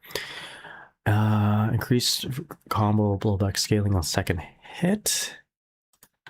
Increased. So I think that affects his combos overall. I think I'm interpreting this as a nerf, right? Increased vertical combo blowback scaling on second hit. So this is dance into fish, and that looks like a nerf because of the damage. And this is super. So super is getting obviously nerfed from overall universal changes. Did you get to Bedman yet? Not yet. We'll get to Bedman very close. -7 is still close slashable. Is it? I think so. Yeah, I think you're right. Yeah. It's just harder to close slash, I guess. They said Ko was the worst as a start. Okay, so just as a quick overview, nerf, nerf, nerf, nerf, buff, nerf, question marks. But it looks like new thing.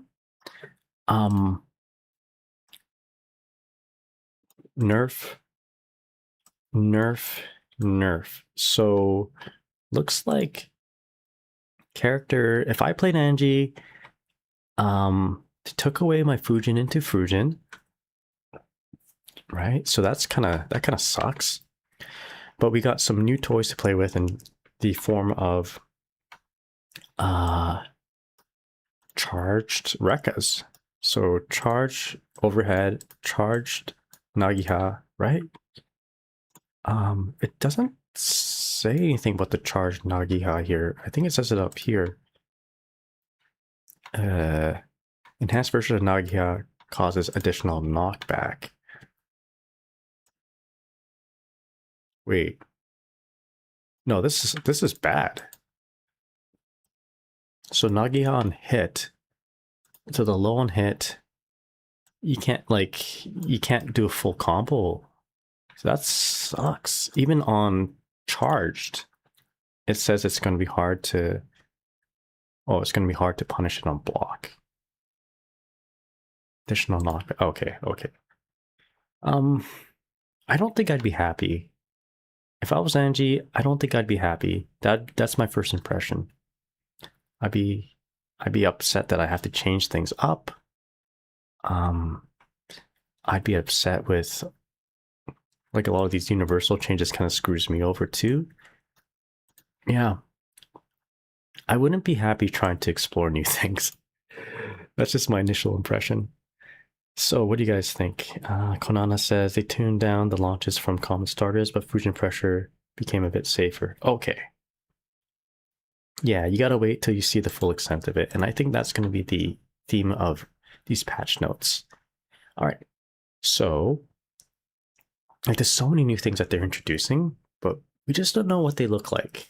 Not yet. We gotta let these things play out before we have definitive conclusions. All right, let's talk about Ino. So for Ino, we have adjusted her air dash to further. Let's restart that. All right, for Ino, we have adjusted her air dash to add further variation to her jump-ins, okizeme, and more. Standing heavy has a faster startup, and her pokes with slash can lead into high rewards. And on the other hand, it's harder now to extend her combos due to the adjusted blowback from moves such as Aerial Chemical Love and Mad Love Agitado, which is her hip check attack.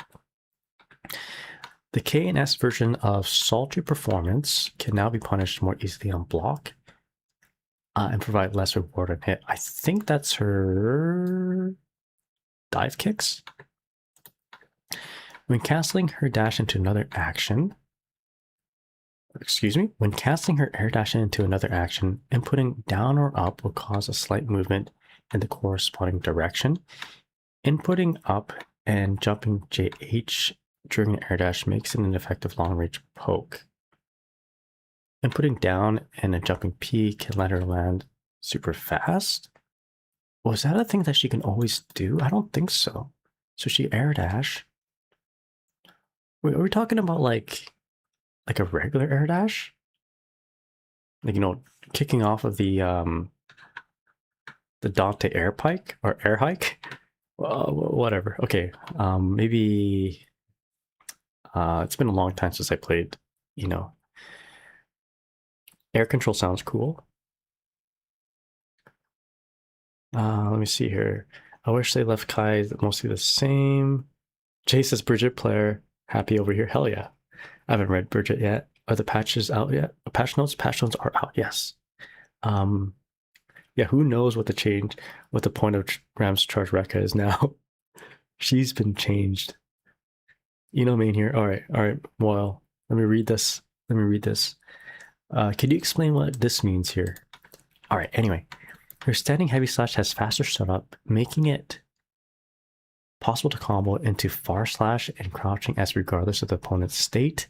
We've also added adjusted blowback, making it possible to then combo into heavy version of the stroke the big tree to score a knockdown. Okay, so this improves the neutral game by providing better wards off of her smaller poke hits. However, it is no longer, it no longer combos into Mad Love Agitado, making it harder to create highly potent combos. We have adjusted the blowback of the aerial version of Chemical Love to make it harder to use in combos. We have made some changes to MLA. Okay, we have toned down these moves as a potential to carry into the corner and trigger wall break off of various combo starters was too powerful for Okizeme-centric character. They did also take away Wild Assault, which was an important tool I find for kind of transitioning into a wall break from a straight hit. It's been too long since I've played as Ino, so a lot of these things here I am not too sure of. I feel like there's a lot of nuance in this little paragraph right here. So heavy slash combos from far slash and crouching slash easier is what I'm reading. Anyway, so air dash, you can change the momentum of both her forward air dash and her air dash back. That's a plus R thing, isn't it? I don't know. Jace, maybe you would know. I can't remember. I generally think we're just top 3 winners of this patch. Where do you put Dizzy? All right, so let's go over this real quick. So cool toys here. Buff, 6p nerf, or this could be a buff. This is a nerf. Nerf. A little bit of a buff, I think like I don't know enough about Ino to really say on this one here, but it looks like a buff because it affects the other buttons too. Crouching heavy, nerf. What move is that? Crouching heavy, what she just slams the guitar on the ground, I think. 6 heavy. Wow. Change the recovery and thus change the frame advantage on block. Okay, it's not like you can just cancel out of it anyway. So HCL, remove wall bounce effect, nerf, MLA, decrease launch height. I'm gonna say that's a nerf. Dive kick, remove the mechanic that allowed leaping up with an additional input, increase knockback on hit on normal version. Just for the sake of time, I'm not going to read all this. It's hard to know for sure. I'm just going to quickly skim through it. I can't make out what it all means, to be honest. S version. Yeah. Can you guys let me know what all this implies? Not ASMR enough. Excuse me. I'm sorry. All right, so Megalovania, the time you throw invincibility never matches the attack startup, and then the super. Okay, the super landing recovery changed, so you can punish it easier. On the second hit, reduce knockback of the projectile, remove guard crush for an advantage change from plus. Yeah, okay, yeah, that makes sense. Yeah, you can now punish it instead of giving her advantage. Yeah, anyway. I guess it really, like, I don't know. This is too much reading for me at this hour, so I will skip through it, but you guys let me know what this means. Let me read some of the chat and then we'll go over my summary. So, the dash changes are mostly interesting to me, says Moyle. Her grounded super got hit hard, but I don't know if it applies to the air version. Fair enough. Yeah, it seems like well, it seems weird as it is to have her like plus 31 on a reversal super. Like you could like just easily punish her in between, but like you'd have to know, right? And I think the devs want to eliminate as much knowledge check as possible. So Bridget benefited from every single system change in one way or another. Really fixed a lot of rough edges. It feels like. Okay, Daytona, hope you're doing well. What's up? All right, so that's 2 characters. Let's go on to the next one. Actually, hold up. We gotta do a little summary of Eno. I honestly can't tell you a whole lot. Like I want to say these changes here are significant, but I don't have the critical thinking at the moment to really make out what's going on. It is 3 a.m. and I should be sleeping right now, but I'm not. I'm reading all this stuff here. This is interesting. I want to see how this kind of affects her ability to do mix-ups and that sort of thing. I think though, if I was an Eno player, if I was like maybe a below average Eno player, I don't think I'd be excited over a lot of this stuff.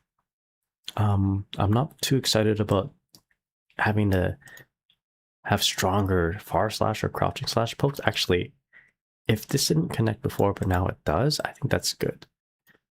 But does she... I don't think she really lost a whole lot though, right? Like this got nerfed. No, this got buffed. Standing heavy got buffed.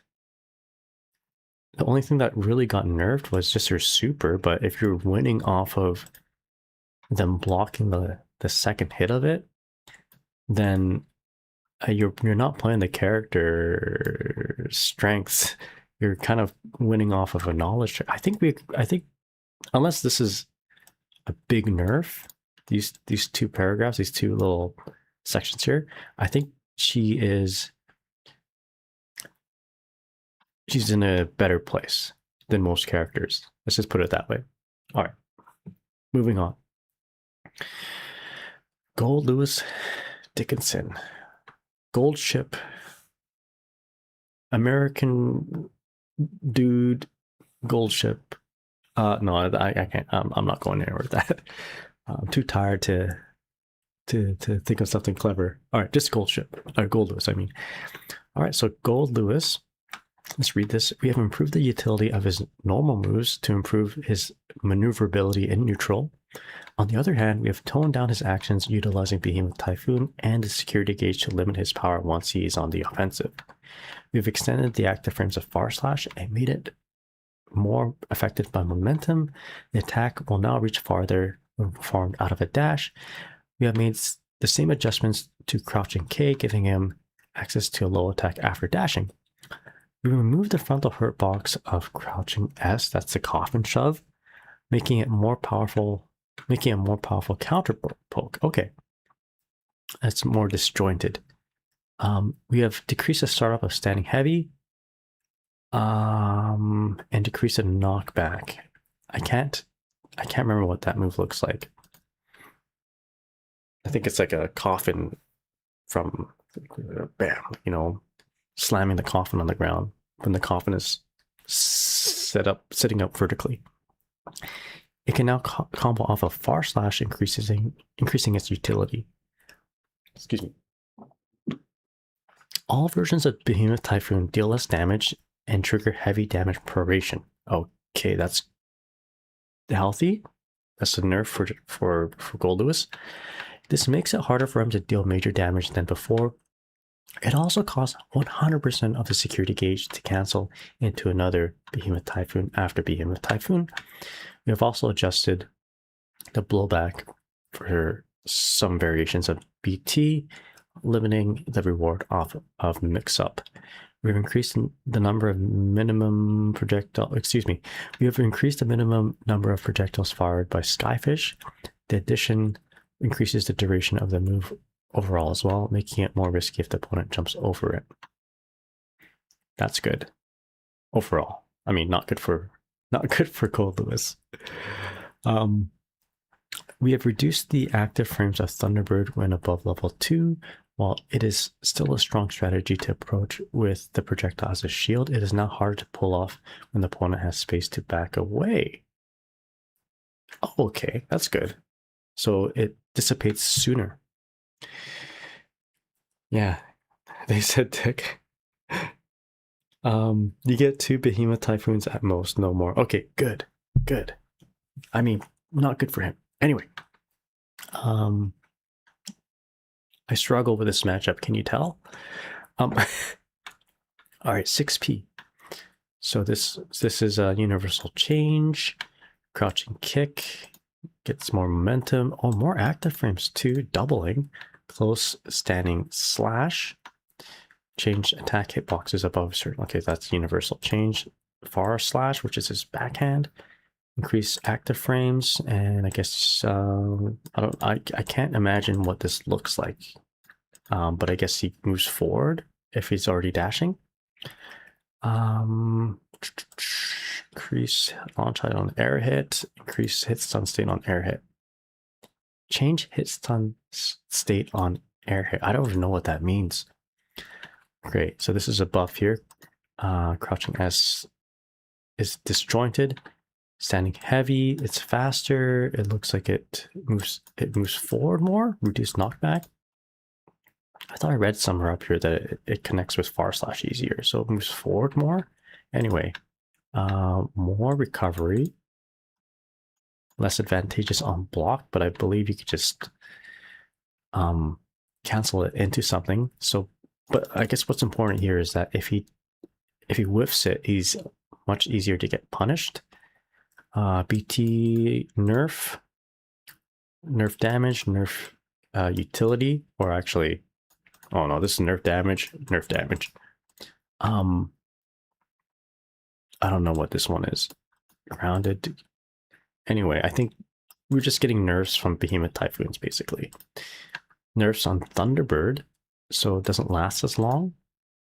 When the projectile touches something, it triggers through its final hit as before. What does that mean? When the projectile touches something, it triggers through to its final hit as before. Okay, I mean, if it's as before, why even write it in there? I don't get it. Anyway, maybe this means you can interact with the projectile with your own projectile. His Gatling gun. So, okay, so he can't feint it. Once he commits to it, he's got to shoot more than just 3 bullets. So I think this is going to be easier for you to like instant air dash punish. And then his super, of course, universal change. Use encounter at state. Does not disappear when eating projectiles. Okay. Okay, I see. So like, what does that mean?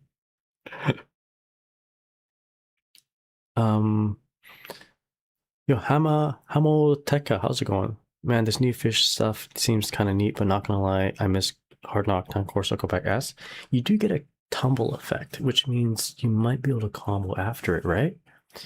Like if you do 2K2D Mikhail Sword in the corner, maybe you're able to like dash up and do 2K6H into whatever. So it could be a good change. Yo, Lambros, how's it going? What's up? Please tell me that Testament has been buff. How close is Testament from here? We're getting there. We're getting there. I have not read it yet. We're getting there. But before we get to that, we have to answer the question, has Gold Lewis been buffed? Well, hard to tell. I don't. I feel like the later it gets, the more brain fog I'm gonna get. So I'm gonna be less and less opinionated about things. If I play Gold Lewis though, how would I feel about this? As a Gold Lewis noob, I'm not affected by that. These look pretty cool. The 4 momentum moving stuff, so that's like a buff. Disjointed on your buttons, that's good too. So another buff. This seems like a buff. We'll see how it plays out. Big nerfs here, though. Behemoth Typhoon damage nerf. I mean, I feel like Gold Lewis's claim to fame is like he just annihilates you after hitting you with a Behemoth Typhoon, but maybe it's not the case anymore. So it costs 100% to cancel into another Behemoth Typhoon, only 2 Behemoth Typhoons without spending meter. This is a nerf. I think I don't like this. I think this is really not good for Gold Lewis. This whole section right here implies significant damage to his overall gameplay style, right? I can no longer just feint a Skyfish. I can't just set my projectile at level 3 and just chase my opponent down to the corner. And I can't kill with a successful Behemoth Typhoon. I don't think I like this. Yeah, so I feel like Gold Lewis got hit pretty big. Plus, no more White Wild Assault, right? All right. Behemoth Typhoon nerfs kind of kneecap my feel. Yeah.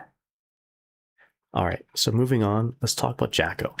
So in regards to Jacko, we have added trajectory options for servant throw to make it possible to send servants forward in a trajectory that is harder for the opponent to hit.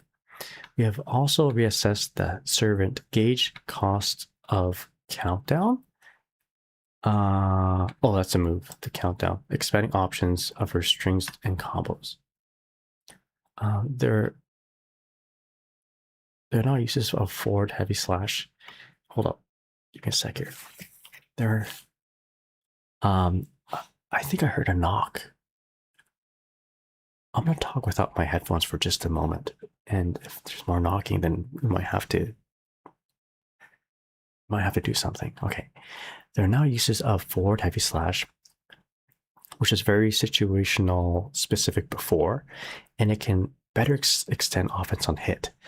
On the other hand, her formerly low-profile moves, crouching K and sweep, are less potent now, making it harder for her to gain an advantage in neutral when she has no servants out. By holding input for servant throw, you can now throw the servant upwards. This makes it possible to throw the servant behind the opponent, allowing you to go on the offensive if the opponent tries to counter your servant. Countdown no longer expends the servant gauge when the attack activates. You can set up a new servant while making the opponent block an explosion, making it more useful in strings and combos. All right, so the second hit of forward heavy slash now triggers a hard knockdown, preventing the opponent from teching. Using it as a final hit, using it as the final hit in a combo will make it easier to set up your offense as the opponent wakes up. However, it creates distance between yourself and the opponent, meaning you need to choose what to use depending on your remaining servant gauge and positioning of the servants, or of any servants.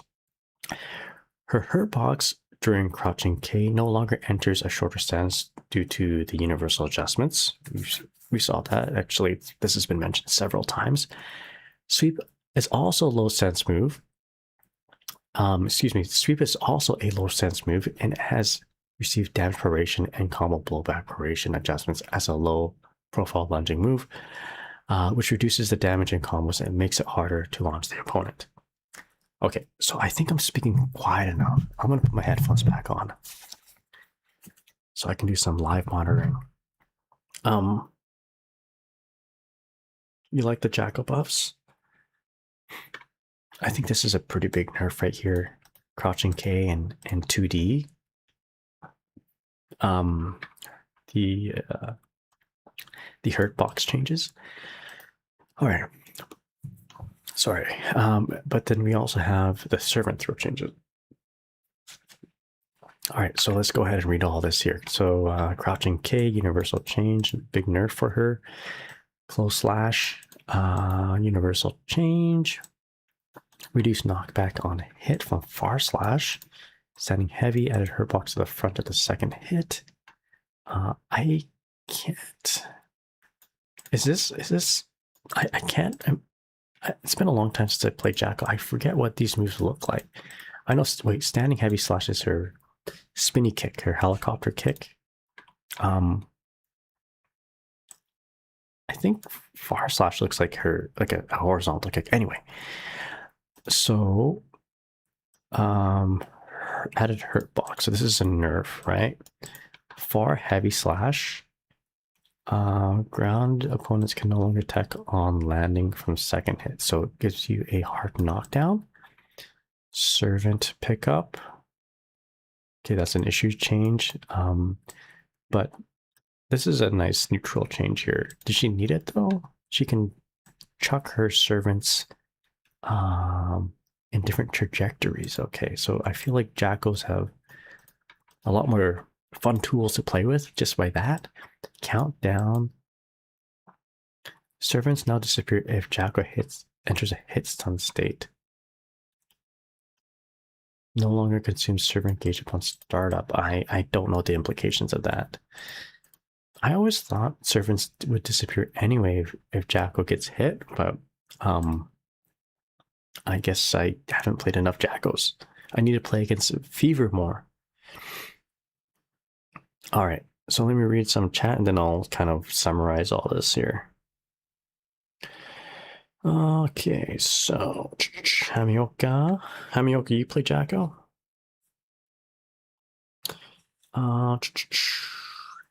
The dash changes might be good though. I like the Jacko buffs. Can finally get stuff going after explosion on block. JH. Okay, hold up. Yo, Borisman, how's it going? Happy Chaos was too strong in power, crept most of the cast. The power got too high. We broke Happy Chaos better late than never, and then nerfed the cast to a lower power level. Yeah, we cut everyone down a little bit. How's it going? Hope you're doing well. I'm really tired. I guess right off the bat, the nerfs on Crouching K and it doesn't mention it here, but the Crouching Dust changes, that's pretty significant. Like, Jackos always boast about how good their Crouching K is and low profiling stuff. Like, I remember I'd just be like testing something out in the lab, and then Jacko player would be like, but does it work against Jacko 2K? And sometimes it doesn't work against Jacko 2K. And how often do you see Jackals just like spam 2K 2D? Like, even if 2K doesn't make contact, 2D's coming out, right? So, and it hits you. It's like a stun dipper. So I feel like that's a big nerf. I feel like that's a really big nerf. Other than that though, she has some toys to play with. Throwing servant. I'm sure this countdown thing has some very nuanced setups to go along with it. So she will benefit, I think, from neutral here. She'll benefit from Okizeme here. And she's going to lose out on her obnoxious kind of buttons that maybe she doesn't deserve. Like, if you win with 2K and 2D, do you deserve those wins? You know what I mean? Like, again, it comes to that, like, question of you're winning with like a knowledge check. I don't know, although, maybe it isn't a knowledge check. It doesn't go that far. I think it's just a nerf. Big nerfs. And not too sure how to interpret these things here. These look like nerfs as well. Reduce knockback on hit. Actually, that could be a good for combos. Adding a hurt box. That's usually a nerf, in their nerf zone. Actually, though, this means you get a hard knockdown. This is a buff, but I don't know how you're going to use that. Or at least I interpret this as a buff. All right, anyway. Happy Chaos. All right. Happy Chaos. Give me a sec here. This is going to be quite the endeavor right now. Well, thankfully, because this character is getting super reworked, you don't have to like kind of compare him to the old version as much. I don't play this, never played this character a whole lot. You know what, let's just read it. All right, so Happy Chaos. Previously, Happy Chaos was able to fire from his stance instantaneously without any recovery, allowing him to highly benefit from long pokes and fast jabs. Since he was also able to deal damage and replenish his resources simultaneously, it was easy for him to continue neutral without leaving himself vulnerable. We determined that it would be challenging to address the fundamental cause of these issues, but only adjusting parameters, and have made major changes to his overall mechanics. So we removed the H input at the ready that allowed for fire without any vulnerability, making it only possible to perform with hitbox and recovery. This makes it no longer possible to transition into combos directly after hitting with pokes or jabs when the gun is not readied. We have changed how the reticle functions so that it is no longer possible to fire until a certain duration has passed since readying the gun. The stance will also be cancelled upon jumping. Oh, okay. This can be done. This can be just as powerful as before if you use at the ready in advance and fire once the reticle is lined up, but his neutral now requires additional steps when the gun is not readied. Fire can no longer be used after steady aim until a certain duration passes, like at the ready. However, it becomes possible to fire sooner than at the ready, making it still potent as a poke from long range. It is more challenging to lead into combos afterwards as it launches the opponent to a lower height on hit. Instead, by inputting up or down while firing, it is possible to produce projectiles with a delay. They have different effects on hit, opening up new possibilities in different options for comboing, or for combos or supporting your neutral game utilizing the delay. I think that's what we saw in the trailer, right? Shooting it into the portals. Anyway, reload now always loads 6 bullets with an extended total action time to match. It now requires taking a corresponding risk to use it to cancel the recovery of a normal move. Excuse me, I'm just getting so much brain fog here. It now requires taking a corresponding risk to use it to cancel the recovery of a normal move or fire like before.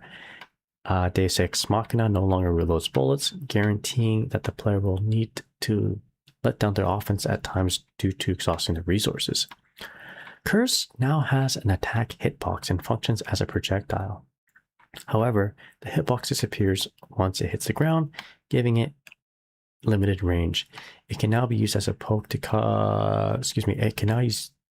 it can now be used as a poke or to cover for a time after entering the stance before it is possible to shoot. Curse now increases the damage of fire after touching the opponent and no longer decreases the time needed for the reticle to close in as it did before. When using Scapegoat, the clone now takes an attack instead of chaos. Is that how it always worked? When using Scapegoat, when using Scapegoat, the clone now takes an attack instead of chaos. However, the hit stop will be shorter when attack hits the clone, making it challenging to punish the opponent after their attack. These changes require a strategy based on replenishing resources by using steady aim from long range and then approaching with the at the ready stance active to transition into close range mix-up. This makes careful planning to control the flow of the match even more crucial than before. Okay, that's a lot to take in here. That is a lot to take in. Like, if we didn't already know that this character was getting reworked, and if we didn't already have speculations of the character, this is a lot. But what I am overall getting at is that Happy Chaos is like a two-step character, you know? He requires at least two steps to actually start working. Kind of like how Testament is with Stain State, how Dizzy is sort of with Fish, how Bridget is with Yo-Yo, right? And in the framework of how Strive is historically made, and how the meta has historically been shifted to, characters who don't have 2 steps, characters who only have 1 step to get to their win condition, they are usually the higher tier character. So Happy Chaos is getting put into that 2-step kind of zone, you know, and that 2-step category is how I'm seeing it. Before Happy Chaos was already loaded up with what he needed to do maximum damage to his game plan, basically get into his win condition. Now he needs to set up characters in Strive aren't as successful, generally speaking. So as opposed to, you know, like a big damage character like previous seasons Potemkin or previous seasons Gold Lewis. Whiff Gunshot is dead. Alexar, this is gonna be a big one. Yeah. Ascendivia, how's it going? What's up? Hope you're doing well. I am not gonna read any of this. I don't like. We'll just skim through it. But I'll just say, if I played Happy Chaos, I would not be very happy at all. If Happy Chaos carried me and my life depended on Happy Chaos being good and strong, I would not like this, of course. You know, there's some weird things that I was a little confused on, like the scapegoat. But I mean, this has been nerfed. Curse has been nerfed. Roll, like they didn't even mention it up above, but it's been nerfed. Focus has been buffed. Look at that. There's a buff there. But then again, like people probably had like frame killing setups with, you know, that involve this being 46 frames, so they have to change how they play, you know, on top of everything else. Jumping 2K, now activate with jumping heavy. Okay. Along with this, it can no longer be canceled from jumping P or K. Interesting. Okay, that's interesting. Very much so. I don't know why I said it like that. Oh, quite good, quite good. Very much so. I don't know. It's getting late. Pudding says, so the thing about clone is that it deletes hitboxes now, so you can't hit him with a poke through it. Okay. So you can't hit him with a poke through it. Wait, what? I thought that was always the case. So it worked like Fish before? Huh. Like before, you can hit him with 5H even with clone up. Oh, okay. I thought that was always the case. Maybe I never experimented enough with it. All right. Anyway, totally different character. We're not going to read this. Would I be happy if I played Happy Chaos? No. Moving on. All right. So for the video, for the VOD, for Vi, you know, you can all read this. Anyone checking out the video, the link will be in the bottom in the description. Go ahead and give it a good read. But these are obviously big nerfs overall to the character. All right, so here's a much simpler, straightforward character that I'm going to enjoy more reading, which is Biken. Yeah, good riddance is Pudding. Joe Mackey, how's it going? What's up? Lefthand's latest tweets are actually really positive, which is a bit alarming. Oh, Shirte, how's it going, man? What's up? It's really late right now. I'm gonna try to get through this. And honestly, I'm gonna be more engaged because as we go down the list of characters, they're gonna be characters that I have enjoyed myself, like Testament, Bridget, Unica, etc. My friend Tiger is crashing out. Tiger uppercut. Shiritai says, hi, Mr. Nagai. I was hoping to see your Dizzy opinions, but looks like I'm here too late for that. Hope you're doing well. I mentioned at the beginning of the stream, beginning of the patch reading, I went through Dizzy right away. I'm very happy. I'll tell you now. I also went through it middle stream. I'll probably do it again at the end, but I'm very happy with the JH change. That's my favorite thing about the patch notes so far. I'm not even joking about that. JH being a better air to ground. I'm already cooking up things about fish, like quote unquote programmable fish. So yeah, I'm having good ideas. Anyway, Tiger Pop, gotcha. So I'll have to watch a bunch of vids. I may try picking up again, fix a lot of quality life stuff like JH. Yeah, the system change that really affected her was the lack, or is the removal of wall slumps. So we're gonna be. I'm very sad about that because a lot of the setups that I've been working on for the last 3 weeks have been wall slump setups, but it's okay. We have JH now. All right. So biking. We have expanded our options for ground and neutral by making adjustments to crouching S, crouching heavy, and heavy version of Kabari as she tended to rely on far slash before. We've also adjusted crouching punch so that it serves a different purpose. Excuse me, we have also adjusted crouching punch so it serves a different purpose to standing punch. However, we have adjusted the situation on hit for the follow-up after H version of Kabari to reduce opportunities for Okizeme.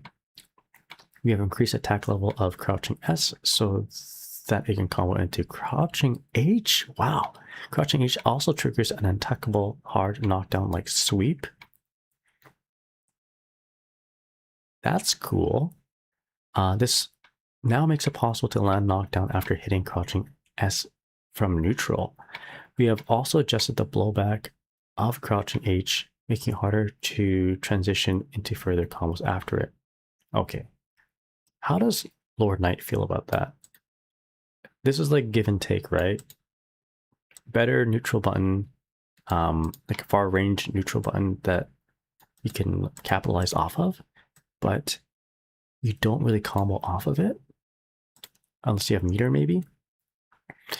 Anyway, we have decreased the attack level of crouching punch, which decreases the knockback on it, making it easier to connect to 6k.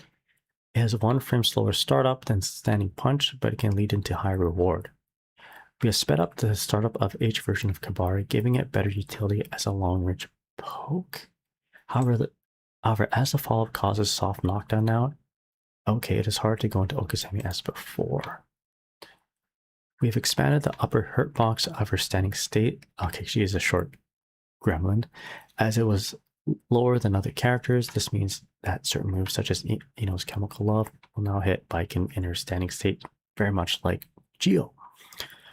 All right, so we just talked about that. Standing punch got slower. Crouching punch got an increased attack level with reduced knockback. So we can use it for Abare. 6P universal change. This is huge, I feel. 2S into 2H seems very good. What's the hurt box like for the crouching S? Is it disjointed? I'm not too sure. Anyway, that looks like a fun change. Escabari change, okay. So made it faster. So they didn't address that at all upstairs. So frame advantage of hit though. Oh, it increased, and frame advantage on block increased too. Oh, okay.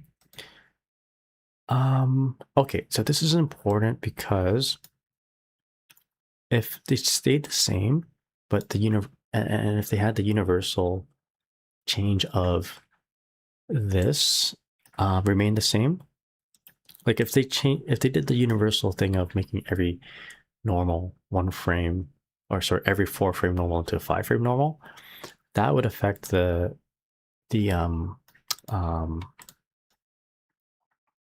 situation you have after Escabari, which you'd be able to throw her basically.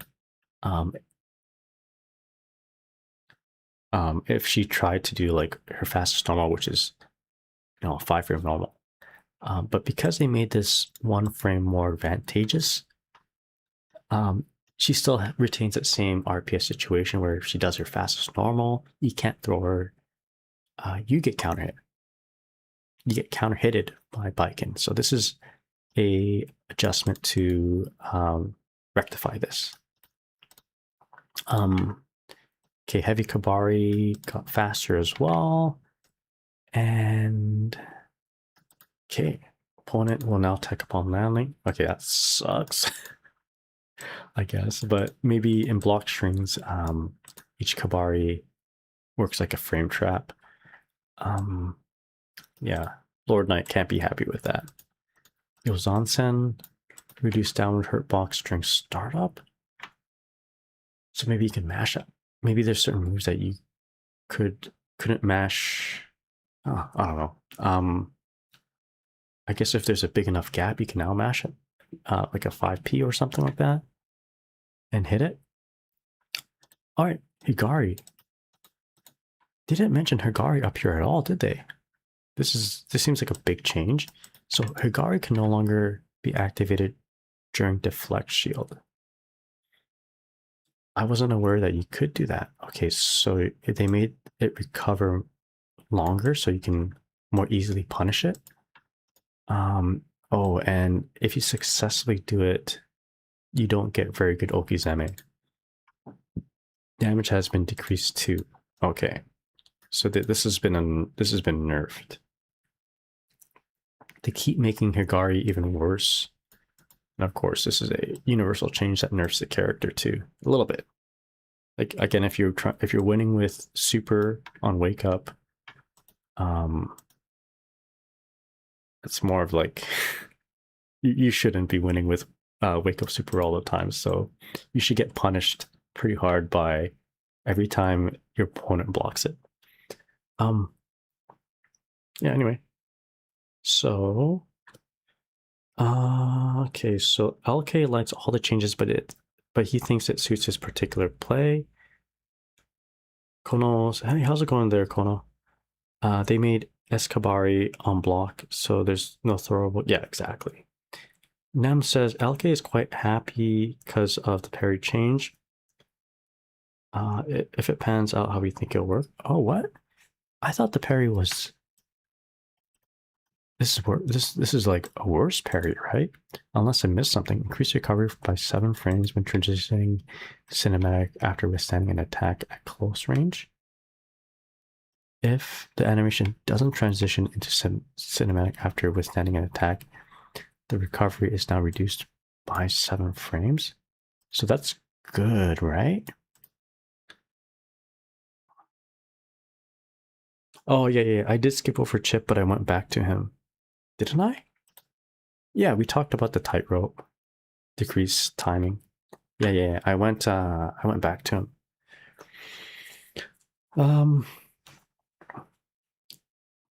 GCP and far parry buff. Far parry, okay.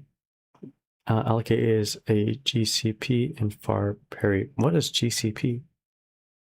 Yo, Deathblood, how's it going? I'm doing pretty good. It's pretty late right now, almost 4 o'clock in the morning, and we're getting through this. All right, so you know what? If LK is happy with this, then this must be mostly positive changes. I like the crouching S to crouching heavy. If I was a Viking player, this would be my new favorite button, crouching S. This is nice too. Crouching P into 6K. Excuse me. Yeah, maybe this makes my block strings a little bit less fake. So that's nice. And from what I'm understanding, a far parry has been buffed. And we shouldn't be super rewarded by successfully parrying on wake up. So like having it easier to get punished it might be a healthy thing, you know, healthy dose of a reality check so that we don't do this often. I think this is mostly positive, right? This is a nerf. Everyone's getting hit with this nerf, buff, whatever. Buff doesn't really do any much. This is just, you can just ignore this basically. Buff, nerf, nerf, but I don't think it matters a whole lot. I think I'd be happy if I was biking. I think I'd be happy with this. So I think this is good. Vanguard, how's it going? What's up? Yes, I am live. I'm trying to get through this. Oh, guard cancel. Oh, I see. Who the F is Lord Knight? Are we going down alphabetically?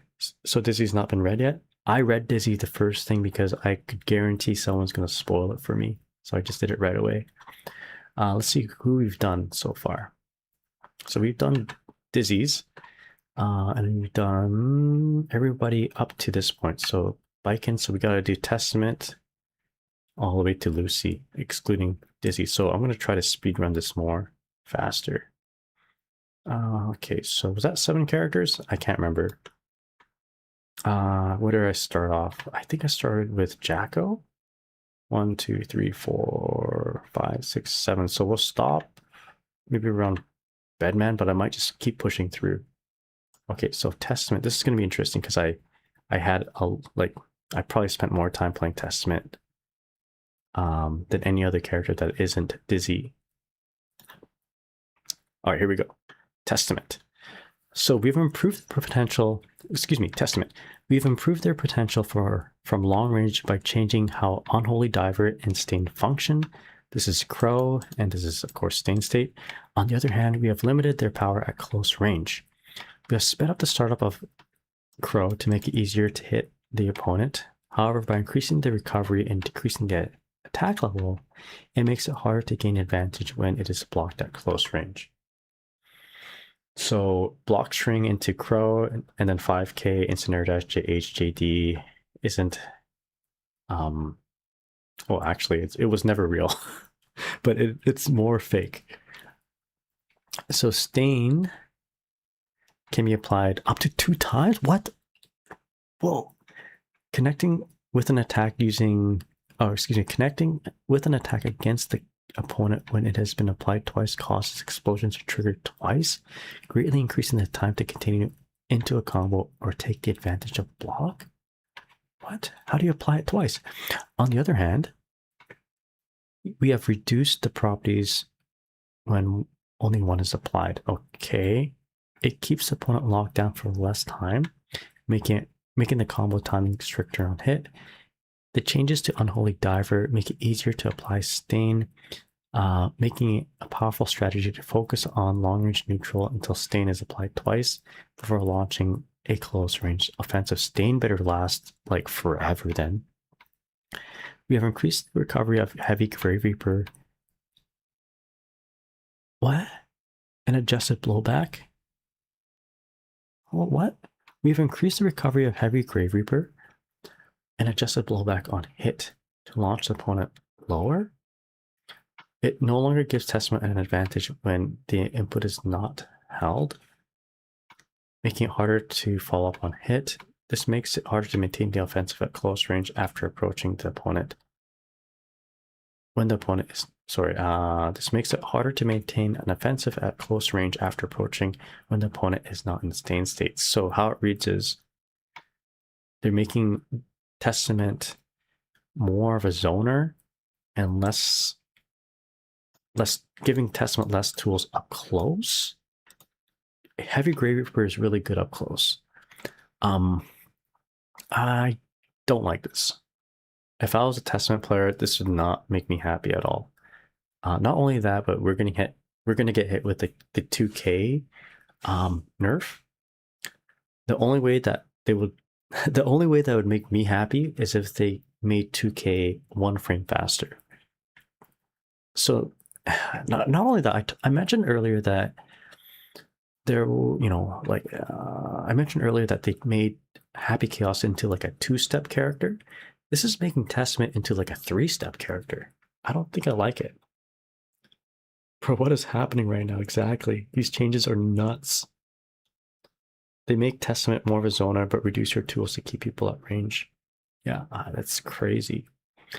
Please tell me Crouching K gets at least 1 frame faster. It doesn't. Okay. So this is a nerf. This is a nerf. This is a strange change. Nobody asked for this. Making JK more active.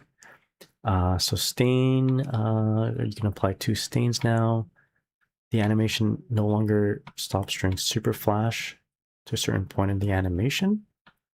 This adjustment aims to reduce the occurrence of continuously of continuous hits failing when red ribbon cancel is activated during count. I don't even know what they mean by this. Hit stop changed and decrease launch height. That is bizarre.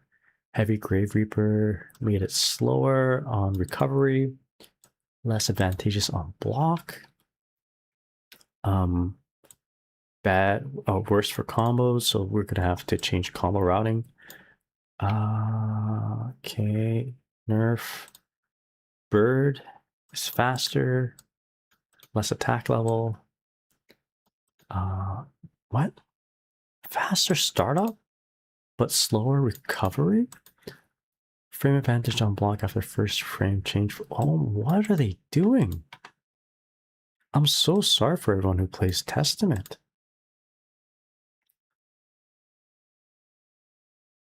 Testament is not a cool character no more.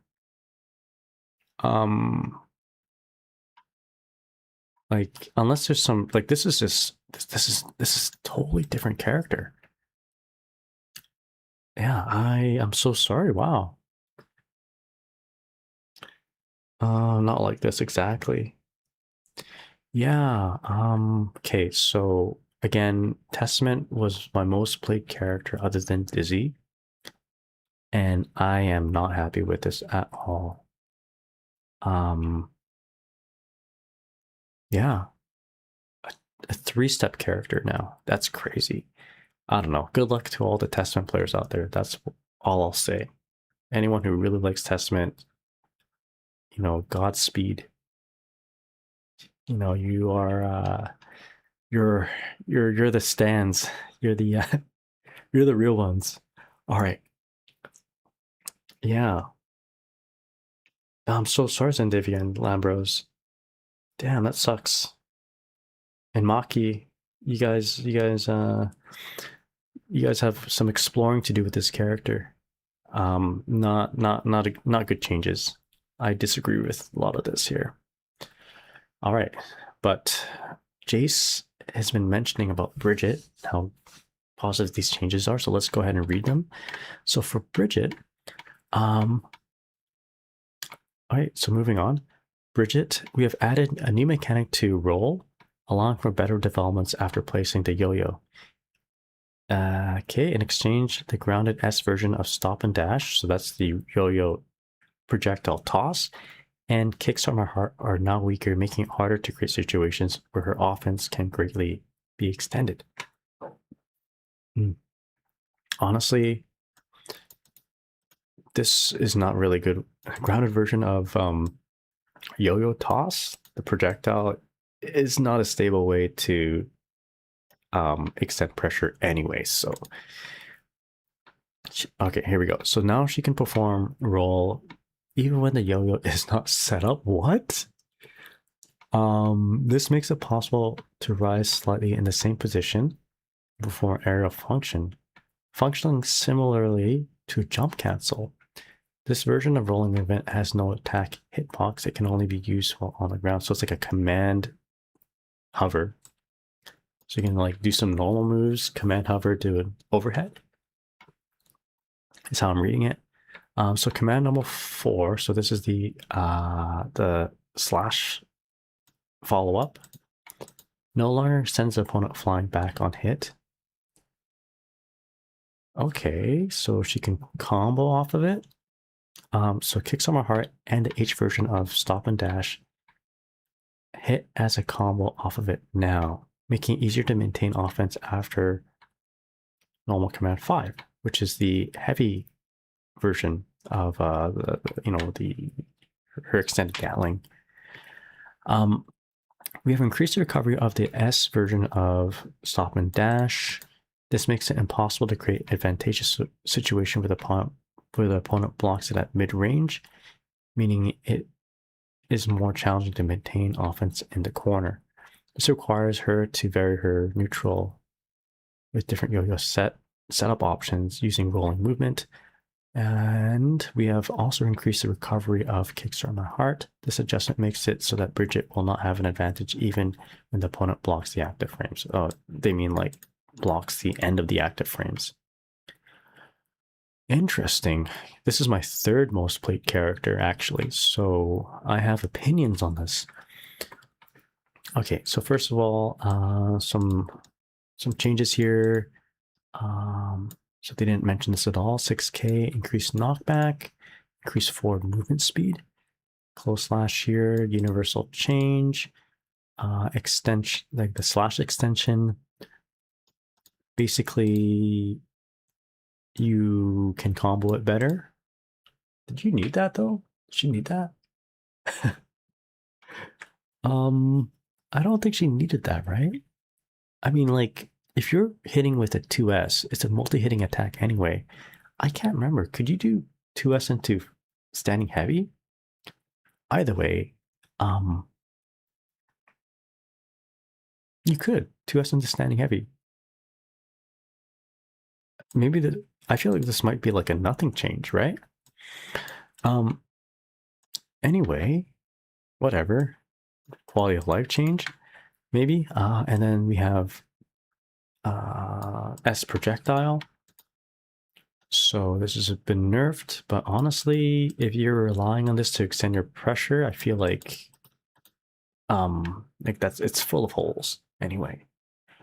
Rolling movement, this is interesting. You can just do it with the yo-yo not there, and you just do like a command jump, I guess. Starships has been nerfed, and Kickstart My Heart has been nerfed too. So this is this has been pretty gimmicky, you know, like they would Bridget player would knock you down and do like a normal speed and then a slow speed Kickstart My Heart, like just deaccelerate so you hit on the active frames, like the later active frames. So I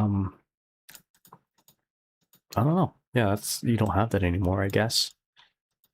But I think overall, if I was Bridget, I'd be pretty happy to kind of play around with this here. Grounded rolling movement. These follow-up changes though, I don't think they make that big of a difference. Jace, correct if I'm wrong, but like I thought you could just 2S into 5H and you're going to be okay with comboing your opponent. You didn't need to like do 2S into like the extended S Gatling. Is removing wall bounce bad? That's a good question. I guess I never relied on that. Removing wall bounce bad. Yeah, I'm not too sure. Huh, weird. Konana, what's up? How's it going? But this is interesting. This is interesting here. Increased knockback of 6K. Yeah, I think, yeah. Given that she didn't like get big nerfs like other characters, I feel like Bridget is basically getting out of this unscathed, right? I mean, I guess you miss out on the wall assault stuff, right? So she can't like wall assault into yo-yo set and continue her pressure no more. But I think removing wall assault in general helps her out because she doesn't have to deal with like behemoth typhooner getting white wall assault or whatever. Anyway, my overall thoughts, I think she gets out pretty okay, all things considered. Feel like a lot of these are like nothing changes. And she's got some new kind of tools to play with, I think. Yo, Max Homies, how's it going? What's up? Yeah, or yeah, exactly. Or into red wall assault, into wall break positive bonus from like anywhere on the screen. All right, so let's go ahead and read Sin real quick. So Sin, I'd say pretty problematic character for Dizzy. Not because he doesn't do his homework, but because he's just a very rush downish kind of character. So let's see what changes they made to Sin. All right, so okay, so we have reassessed the properties of still growing to make it possible to play aggressively using stamina often. Still growing, is that to eat? That's food, right? In exchange, we have reduced the strength of actions that cost stamina to prevent his combos from dealing excessive damage. Still growing no longer provides random powers, instead increasing stamina gain rate for duration. Oh, okay, functional. It also reduces the cooldown time before you can gain more stamina that occurs after using stamina. Wait, what? It also reduces the cooldown time before you gain stamina that occurs after using stamina. Okay. By using it, it lulls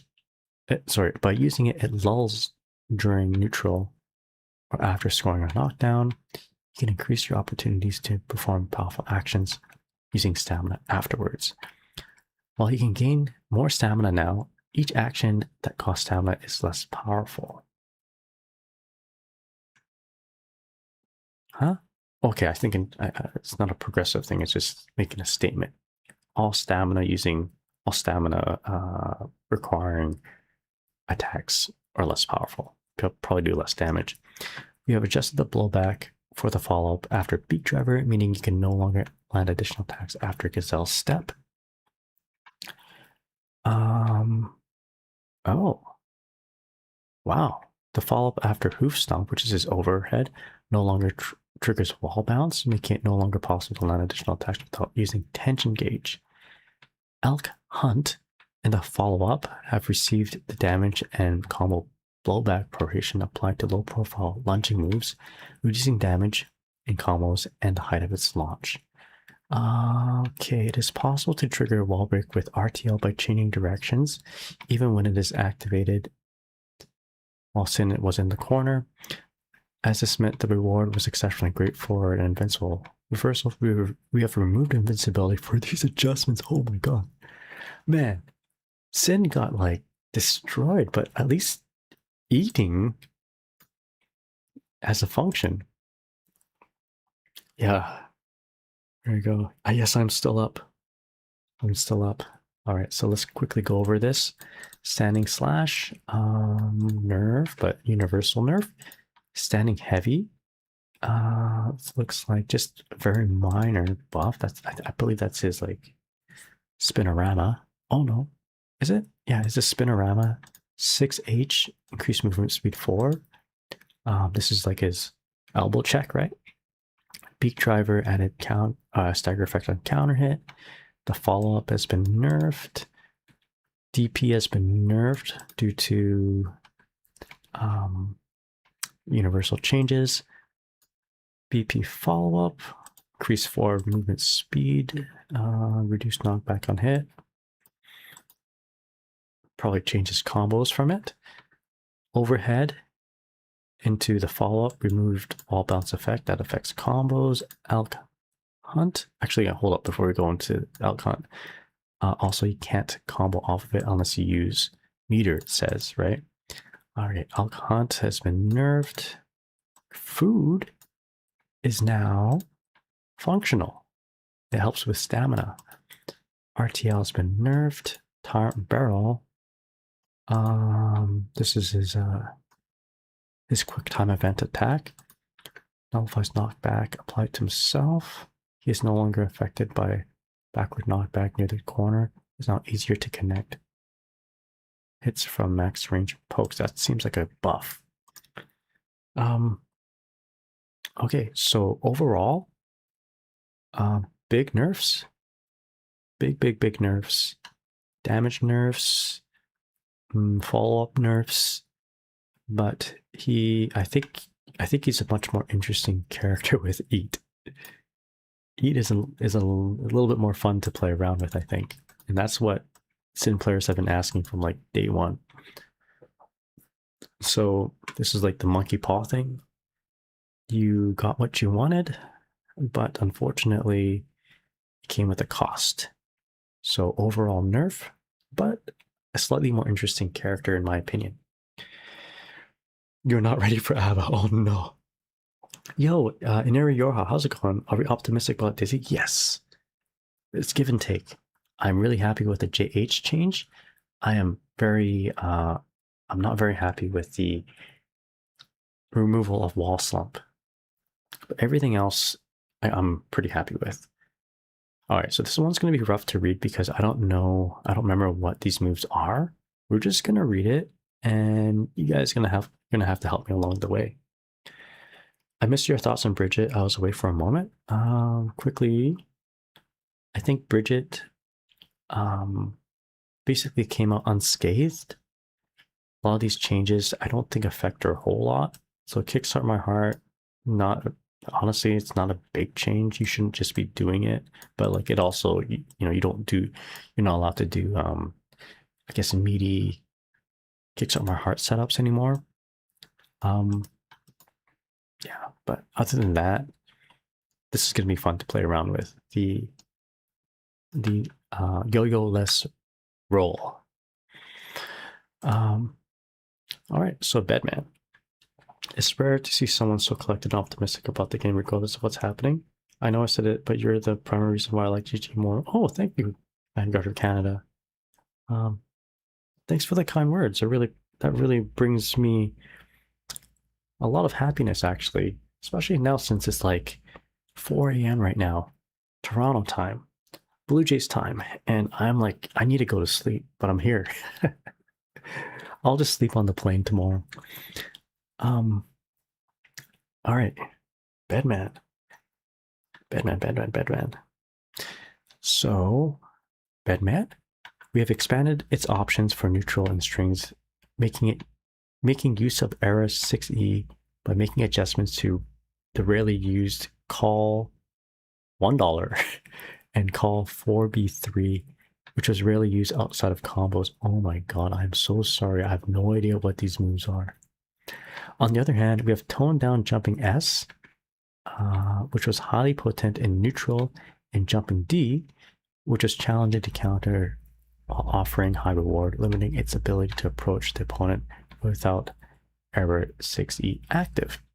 Call 0 times $1 now powers up the currently active Error 6E effect. The follow-up attack triggered is more powerful than the standard version, while not as potent as Call for CC. Fuck my life. By using it during lulls in neutral and after scoring a knockdown with 6H, you can apply formidable pressure. I need a visual of these moves. Is this like, which one's the projectile? Which one's Beyblade? Which one's, the slow slam? Anyway, call 4B3 can now be held to halt action midway through. That must be the slam bam. This makes it possible to activate Era C with only a short action, allowing you to maintain Era 60 outside of combo situations. So this is the recall, right? The follow-up attack, the follow-up special. We've reduced the horizontal hitbox of jumping S, reducing its ability to draw the opponent in. This makes it harder to enter close / range after it is blocked, reducing its ability to maintain offense. Jumping JD can no longer be cancelled with a jump or movement command, or command movement. This means you will lose your turn on the offense if it is blocked without Error 6E active, making it more challenging to extend pressure while performing mix-up. We have also adjusted the launch on hit, making it possible to connect crouching P, then call 4B3 on hit. Oh my goodness, these moves. Okay, so from what I can understand, JS got nerfed. JD got nerfed. All right. Yeah, let's see. I think okay, this is better. At least we have the buttons. I think I can understand which ones these are based on the command inputs. Okay, so here we go. Close slash nerf 6p overall change, standing heavy, reduce horizontal blowback after ground bounce. It seems like it's better for combos. JS got nerfed. Wait, strengthening the vacuum effect? That seems like a buff. Oh, that probably means you can get grabbed easier. JD got nerfed, as we mentioned above. So this is the ice cream cone projectile. The follow projectile enhanced now disappears if Bedman enters hit stun. Okay, I didn't know it stayed out. This is Beyblade, I believe. Animation can now be interrupted with S after startup. What? When interrupting the animation at the earliest time, the duration. This is Beyblade, right? Of course, I go for S. Yeah, right? Yeah, boy, how's it going? Close slash nerf is universal. Yeah. Yeah, it's Beyblade. So you can just like, okay, what's the follow-up for Beyblade? Beyblade, and then is it the fire explosions? Horizontal fire explosions. I think that's the Beyblade follow-up, right? Okay, so you can just like do it at far screen neutral, just like interrupt it, and then just load up some firepower. You know, this stuff here. Well, that's not it. So this is the slam, big slam, slamoo, right? Big slamoo, error 6E projectile enhanced now disappears. Okay. Yeah, that's kind of annoying that the bomb that comes after stays out even after you hit Bedman. So course local back P. What's that? I think that's the recall, right? Delay the time when he starts falling. One of them is like you reload it, right? And one of them you retain. The retain error 60 is now enhanced. What? Wait, what? Like as if you did your install? Huh? Call now powers. Oh, that's interesting. That's fun. Okay, so you can retain it and then it becomes enhanced. The fall attack triggered is more powerful in the standard version. Well, not as potent as. Okay, no, this is the super, right? This is the. Whoa. You scared me. Yeah. I got jump scared there. I guess because I don't have music, right? Well, where was I? So it's kind of like it's like level 2. Well, call 4cc is level 3. Yo, Tanoshi, thank you so much for the follow. Really appreciate it. You like almost gave me a heart attack. Shh, I'm trying to be quiet because I'm in a hotel. But thank you so much. Okay. How much do we have left? That's a good question. So that's Bedman. So let's talk about this really quick. Summarizes. If I was a Bedman player, if I was a Bedman player, I would not be happy with these two changes. But really, the enhancing your follow-ups seems pretty interesting. I think I'd be pretty happy with that. I think I would feel like this was too strong of a buff from before, and this is kind of strong as a buff before as well. I guess it does change a lot of mix-up options though, so I'm a little bit bummed out about that if I played Bedman. But then there's probably like a treasure trove of different things you can do with like charging up your follow-ups. I'd be interested to find out like what else you can do. Like as a lab monster, I think it brings me joy to have more toys to play with. So I'd like it. I did not expect that. You scared me. How's it going, Tenoshi? Hope you're doing well. You got me awake. Happy Chaos can shoot from his gun. Yeah. Anyway. Yeah, the enhancement may be good. We don't know, but the frame nerfs mean our zoning is much worse, and we're DP unsafe off of 2H again. Oh, okay, I see.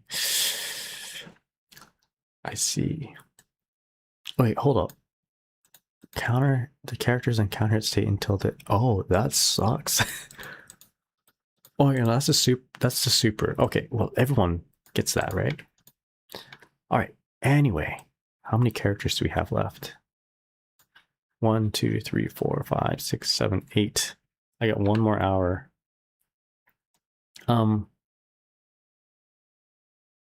We already went through Dizzy. Oh boy. All right, let's do this. Oh boy. All right, so here's the thing. Asuka is pretty complicated as it is. I am not going to go ahead and read all this stuff here. Let's read the overview and then just move on. Another completely reworked character, and unfortunately we're running out of time here, so I have to be quick. We'll put our thoughts in the end. Okay, so Asuka excels in explosive attack power once he sets up his offense. However, he was able to force the opponent to block for an extended time, and it was very challenging for the opponent to take their turn back if Asuka managed his resources effectively. While we are aware of how highly challenging it is to manage his resources, it became more common to see these situations in high-level matches as players became increasingly advanced. We have reduced his abilities to replenish mana, making it harder to continue a one-sided offense. In exchange, we have made it easier. We have made it easier to play him by making some spells available at will with command inputs. Okay, we have removed the versions of recover mana that cost tension gauge and health, keeping only the version that restored the smallest amount of mana. We have also toned down the effect of spells and reduced mana cost or recovered mana directly while decreasing the amount of spells in each test case. We have also increased mana cost of spells with attack hitboxes. These changes make it more likely to exhaust all of your mana in matches, thus losing your turn on the offense. It is not possible to cast spells that cost more than your remaining mana, thus willingly entering the exhausted mana state. Okay. Bookmark now simultaneously discards and obtains spells. It previously required 2 inputs to manage spells at hand, but now can be performed with 1 input, greatly reducing the time required to manage spells. Down on Punch or Down on Kick performs his new special move, Chant. This new special move is a spell that will set up a scepter corresponding to the current selected test case. For example, test case 1, selected, down on P sets up shooting time stretch accelerate, and down on K sets up shooting time stretch decelerate. This makes it possible to place a scepter at will that will require This makes it possible to place a scepter at will that will work in synergy with the current spells and mana available. Performing Chant with all spell slots empty now activates a short-range projectile. The spell cannot be cancelled into other actions and causes little blowback on hit, making it challenging to combo with. However, it does not cost any mana and can be used when mana is fully expended, meaning it can be used to cancel moves with extended recovery such as standing heavy or sweep to cover vulnerability regardless of your current mana situation. 6H, which I believe is the overhead, was easy to hit while confirming Asuka's spells at hand and challenging for the opponent to see coming.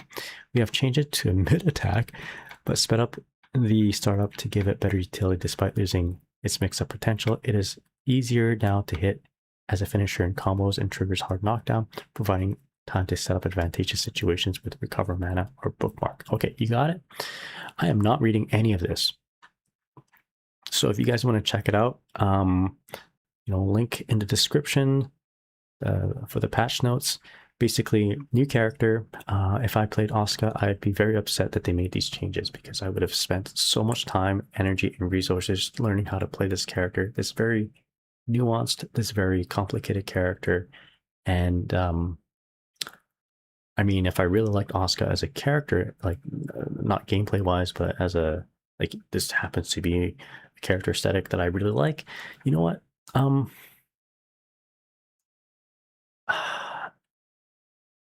I mean, if that was the case, I would have also spent a lot of time and effort working on making this character work, right? It's just a totally different character. I don't think I'd be happy playing this character, but I think the character himself is in a better place. Yeah, that's what I think. And do rising JD, 20 frame rising JD. Yeah, so this changed into mid attack. You guys know how much I like standing overheads that are grounded. So not a fan of that. But yeah, anyway, new character. Asuka's just a bully, sorry, not sorry. Fair enough. Sonic, hope you're doing well. 6H was easy to block, not gonna lie. I think, yeah, there's a lot of, yeah. If you're just paying attention to it, it's a pretty slow overhead. 25 frame overhead, that should be blockable. So if you're getting hit by it, in fact, if he's opening up the opponent with it, I feel like that should, I don't know. Let me just put it this way. If I was winning with a 25 frame overhead and like online and in my locals, I'm probably gonna get destroyed once I get into a tournament, or maybe if I get out of pools. That 25 frame overhead isn't going to be as effective. So it can get you places, but it won't get you too far. But yeah, anyway, hope you're all doing well. Yeah, 28 frame against crouchers. Yeah, so it's a pretty slow overhead. All right, so Johnny. All right, so Johnny, what time do we have? It's 4:20 right now. I'll try to be quick here. So Johnny. We reassessed the properties of the S version of Deal, which was rarely used, improving its ability to apply pressure from neutral. We have also improved the properties of his 6H and crouching S to make it easier to connect with attacks. We've improved controls for him by reducing the difficulty of certain techniques using dash. In exchange, we have adjusted misfire to reduce the benefit on counter hit. So you can't do that. You can't do counter misfire into Deal or whatever it is super. We have changed the trajectory of the card from the S version of Deal, now tossing it to a farther position than the K version. All right. Okay. Hold on, let me reread that. We have changed the trajectory of the card from the S version of Deal, now tossing it a farther position than the K version. As it places the card behind the opponent, it creates situations where the opponent struggles to move away. We have extended the range of 6H and now launches the opponent on grounded hit. On hit, you can approach with Vault or combo into Joker Trick, opening up greater potential than Misfire on hit. Crouching S also has an additional range, making it easier to hit the opponent as they attempt to approach you while adjusting your spacing. His dash was previously possible with, his dash was previously possible. Am I reading that right? It's so late right now. His dash was previously possible to cancel with a jump during startup, and it can now be canceled into special moves. Okay. Previously, this was a technique to cancel the startup of the jump mid-dash into a special move to perform with an added momentum, but this makes it easier to perform. Okay, so you don't need to like dash cancel into a move, you can just do it. You still have to be really quick with it, but I guess with the dash macro, it's not too bad. Misfire no longer triggers slowdown effect on counter hit, reducing the benefit possible on hit. This addresses how powerful it was against opponents with projectiles in particular. Okay. Oof, I am tired. I'm so tired right now, but let's keep going. Okay, so now this is a pretty big change. You can cancel his moves into special move without needing to dash cancel. Could you? Was that a thing in Stride before? I know that's a thing in Xrd. So extended range of close slash makes this a better combo tool. Reduce knockback. Same with this one. Miss finer ground. Counter hit effect removed. Okay, so you can't go into your super. Okay, Miss Finer added a follow-up hitbox to the lower part of the hip. Okay, that's weird. Getting turned up. Some issue. New S version of deal. Oh, here we go. And Sanga, more active frames. Made it easier to carry momentum. I guess dash into Nsanga. Maybe it goes forward more.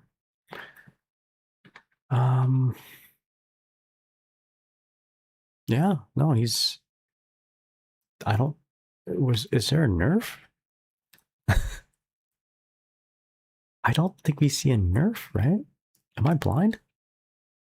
I guess wall assault being removed is sort of a nerf. No, I think he's in a good place.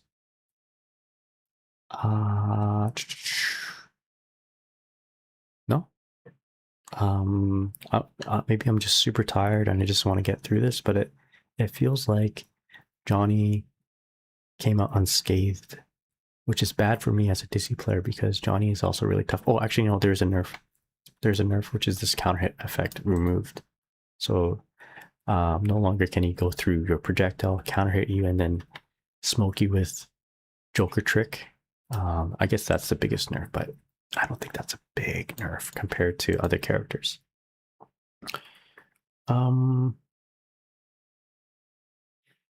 All right, so no more meterless combos from counter hit misfiner. Yeah, it came out pretty okay. All right. So Alfelt. Okay, so we're almost done here. Alfelt, we added a new mechanic to Miss Charlotte to expand its utility in neutral and strings. It is also easier to use up high as a mix-up against opponents who have invincible moves. On the other hand, we have revised the composition of combos and strings to make it harder to loop her mix-up. We've also toned down her moves that offered high reward with lower risk. Miss Charlotte, I believe that is her Bridal Express, can be held to trigger a second hitbox, second attack hitbox. It performs one hit from the bullet trajectory. Oh, no, sorry. No, Miss Charlotte is her projectile.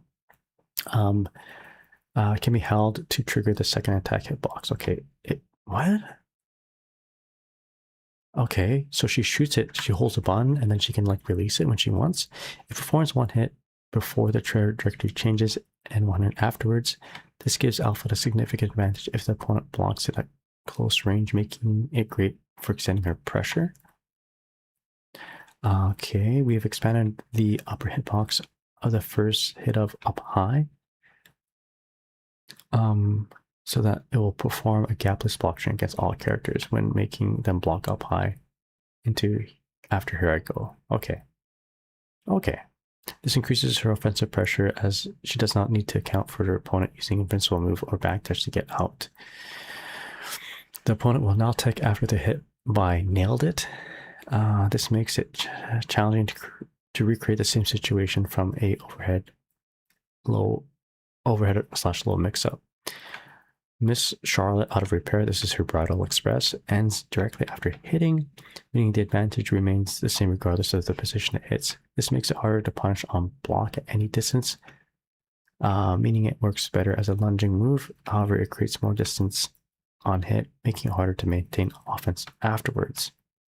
We've decreased the movement speed of Bonbon Chocolat, and decreasing the forward distance covered. This tones it down as it was powerful option in mix-up and to beat out opponents' pokes, while providing a high reward on hit. It no longer works as a cross-up unless use at a closer distance. Okay. So universal changes, universal change, 6H, expand her box, downward during startup. Miss Charlotte, all guns, projectiles with different properties now fires when holding the button. When holding the startup is, oh, you can just like, what? I don't get it. You can just hold it? Like you can hold the button and then you let it go. That's when it shoots. I don't get it. Yo, Gunya, how's it going? Personally, I think if you exclude Asuka and Happy Chaos Reworks, I think Faust is the loser of this patch. I can't remember. Anyway, let me keep reading this, and I'll answer your questions. Who do you think got hit the hardest so far? My brain is so fogged right now. It's so late. All right, so recovery changed. Not just into recovery when touching the opponent. So okay, it's more consistent. So frame advantage of block is -4. So it doesn't matter whether you hit it early or late. The Pineberry, okay, so it's harder to get behind the opponent. Here I go. S-string lollipop chain. So that's just the extra hop. Added stagger effect. So up here I go, change from 20 to 17. So again, it makes it more airtight, I suppose. The overhead, expand hitbox and hurtbox downward for the initial hit. Nailed it, which is the heavy shot ender. Opponent will now tech upon landing. Okay, so it's not a hard knockdown, so that's a nerf.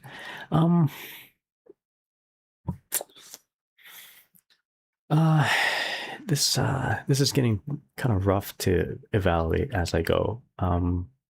I think this was a gimmick. If I was Alphalt, if I was an Alphalt player, do I like this? I don't know. I need to play around in the lab to see these changes here a little better. But you know, obviously you don't like this. You lose your hard knockdown. Does this mean it's more consistent? This is a little bit more airtight, but you're just going from a mid to a mid.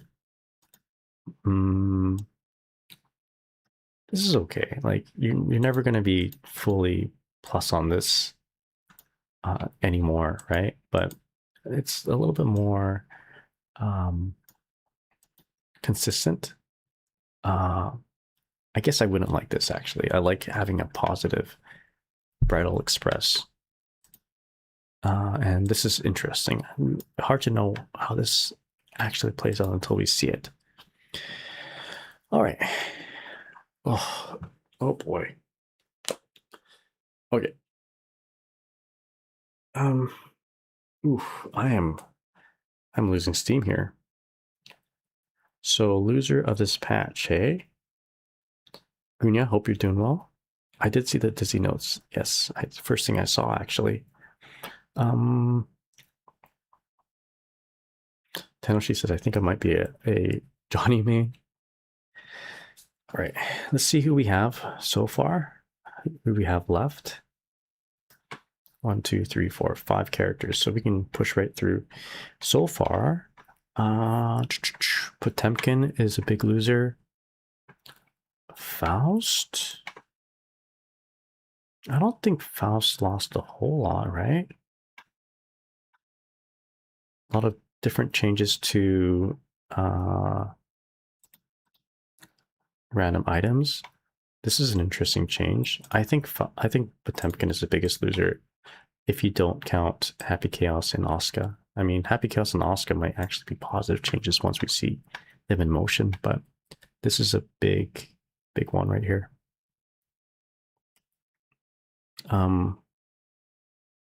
This one here too, this guy. Oh, ABBA. Oh no, Testament has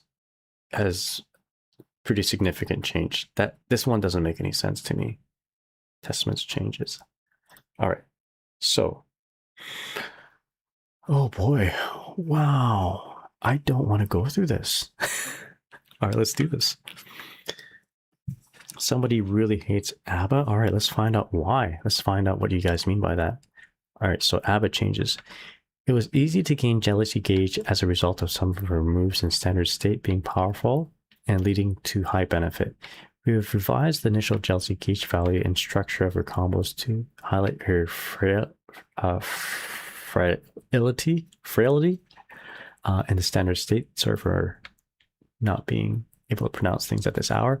We have also increased the risk upon exiting jealousy rage, making it more crucial to manage the jealousy gauge. Yes, Testament got sniped for some reason, for no reason. Standard state. We have reduced the initial value of jealousy gauge at the start from 50 to 25. Oh, wow. This makes it necessary to gain jealousy gauge from neutral in standard state before you can achieve powerful jealousy rage state.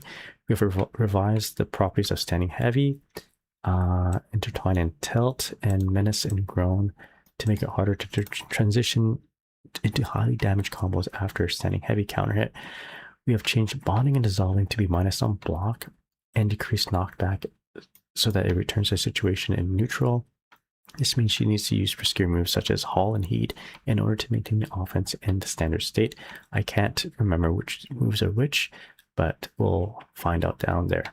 Jealousy Rage. It is impossible to block during the ending animation when Jealousy Rage is exhausted. Wow. This makes it necessary to strategically use a move with extended block stun if you're unable to safely exit the bonding and dissolving or changing and swearing. When returning to the standard state with changing and swearing, I think that is your key. Some of the jealousy gauge spent is returned. We have decreased the amount of the gauge returns. Previously, it restored 50% of the expended jealousy gauge, but it has been decreased to 25%. This restricts the potency of exiting jealousy rage with changing swearing and transitioning back into jealousy rage by using changing swearing again. We have decreased the advantage of ABBA. The law is key in case king is blocked. That is her projectile super. It comes from the ground, right? It still leaves her an advantage when blocked, but it's hard to go on the offense when it is blocked at long range. These changes decrease the opportunities to enter jealousy rage, so we have improved the utility of some moves in the standard state. She now struggles to finish the match in one fell swoop, requiring a careful strategic approach between switching modes. We have expanded her upper hurt box of her standing state as it was lower than other characters. Okay, so like Biken, like Geo. Okay, I'll be really quick here. I gotta go. Lots of different changes. So this is regular. Everyone is sort of being affected by this. Start up here. Box for standing is, I mean, without even reading this, like the gist of up here is totally, she's nerfed. I don't think there's any positive changes unless we can like kind of look through this in great detail. I am not going to go through this. This is a lot of stuff, but I basically said what I said in the overview.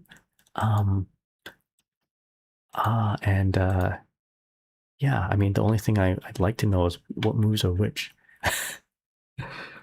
There's nothing redeeming in the notes either. It's all bad. Okay, so I'll just end it off with she got pretty big nerf. We'll go back to this in a bit here, but I think it's pretty obvious that she's not in a good place.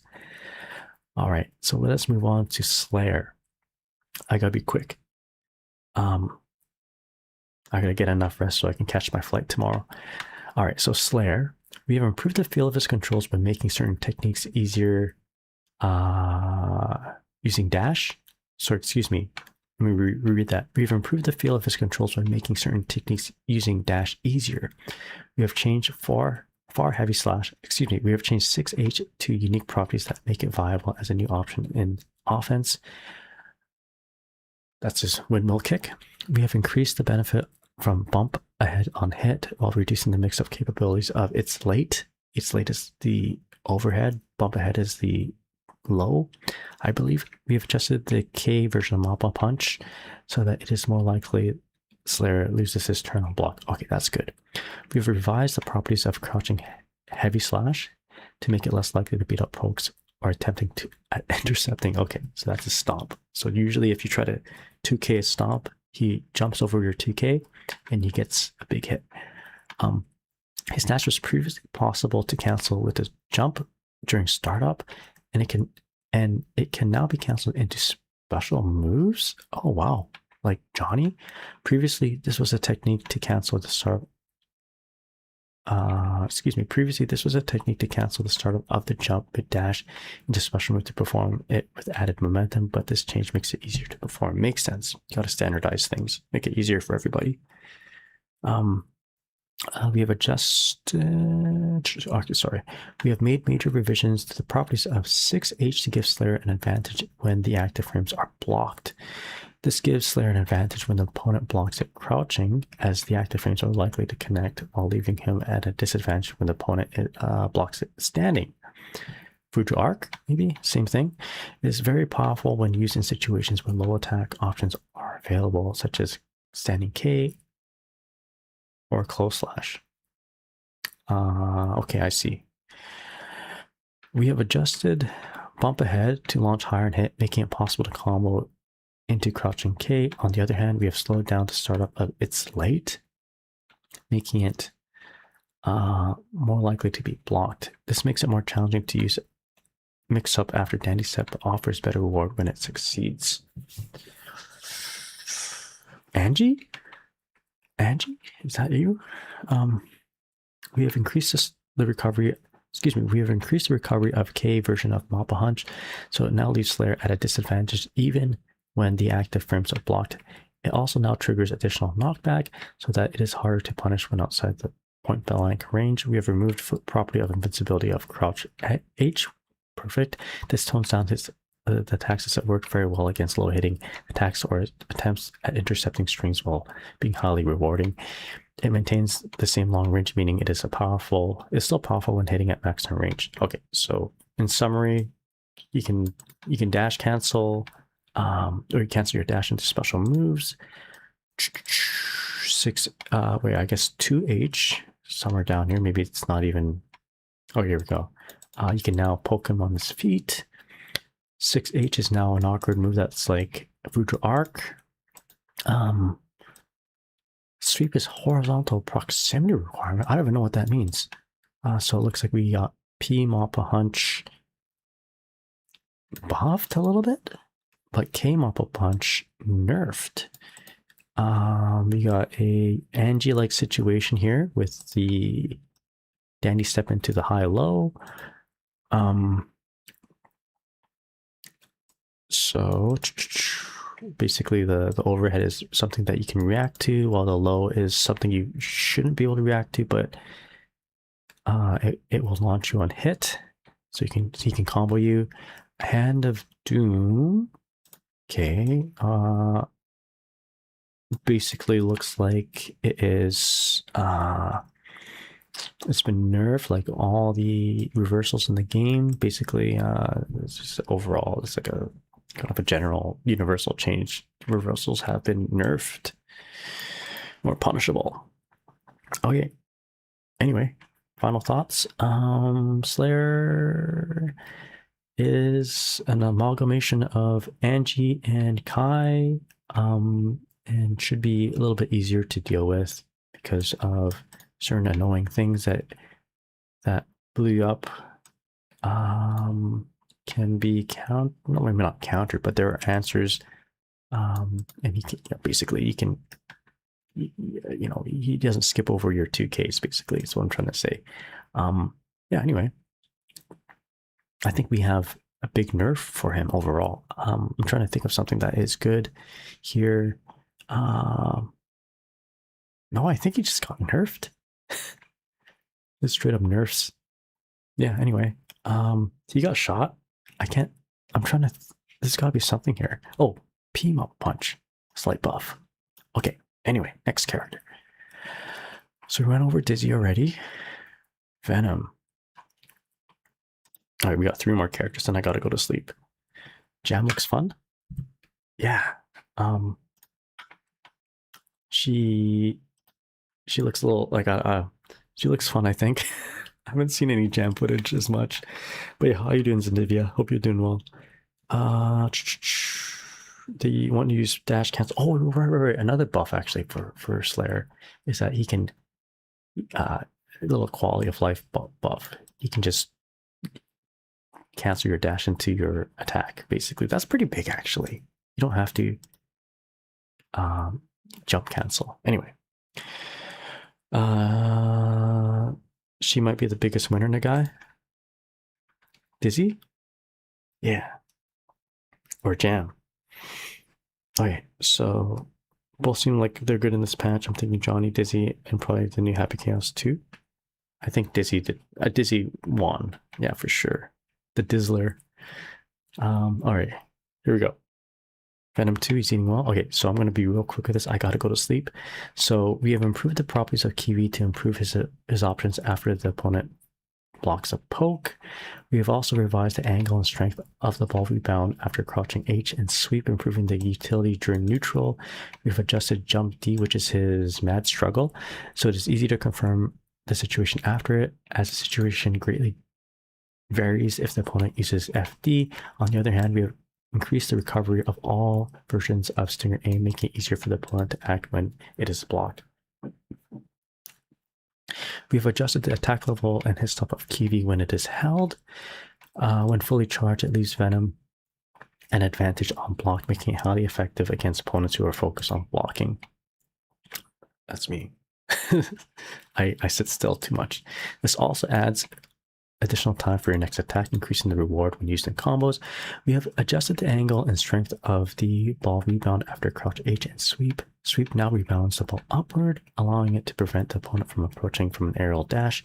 The angle of the ball rebound after crouch H remains similar to before, but now it moves with more force, making it effective as a poke against opponents at the air at long range. It was previously uncertain whether jump D would be, it was previously uncertain whether jumping D would form a gapless block string with the H version of Carcass Raid, depending on how the opponent blocked. With these adjustments, we have changed the effect of the final hit to make it possible to continue the combo into crouching K, or other moves, even without canceling into heavy Carcass Raid. Okay.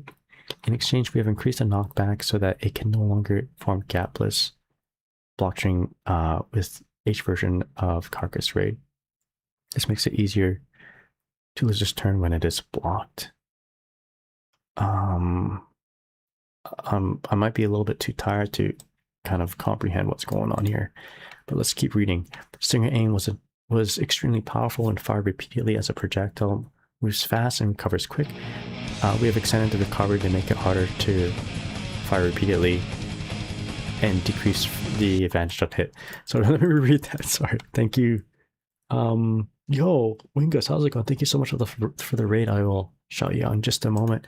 Stinger Aim was extremely powerful and fired repeatedly as a projectile fires, moves fast and recovers quickly. We have extended the recovery to make it harder to fire repeatedly and decrease the advantage on hit. How are you doing there, Wingus? Hope you're doing well. Thank you so much for the raid. Really appreciate it.